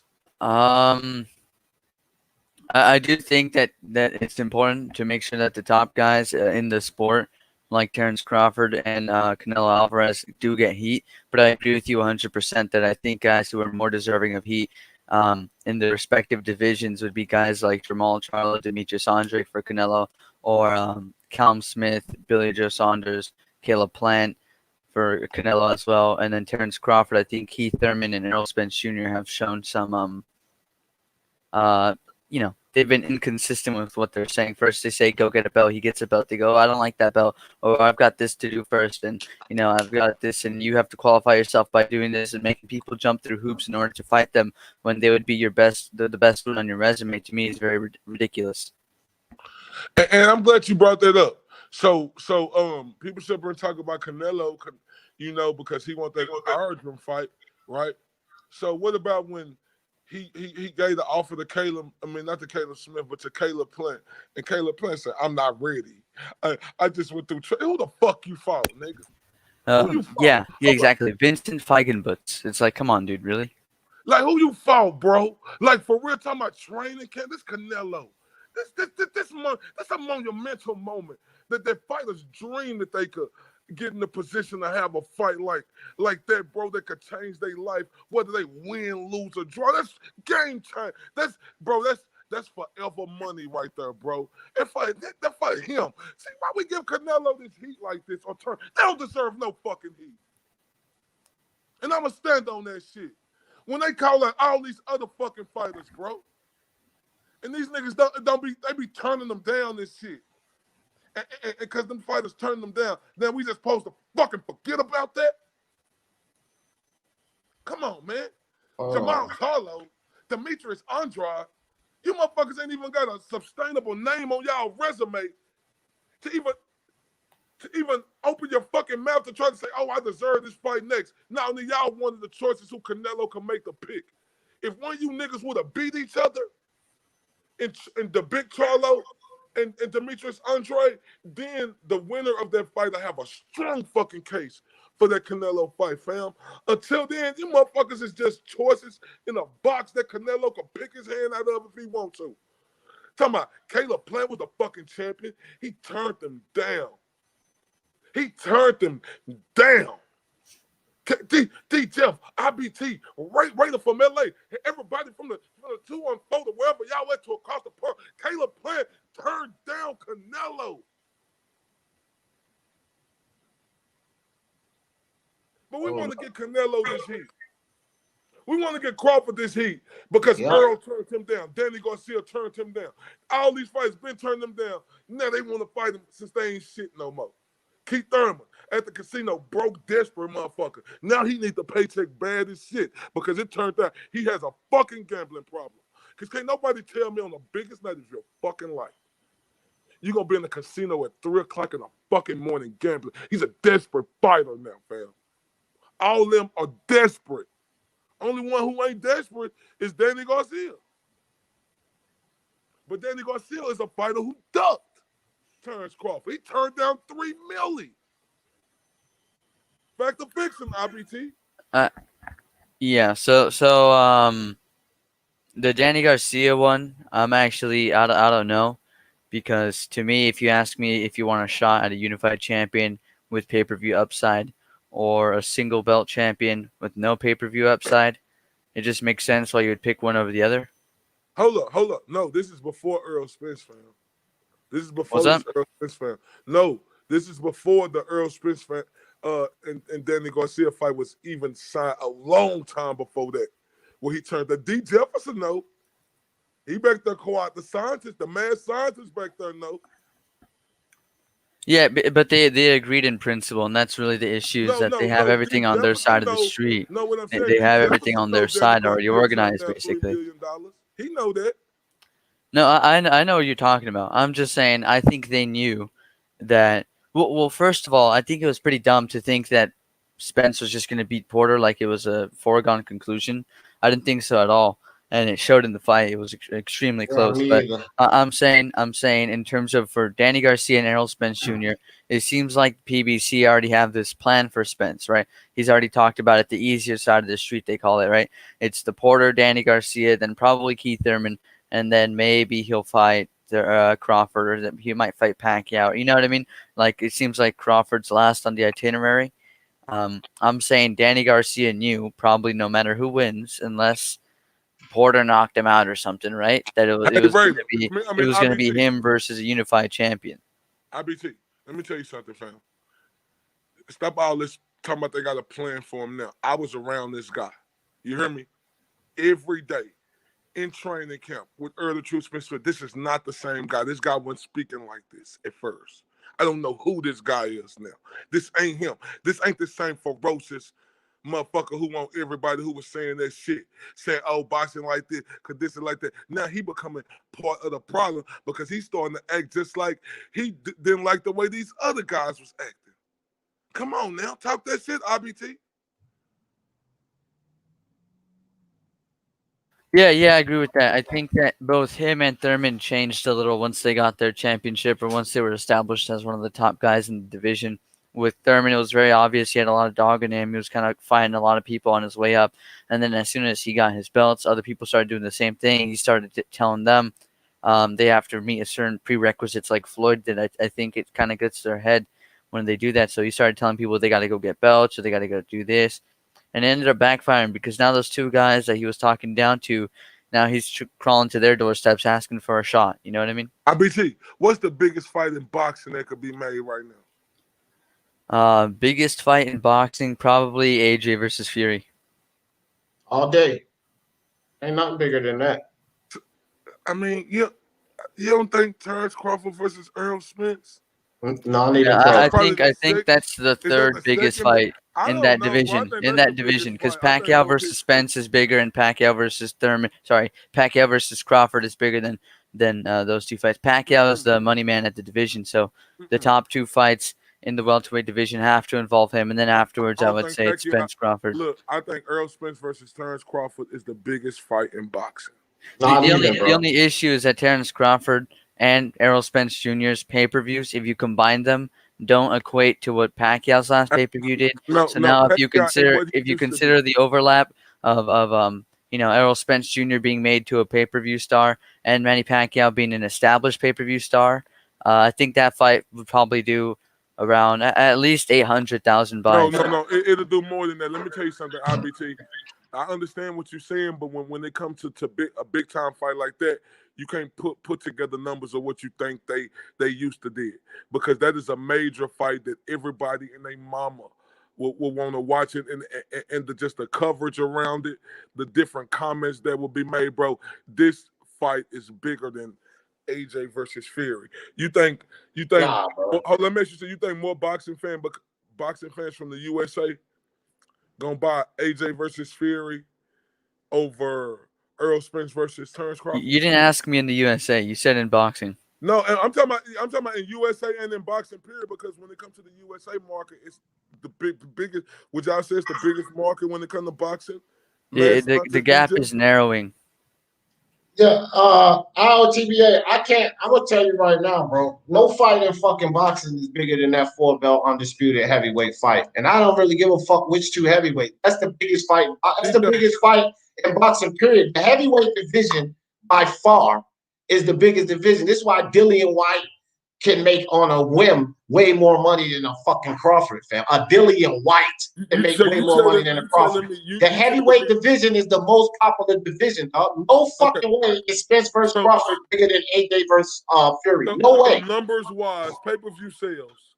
You telling me pay-per-view sales from the 214 to across the pond that AJ versus Fury would do better than Earl Spence versus Danny Garcia? Versus Terrence Crawford.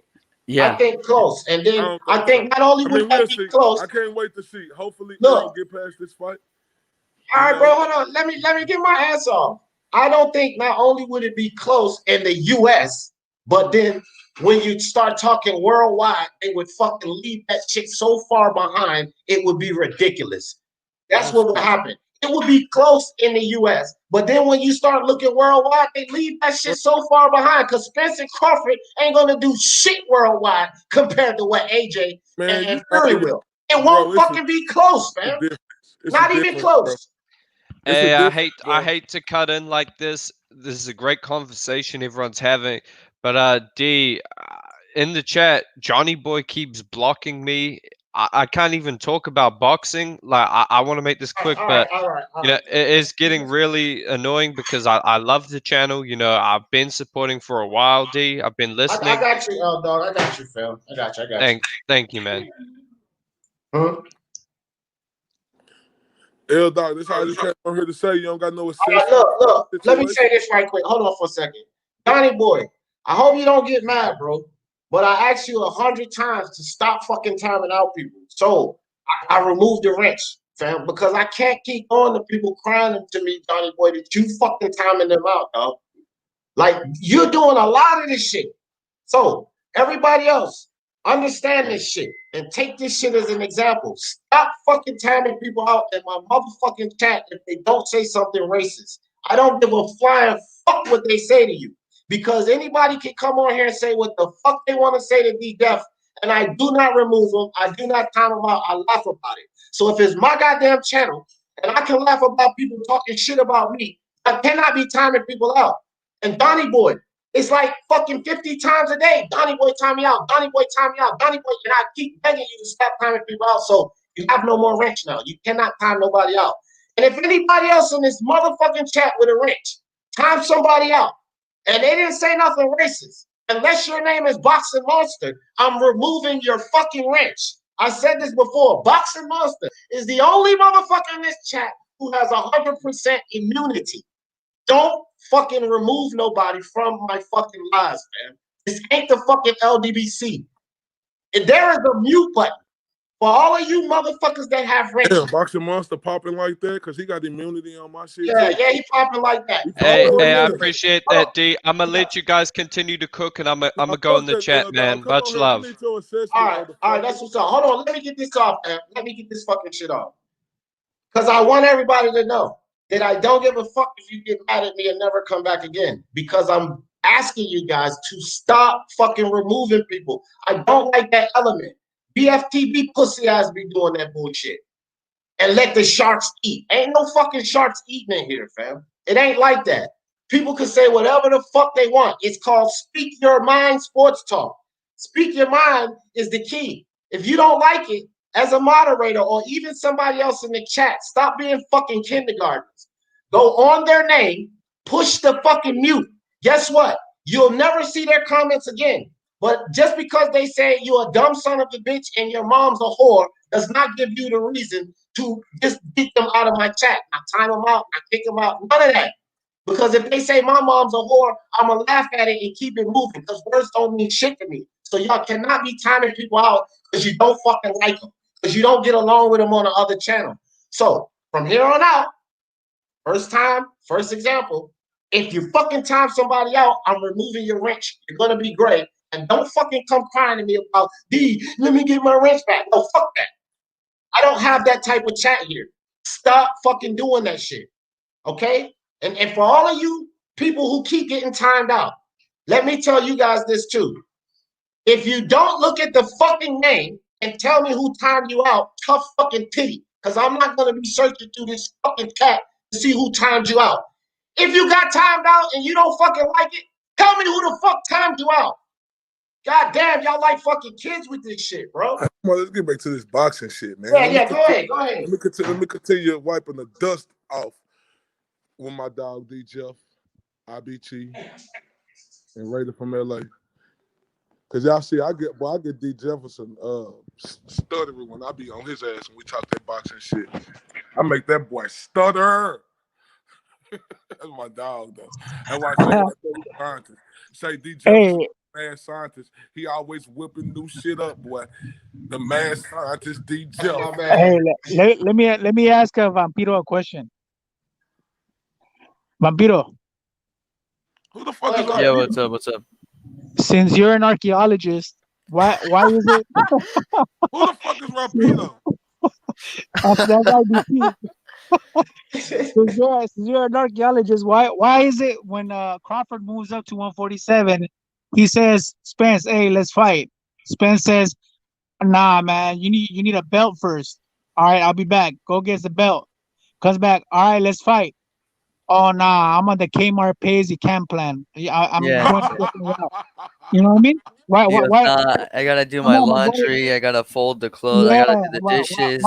The bathroom's dirty. All of a sudden, at first he was down. Now he's not down.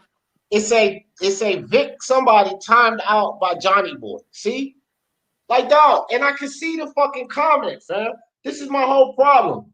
I can see the comment.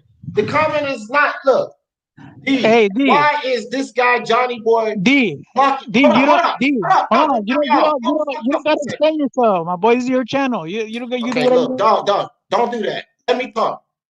It says, why is this guy Johnny Boy blocking everybody?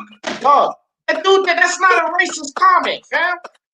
Why you fucking kidding me, Johnny Boy? That's not a racist comment, fam. If it ain't racist, don't fucking block them. That go for every fucking body. Like, I'm gonna fuck around and have 3 wrenches in this motherfucker. Yeah, let me say this real quick, man. I didn't want to snitch or nothing, but Glenn Avery, bro, he's also blocking people. He got me like timed out like for 45 minutes, bro. El Jefe, I already told you, dog. You look, El Jefe. I'll keep that same energy, D. No.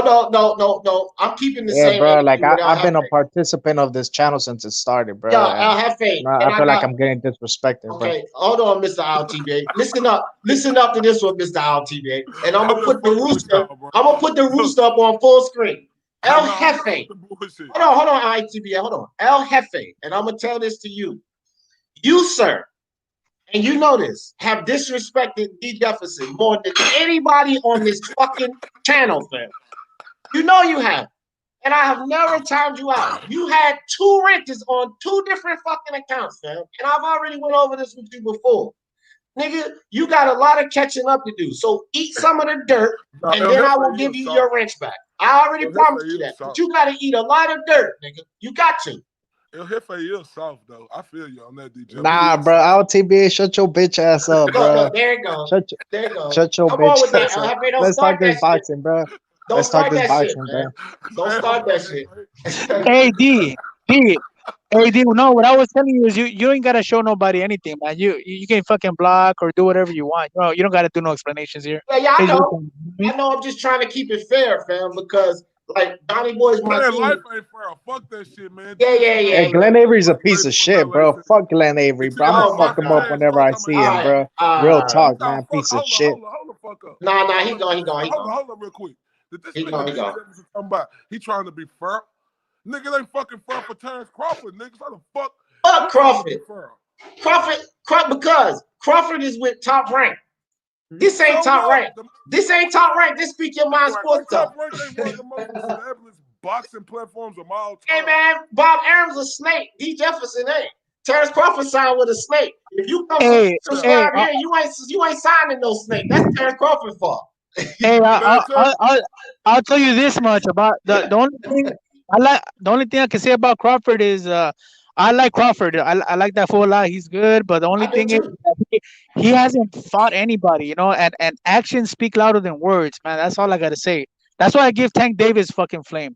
Even though they can get the fight, so they can't. I mean, down the line, they're gonna say who has he fought, whether it's his fault or not. You know what I mean? That's the only issue I got with that vato. That's it.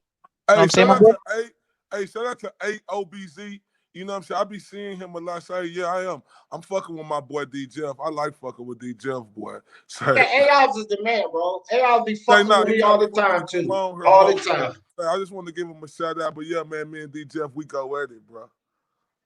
Oh, yeah. This ain't the first time. Shit. Nothing different between me and Mr. LTBA.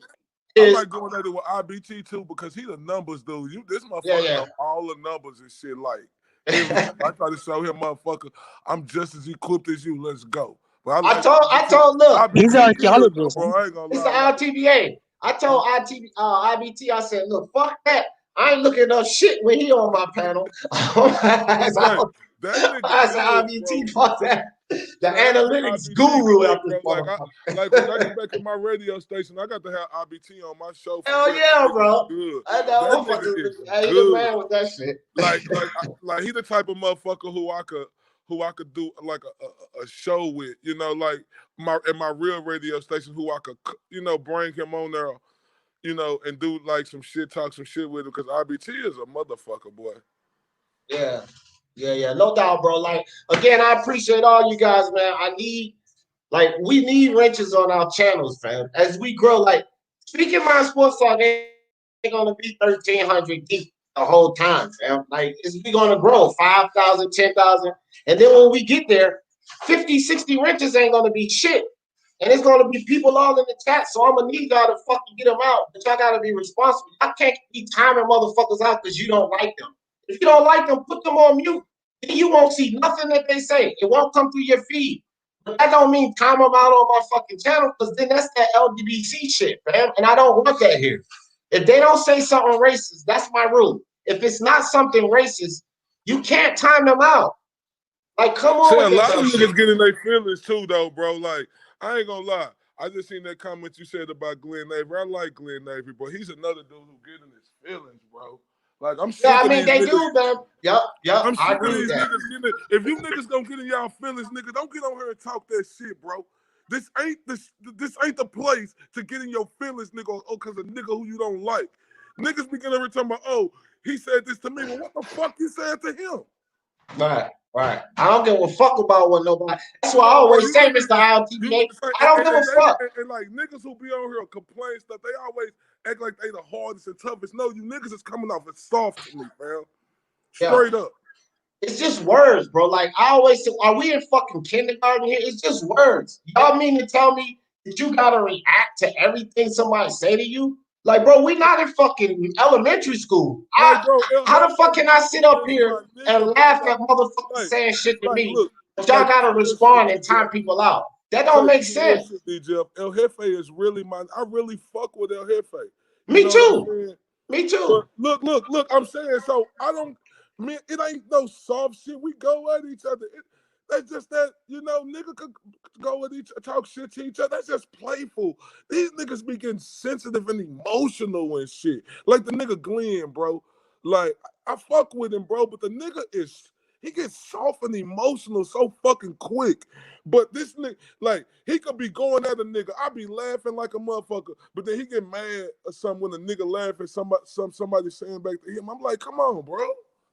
I don't give a fuck about none of that, dog. That's why I can't condone that. I can't condone that. Like, if I was a motherfucker and sit up here and somebody say this, that, and the third, and I sit up here and I go in because of some fucking words, then I would say, okay, y'all can, well, I don't do that shit. So how the fuck can I sit up here and motherfuckers can call me all kind of shit and I laugh at it, but y'all feel like y'all can time people out of my goddamn. I'm not even timing people out for that shit. So what the fuck do you the right to time people out for that shit? It don't make sense. You know what kills me about these niggas on here, especially El Jefe, little bitch ass. This whole claim to be in Oak Cliff, and I'm in Dallas, and I be all around this motherfucker. This little retarded little whore never showed up in nothing. Like, you be having these niggas who really be thousands of miles away talking about I'm gonna fuck you up. Like, really, nigga, you thousands of miles away from me, nigga. I'll probably never see you in life. You talking about you gonna fuck me up? All you niggas shut y'all little bitch soft ass up. Y'all all know this is the internet. Tony Reviews, you was supposed to fuck Tony Reviews up, Hefe. He came to the gym and you ain't show up. Look, I fuck with Coco from the MXBC. You hear me? I fuck with I fuck with all of them, bro. Like, I people do their own ringside boxing. Coco Tyler, El Jefe. Coco is a funny motherfucker, boy. Yeah. He know how to get under Glenn Avery's skin. That nigga Glenn be sting. It's made for TV. And the shit be funny as fuck when Glenn going back at him. But see, the difference is, like, Glenn get all emotional. Like, nigga ain't been back on my channel since I said, nigga, I can laugh at who the fuck I want to laugh at. Like, niggas come on there and say, oh, LTBA laugh. Nigga, yeah. You want me to just laugh at your shit and not shit other niggas? You want to get y'all emotional ass the fuck away from me, bro. Samuel Shaw said, if you take my wrench, I'll come to see you. Say, my nigga boxing monster. Say, you take it off. No, cuz. Oh, Boxing Monster, let me tell y'all something. And I told somebody this about Boxing Monster before. And they unsubscribed from me too, ILTBA, which I don't give a shit. They unsubscribed from me. So they hit me up in the DM, right? And they was like, man, you got to get Boxing Monster under control. So I told them in the DM, I said, look, bro, I told you on live in front of everybody, Boxing Monster has total immunity. I don't give a shit what he does. And if you don't like it, tough titty. That's just how it is on my channel. Boxing Monster is basically second in charge. It's my channel, and then it's Boxing Monster. And if you don't like it, too fucking bad, fam. Because when I was here for my first fucking 10 lives for an hour, 2 hours, Boxing Monster sat in this motherfucker while nobody came in this bitch. And me and Boxing Monster did a whole fucking fight. Or we did a whole fucking live, just me and him talking, and I said, well, people will watch the playback. But Boxing Monster been here since day one doing that shit. And because he has total fucking immunity. And if you don't like it, hit the fucking unsubscribe button. Say now, niggas know like not to even play with me when it come to my nigga Boxing Monster. Like we locked in, like and say we locked in like real talk. I don't like I'm in Dallas, Monster in Dallas. We links up. You feel me? And so we locked in. So like I put the cosign on that nigga. No, bro, you can call Boxing Monster all the fucking trolls you want. Well, he's my favorite troll. Of what they want to a Boxing Monster, but I know the real Boxing Monster. You hear me? Yeah, and I don't know Boxing Monster nowhere like you know Boxing Monster. I'm just saying, I know the real motherfucking Boxing Monster. But I know Boxing Monster too because me and Boxing Monster talk behind the scenes on the phone for hours all the time, bro. So we got a whole different relationship. Boxing Monster, how sweet. Boxing Monster is a motherfucker, boy. That's how he'll interesting motherfucker. How sweet. All right, Hefe, don't come on here with this shit. No, man, y'all talking some real shit, bro. You know what I'm saying? Me and IOTBA, we always go at it, bro. You know what I'm saying? It's a Dallas classic, bro. A lot of people, you know what I'm saying? You ain't even Wait, hold on, bro. Let me speak. Hold on, bro. Let me speak, bro. Hold on, bro. Recognize the OGs, bro, when they're speaking, bro. Recognize this cock, bro. Recognize this cock, bro. But yeah, man, there's a lot of people, man. Like I remember, bro. There's a lot of people that can't take the smoke, bro. When El Jefe, IOTBA, D Jefferson, Jalik the leader, we made our bones out of debating, bro. We made our bones out of putting in that work, bro. So when I see dudes like Glenn Avery crying, bitching, timing people out, like you could tell when someone's soft, bro. You can tell when you can push somebody's buttons, bro. And you know what I'm saying? He just makes himself a target, just like Johnny Bum. They're both emotional bitches, bro. That's just facts. Oh my God! I fuck with Johnny though. I fuck with Johnny. Johnny ain't never did shit to me, bro. So Johnny Boy, my dude. LFA. Look, let me say this, LFA. Look, dog, you my dog and everything. But you just love to come up here and push the pencil, though, like to the limit, bro. I just want to know this from you, LF. I got one question.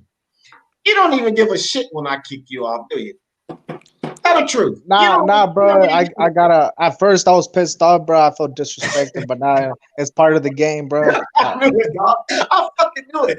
I said this motherfucker don't give a shit when I kick him off, because he come back the same day, the next day, and do it all over again.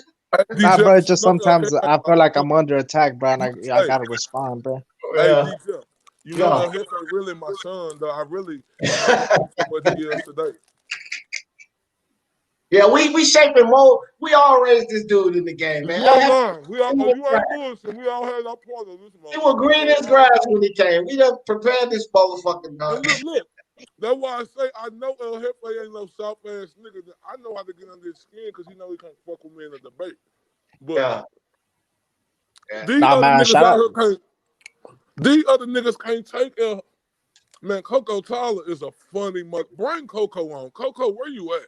Yeah, Coco. Look, I'm gonna tell you what. Hey, El Jefe, let me ask you this, man. Y'all need to make a provision, man, and let JFL back in the clique, man. I heard he got kicked out, but that's another funny motherfucker. Look, I don't let him on the live because he don't know how to stop talking, but that dude is funny as fuck. And I fucks with JFL. For everybody that don't know, me and him was just kicking it on IBFP chat. Like, I don't have no beef with JFL. But that's a funny fucker too, bro. Him and Coco Tyler, bro. Coco Tyler started the MXBC. He the MXBC chief. So, like, he's a young kid, but dog, you gotta give these guys look. You can't say that Coco Tyler is a funny motherfucker. Yeah, you can't say that the MXBC ain't doing their thing. Real quick, you can't say the MXBC ain't doing their thing because look at all y'all motherfuckers talking about them. They done established themselves. They got every one of y'all motherfuckers talking about them. So they did their job, man. I Like, they fuck with did the their fucking HBC. job. Yeah, I fucks with them too. They came So out that's of why nowhere. Coco ain't never just really Give disrespected them me their like that. respect. They came out of nowhere and blew that shit, slammed the fuck up. You know, and if they get on your nerves, that's because you fucking let them. They don't get on my nerves. I love them. All of them. I They passed don't by get on Caesar's my Taco nerves. yesterday, Hefe.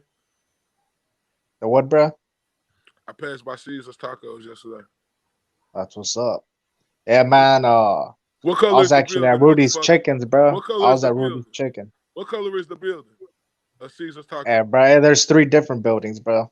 What's What up? color is the one in Oak Cliff, motherfucker? I'm the one. I go to the one in West Davis, bro. Shut It's like a your little bitch orange. ass up. You a lying. Nah, bro. Yeah, bro. I go to that one, bro.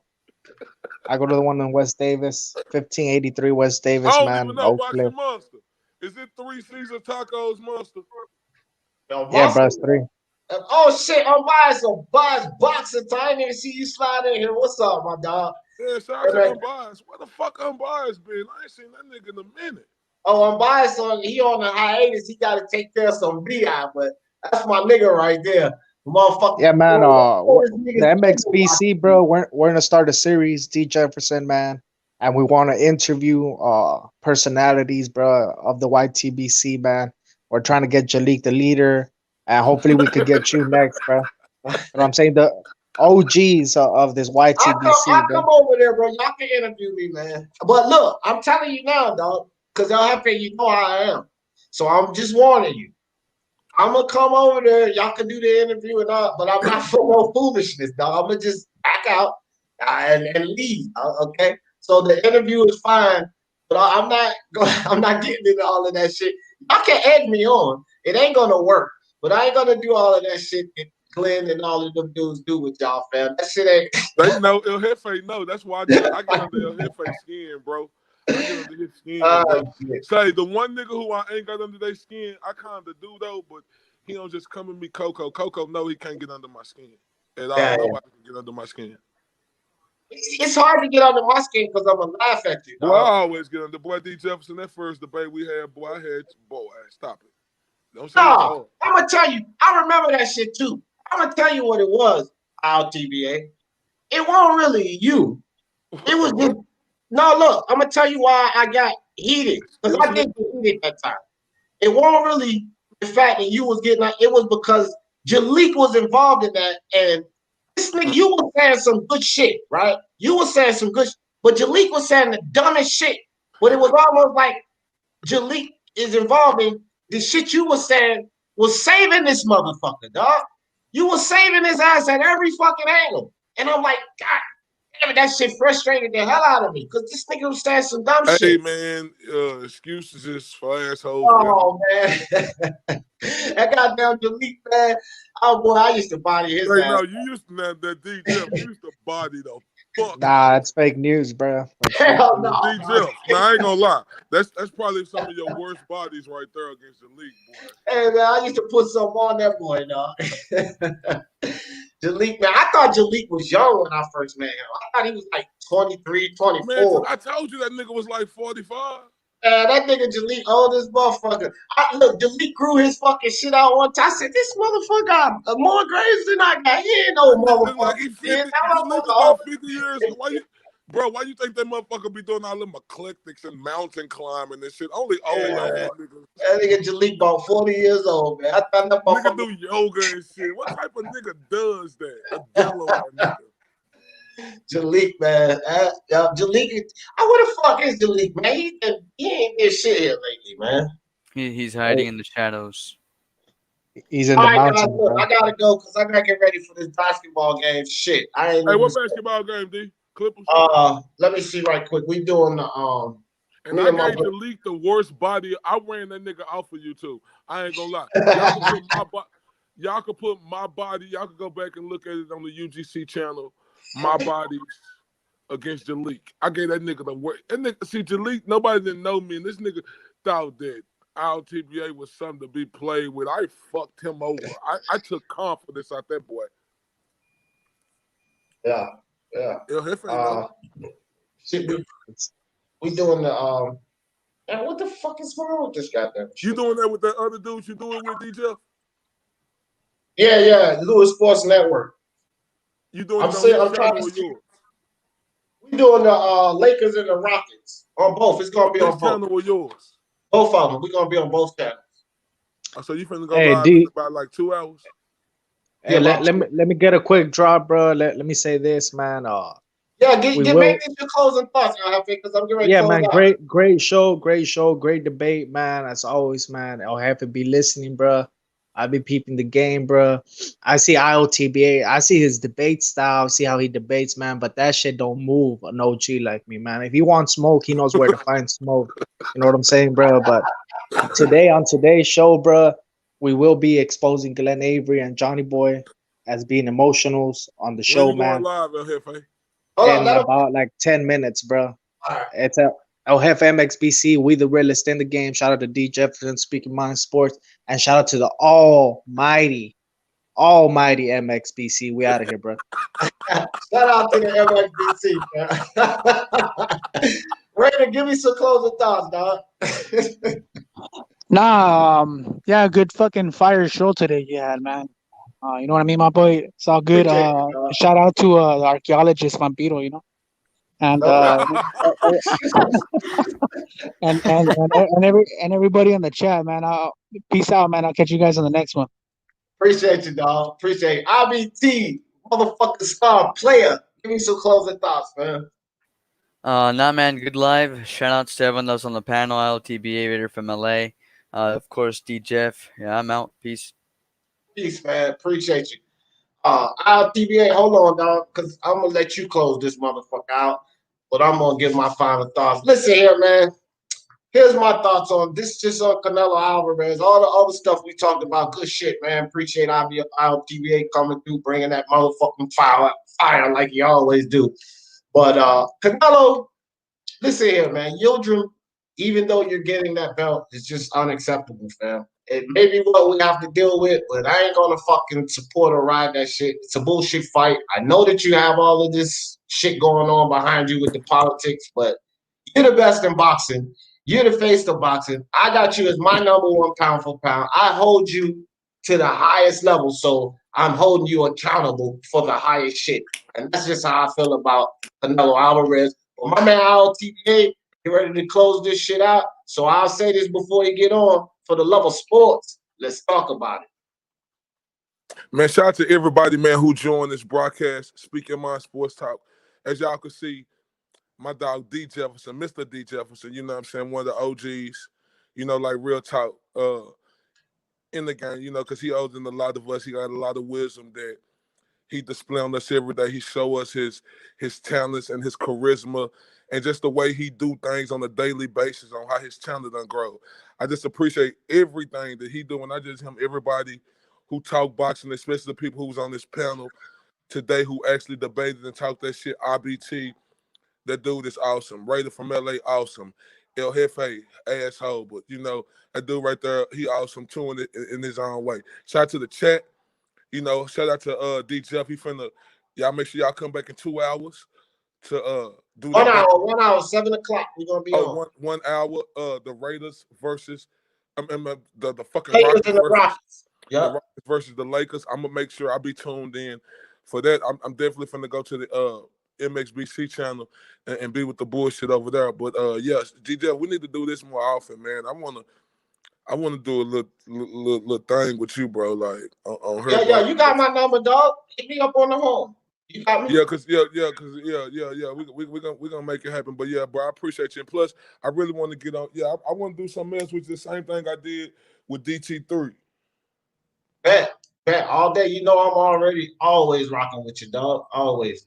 All right, shout out to everybody, man. Y'all make sure y'all speak our mind for the love of sports. Let's talk about it.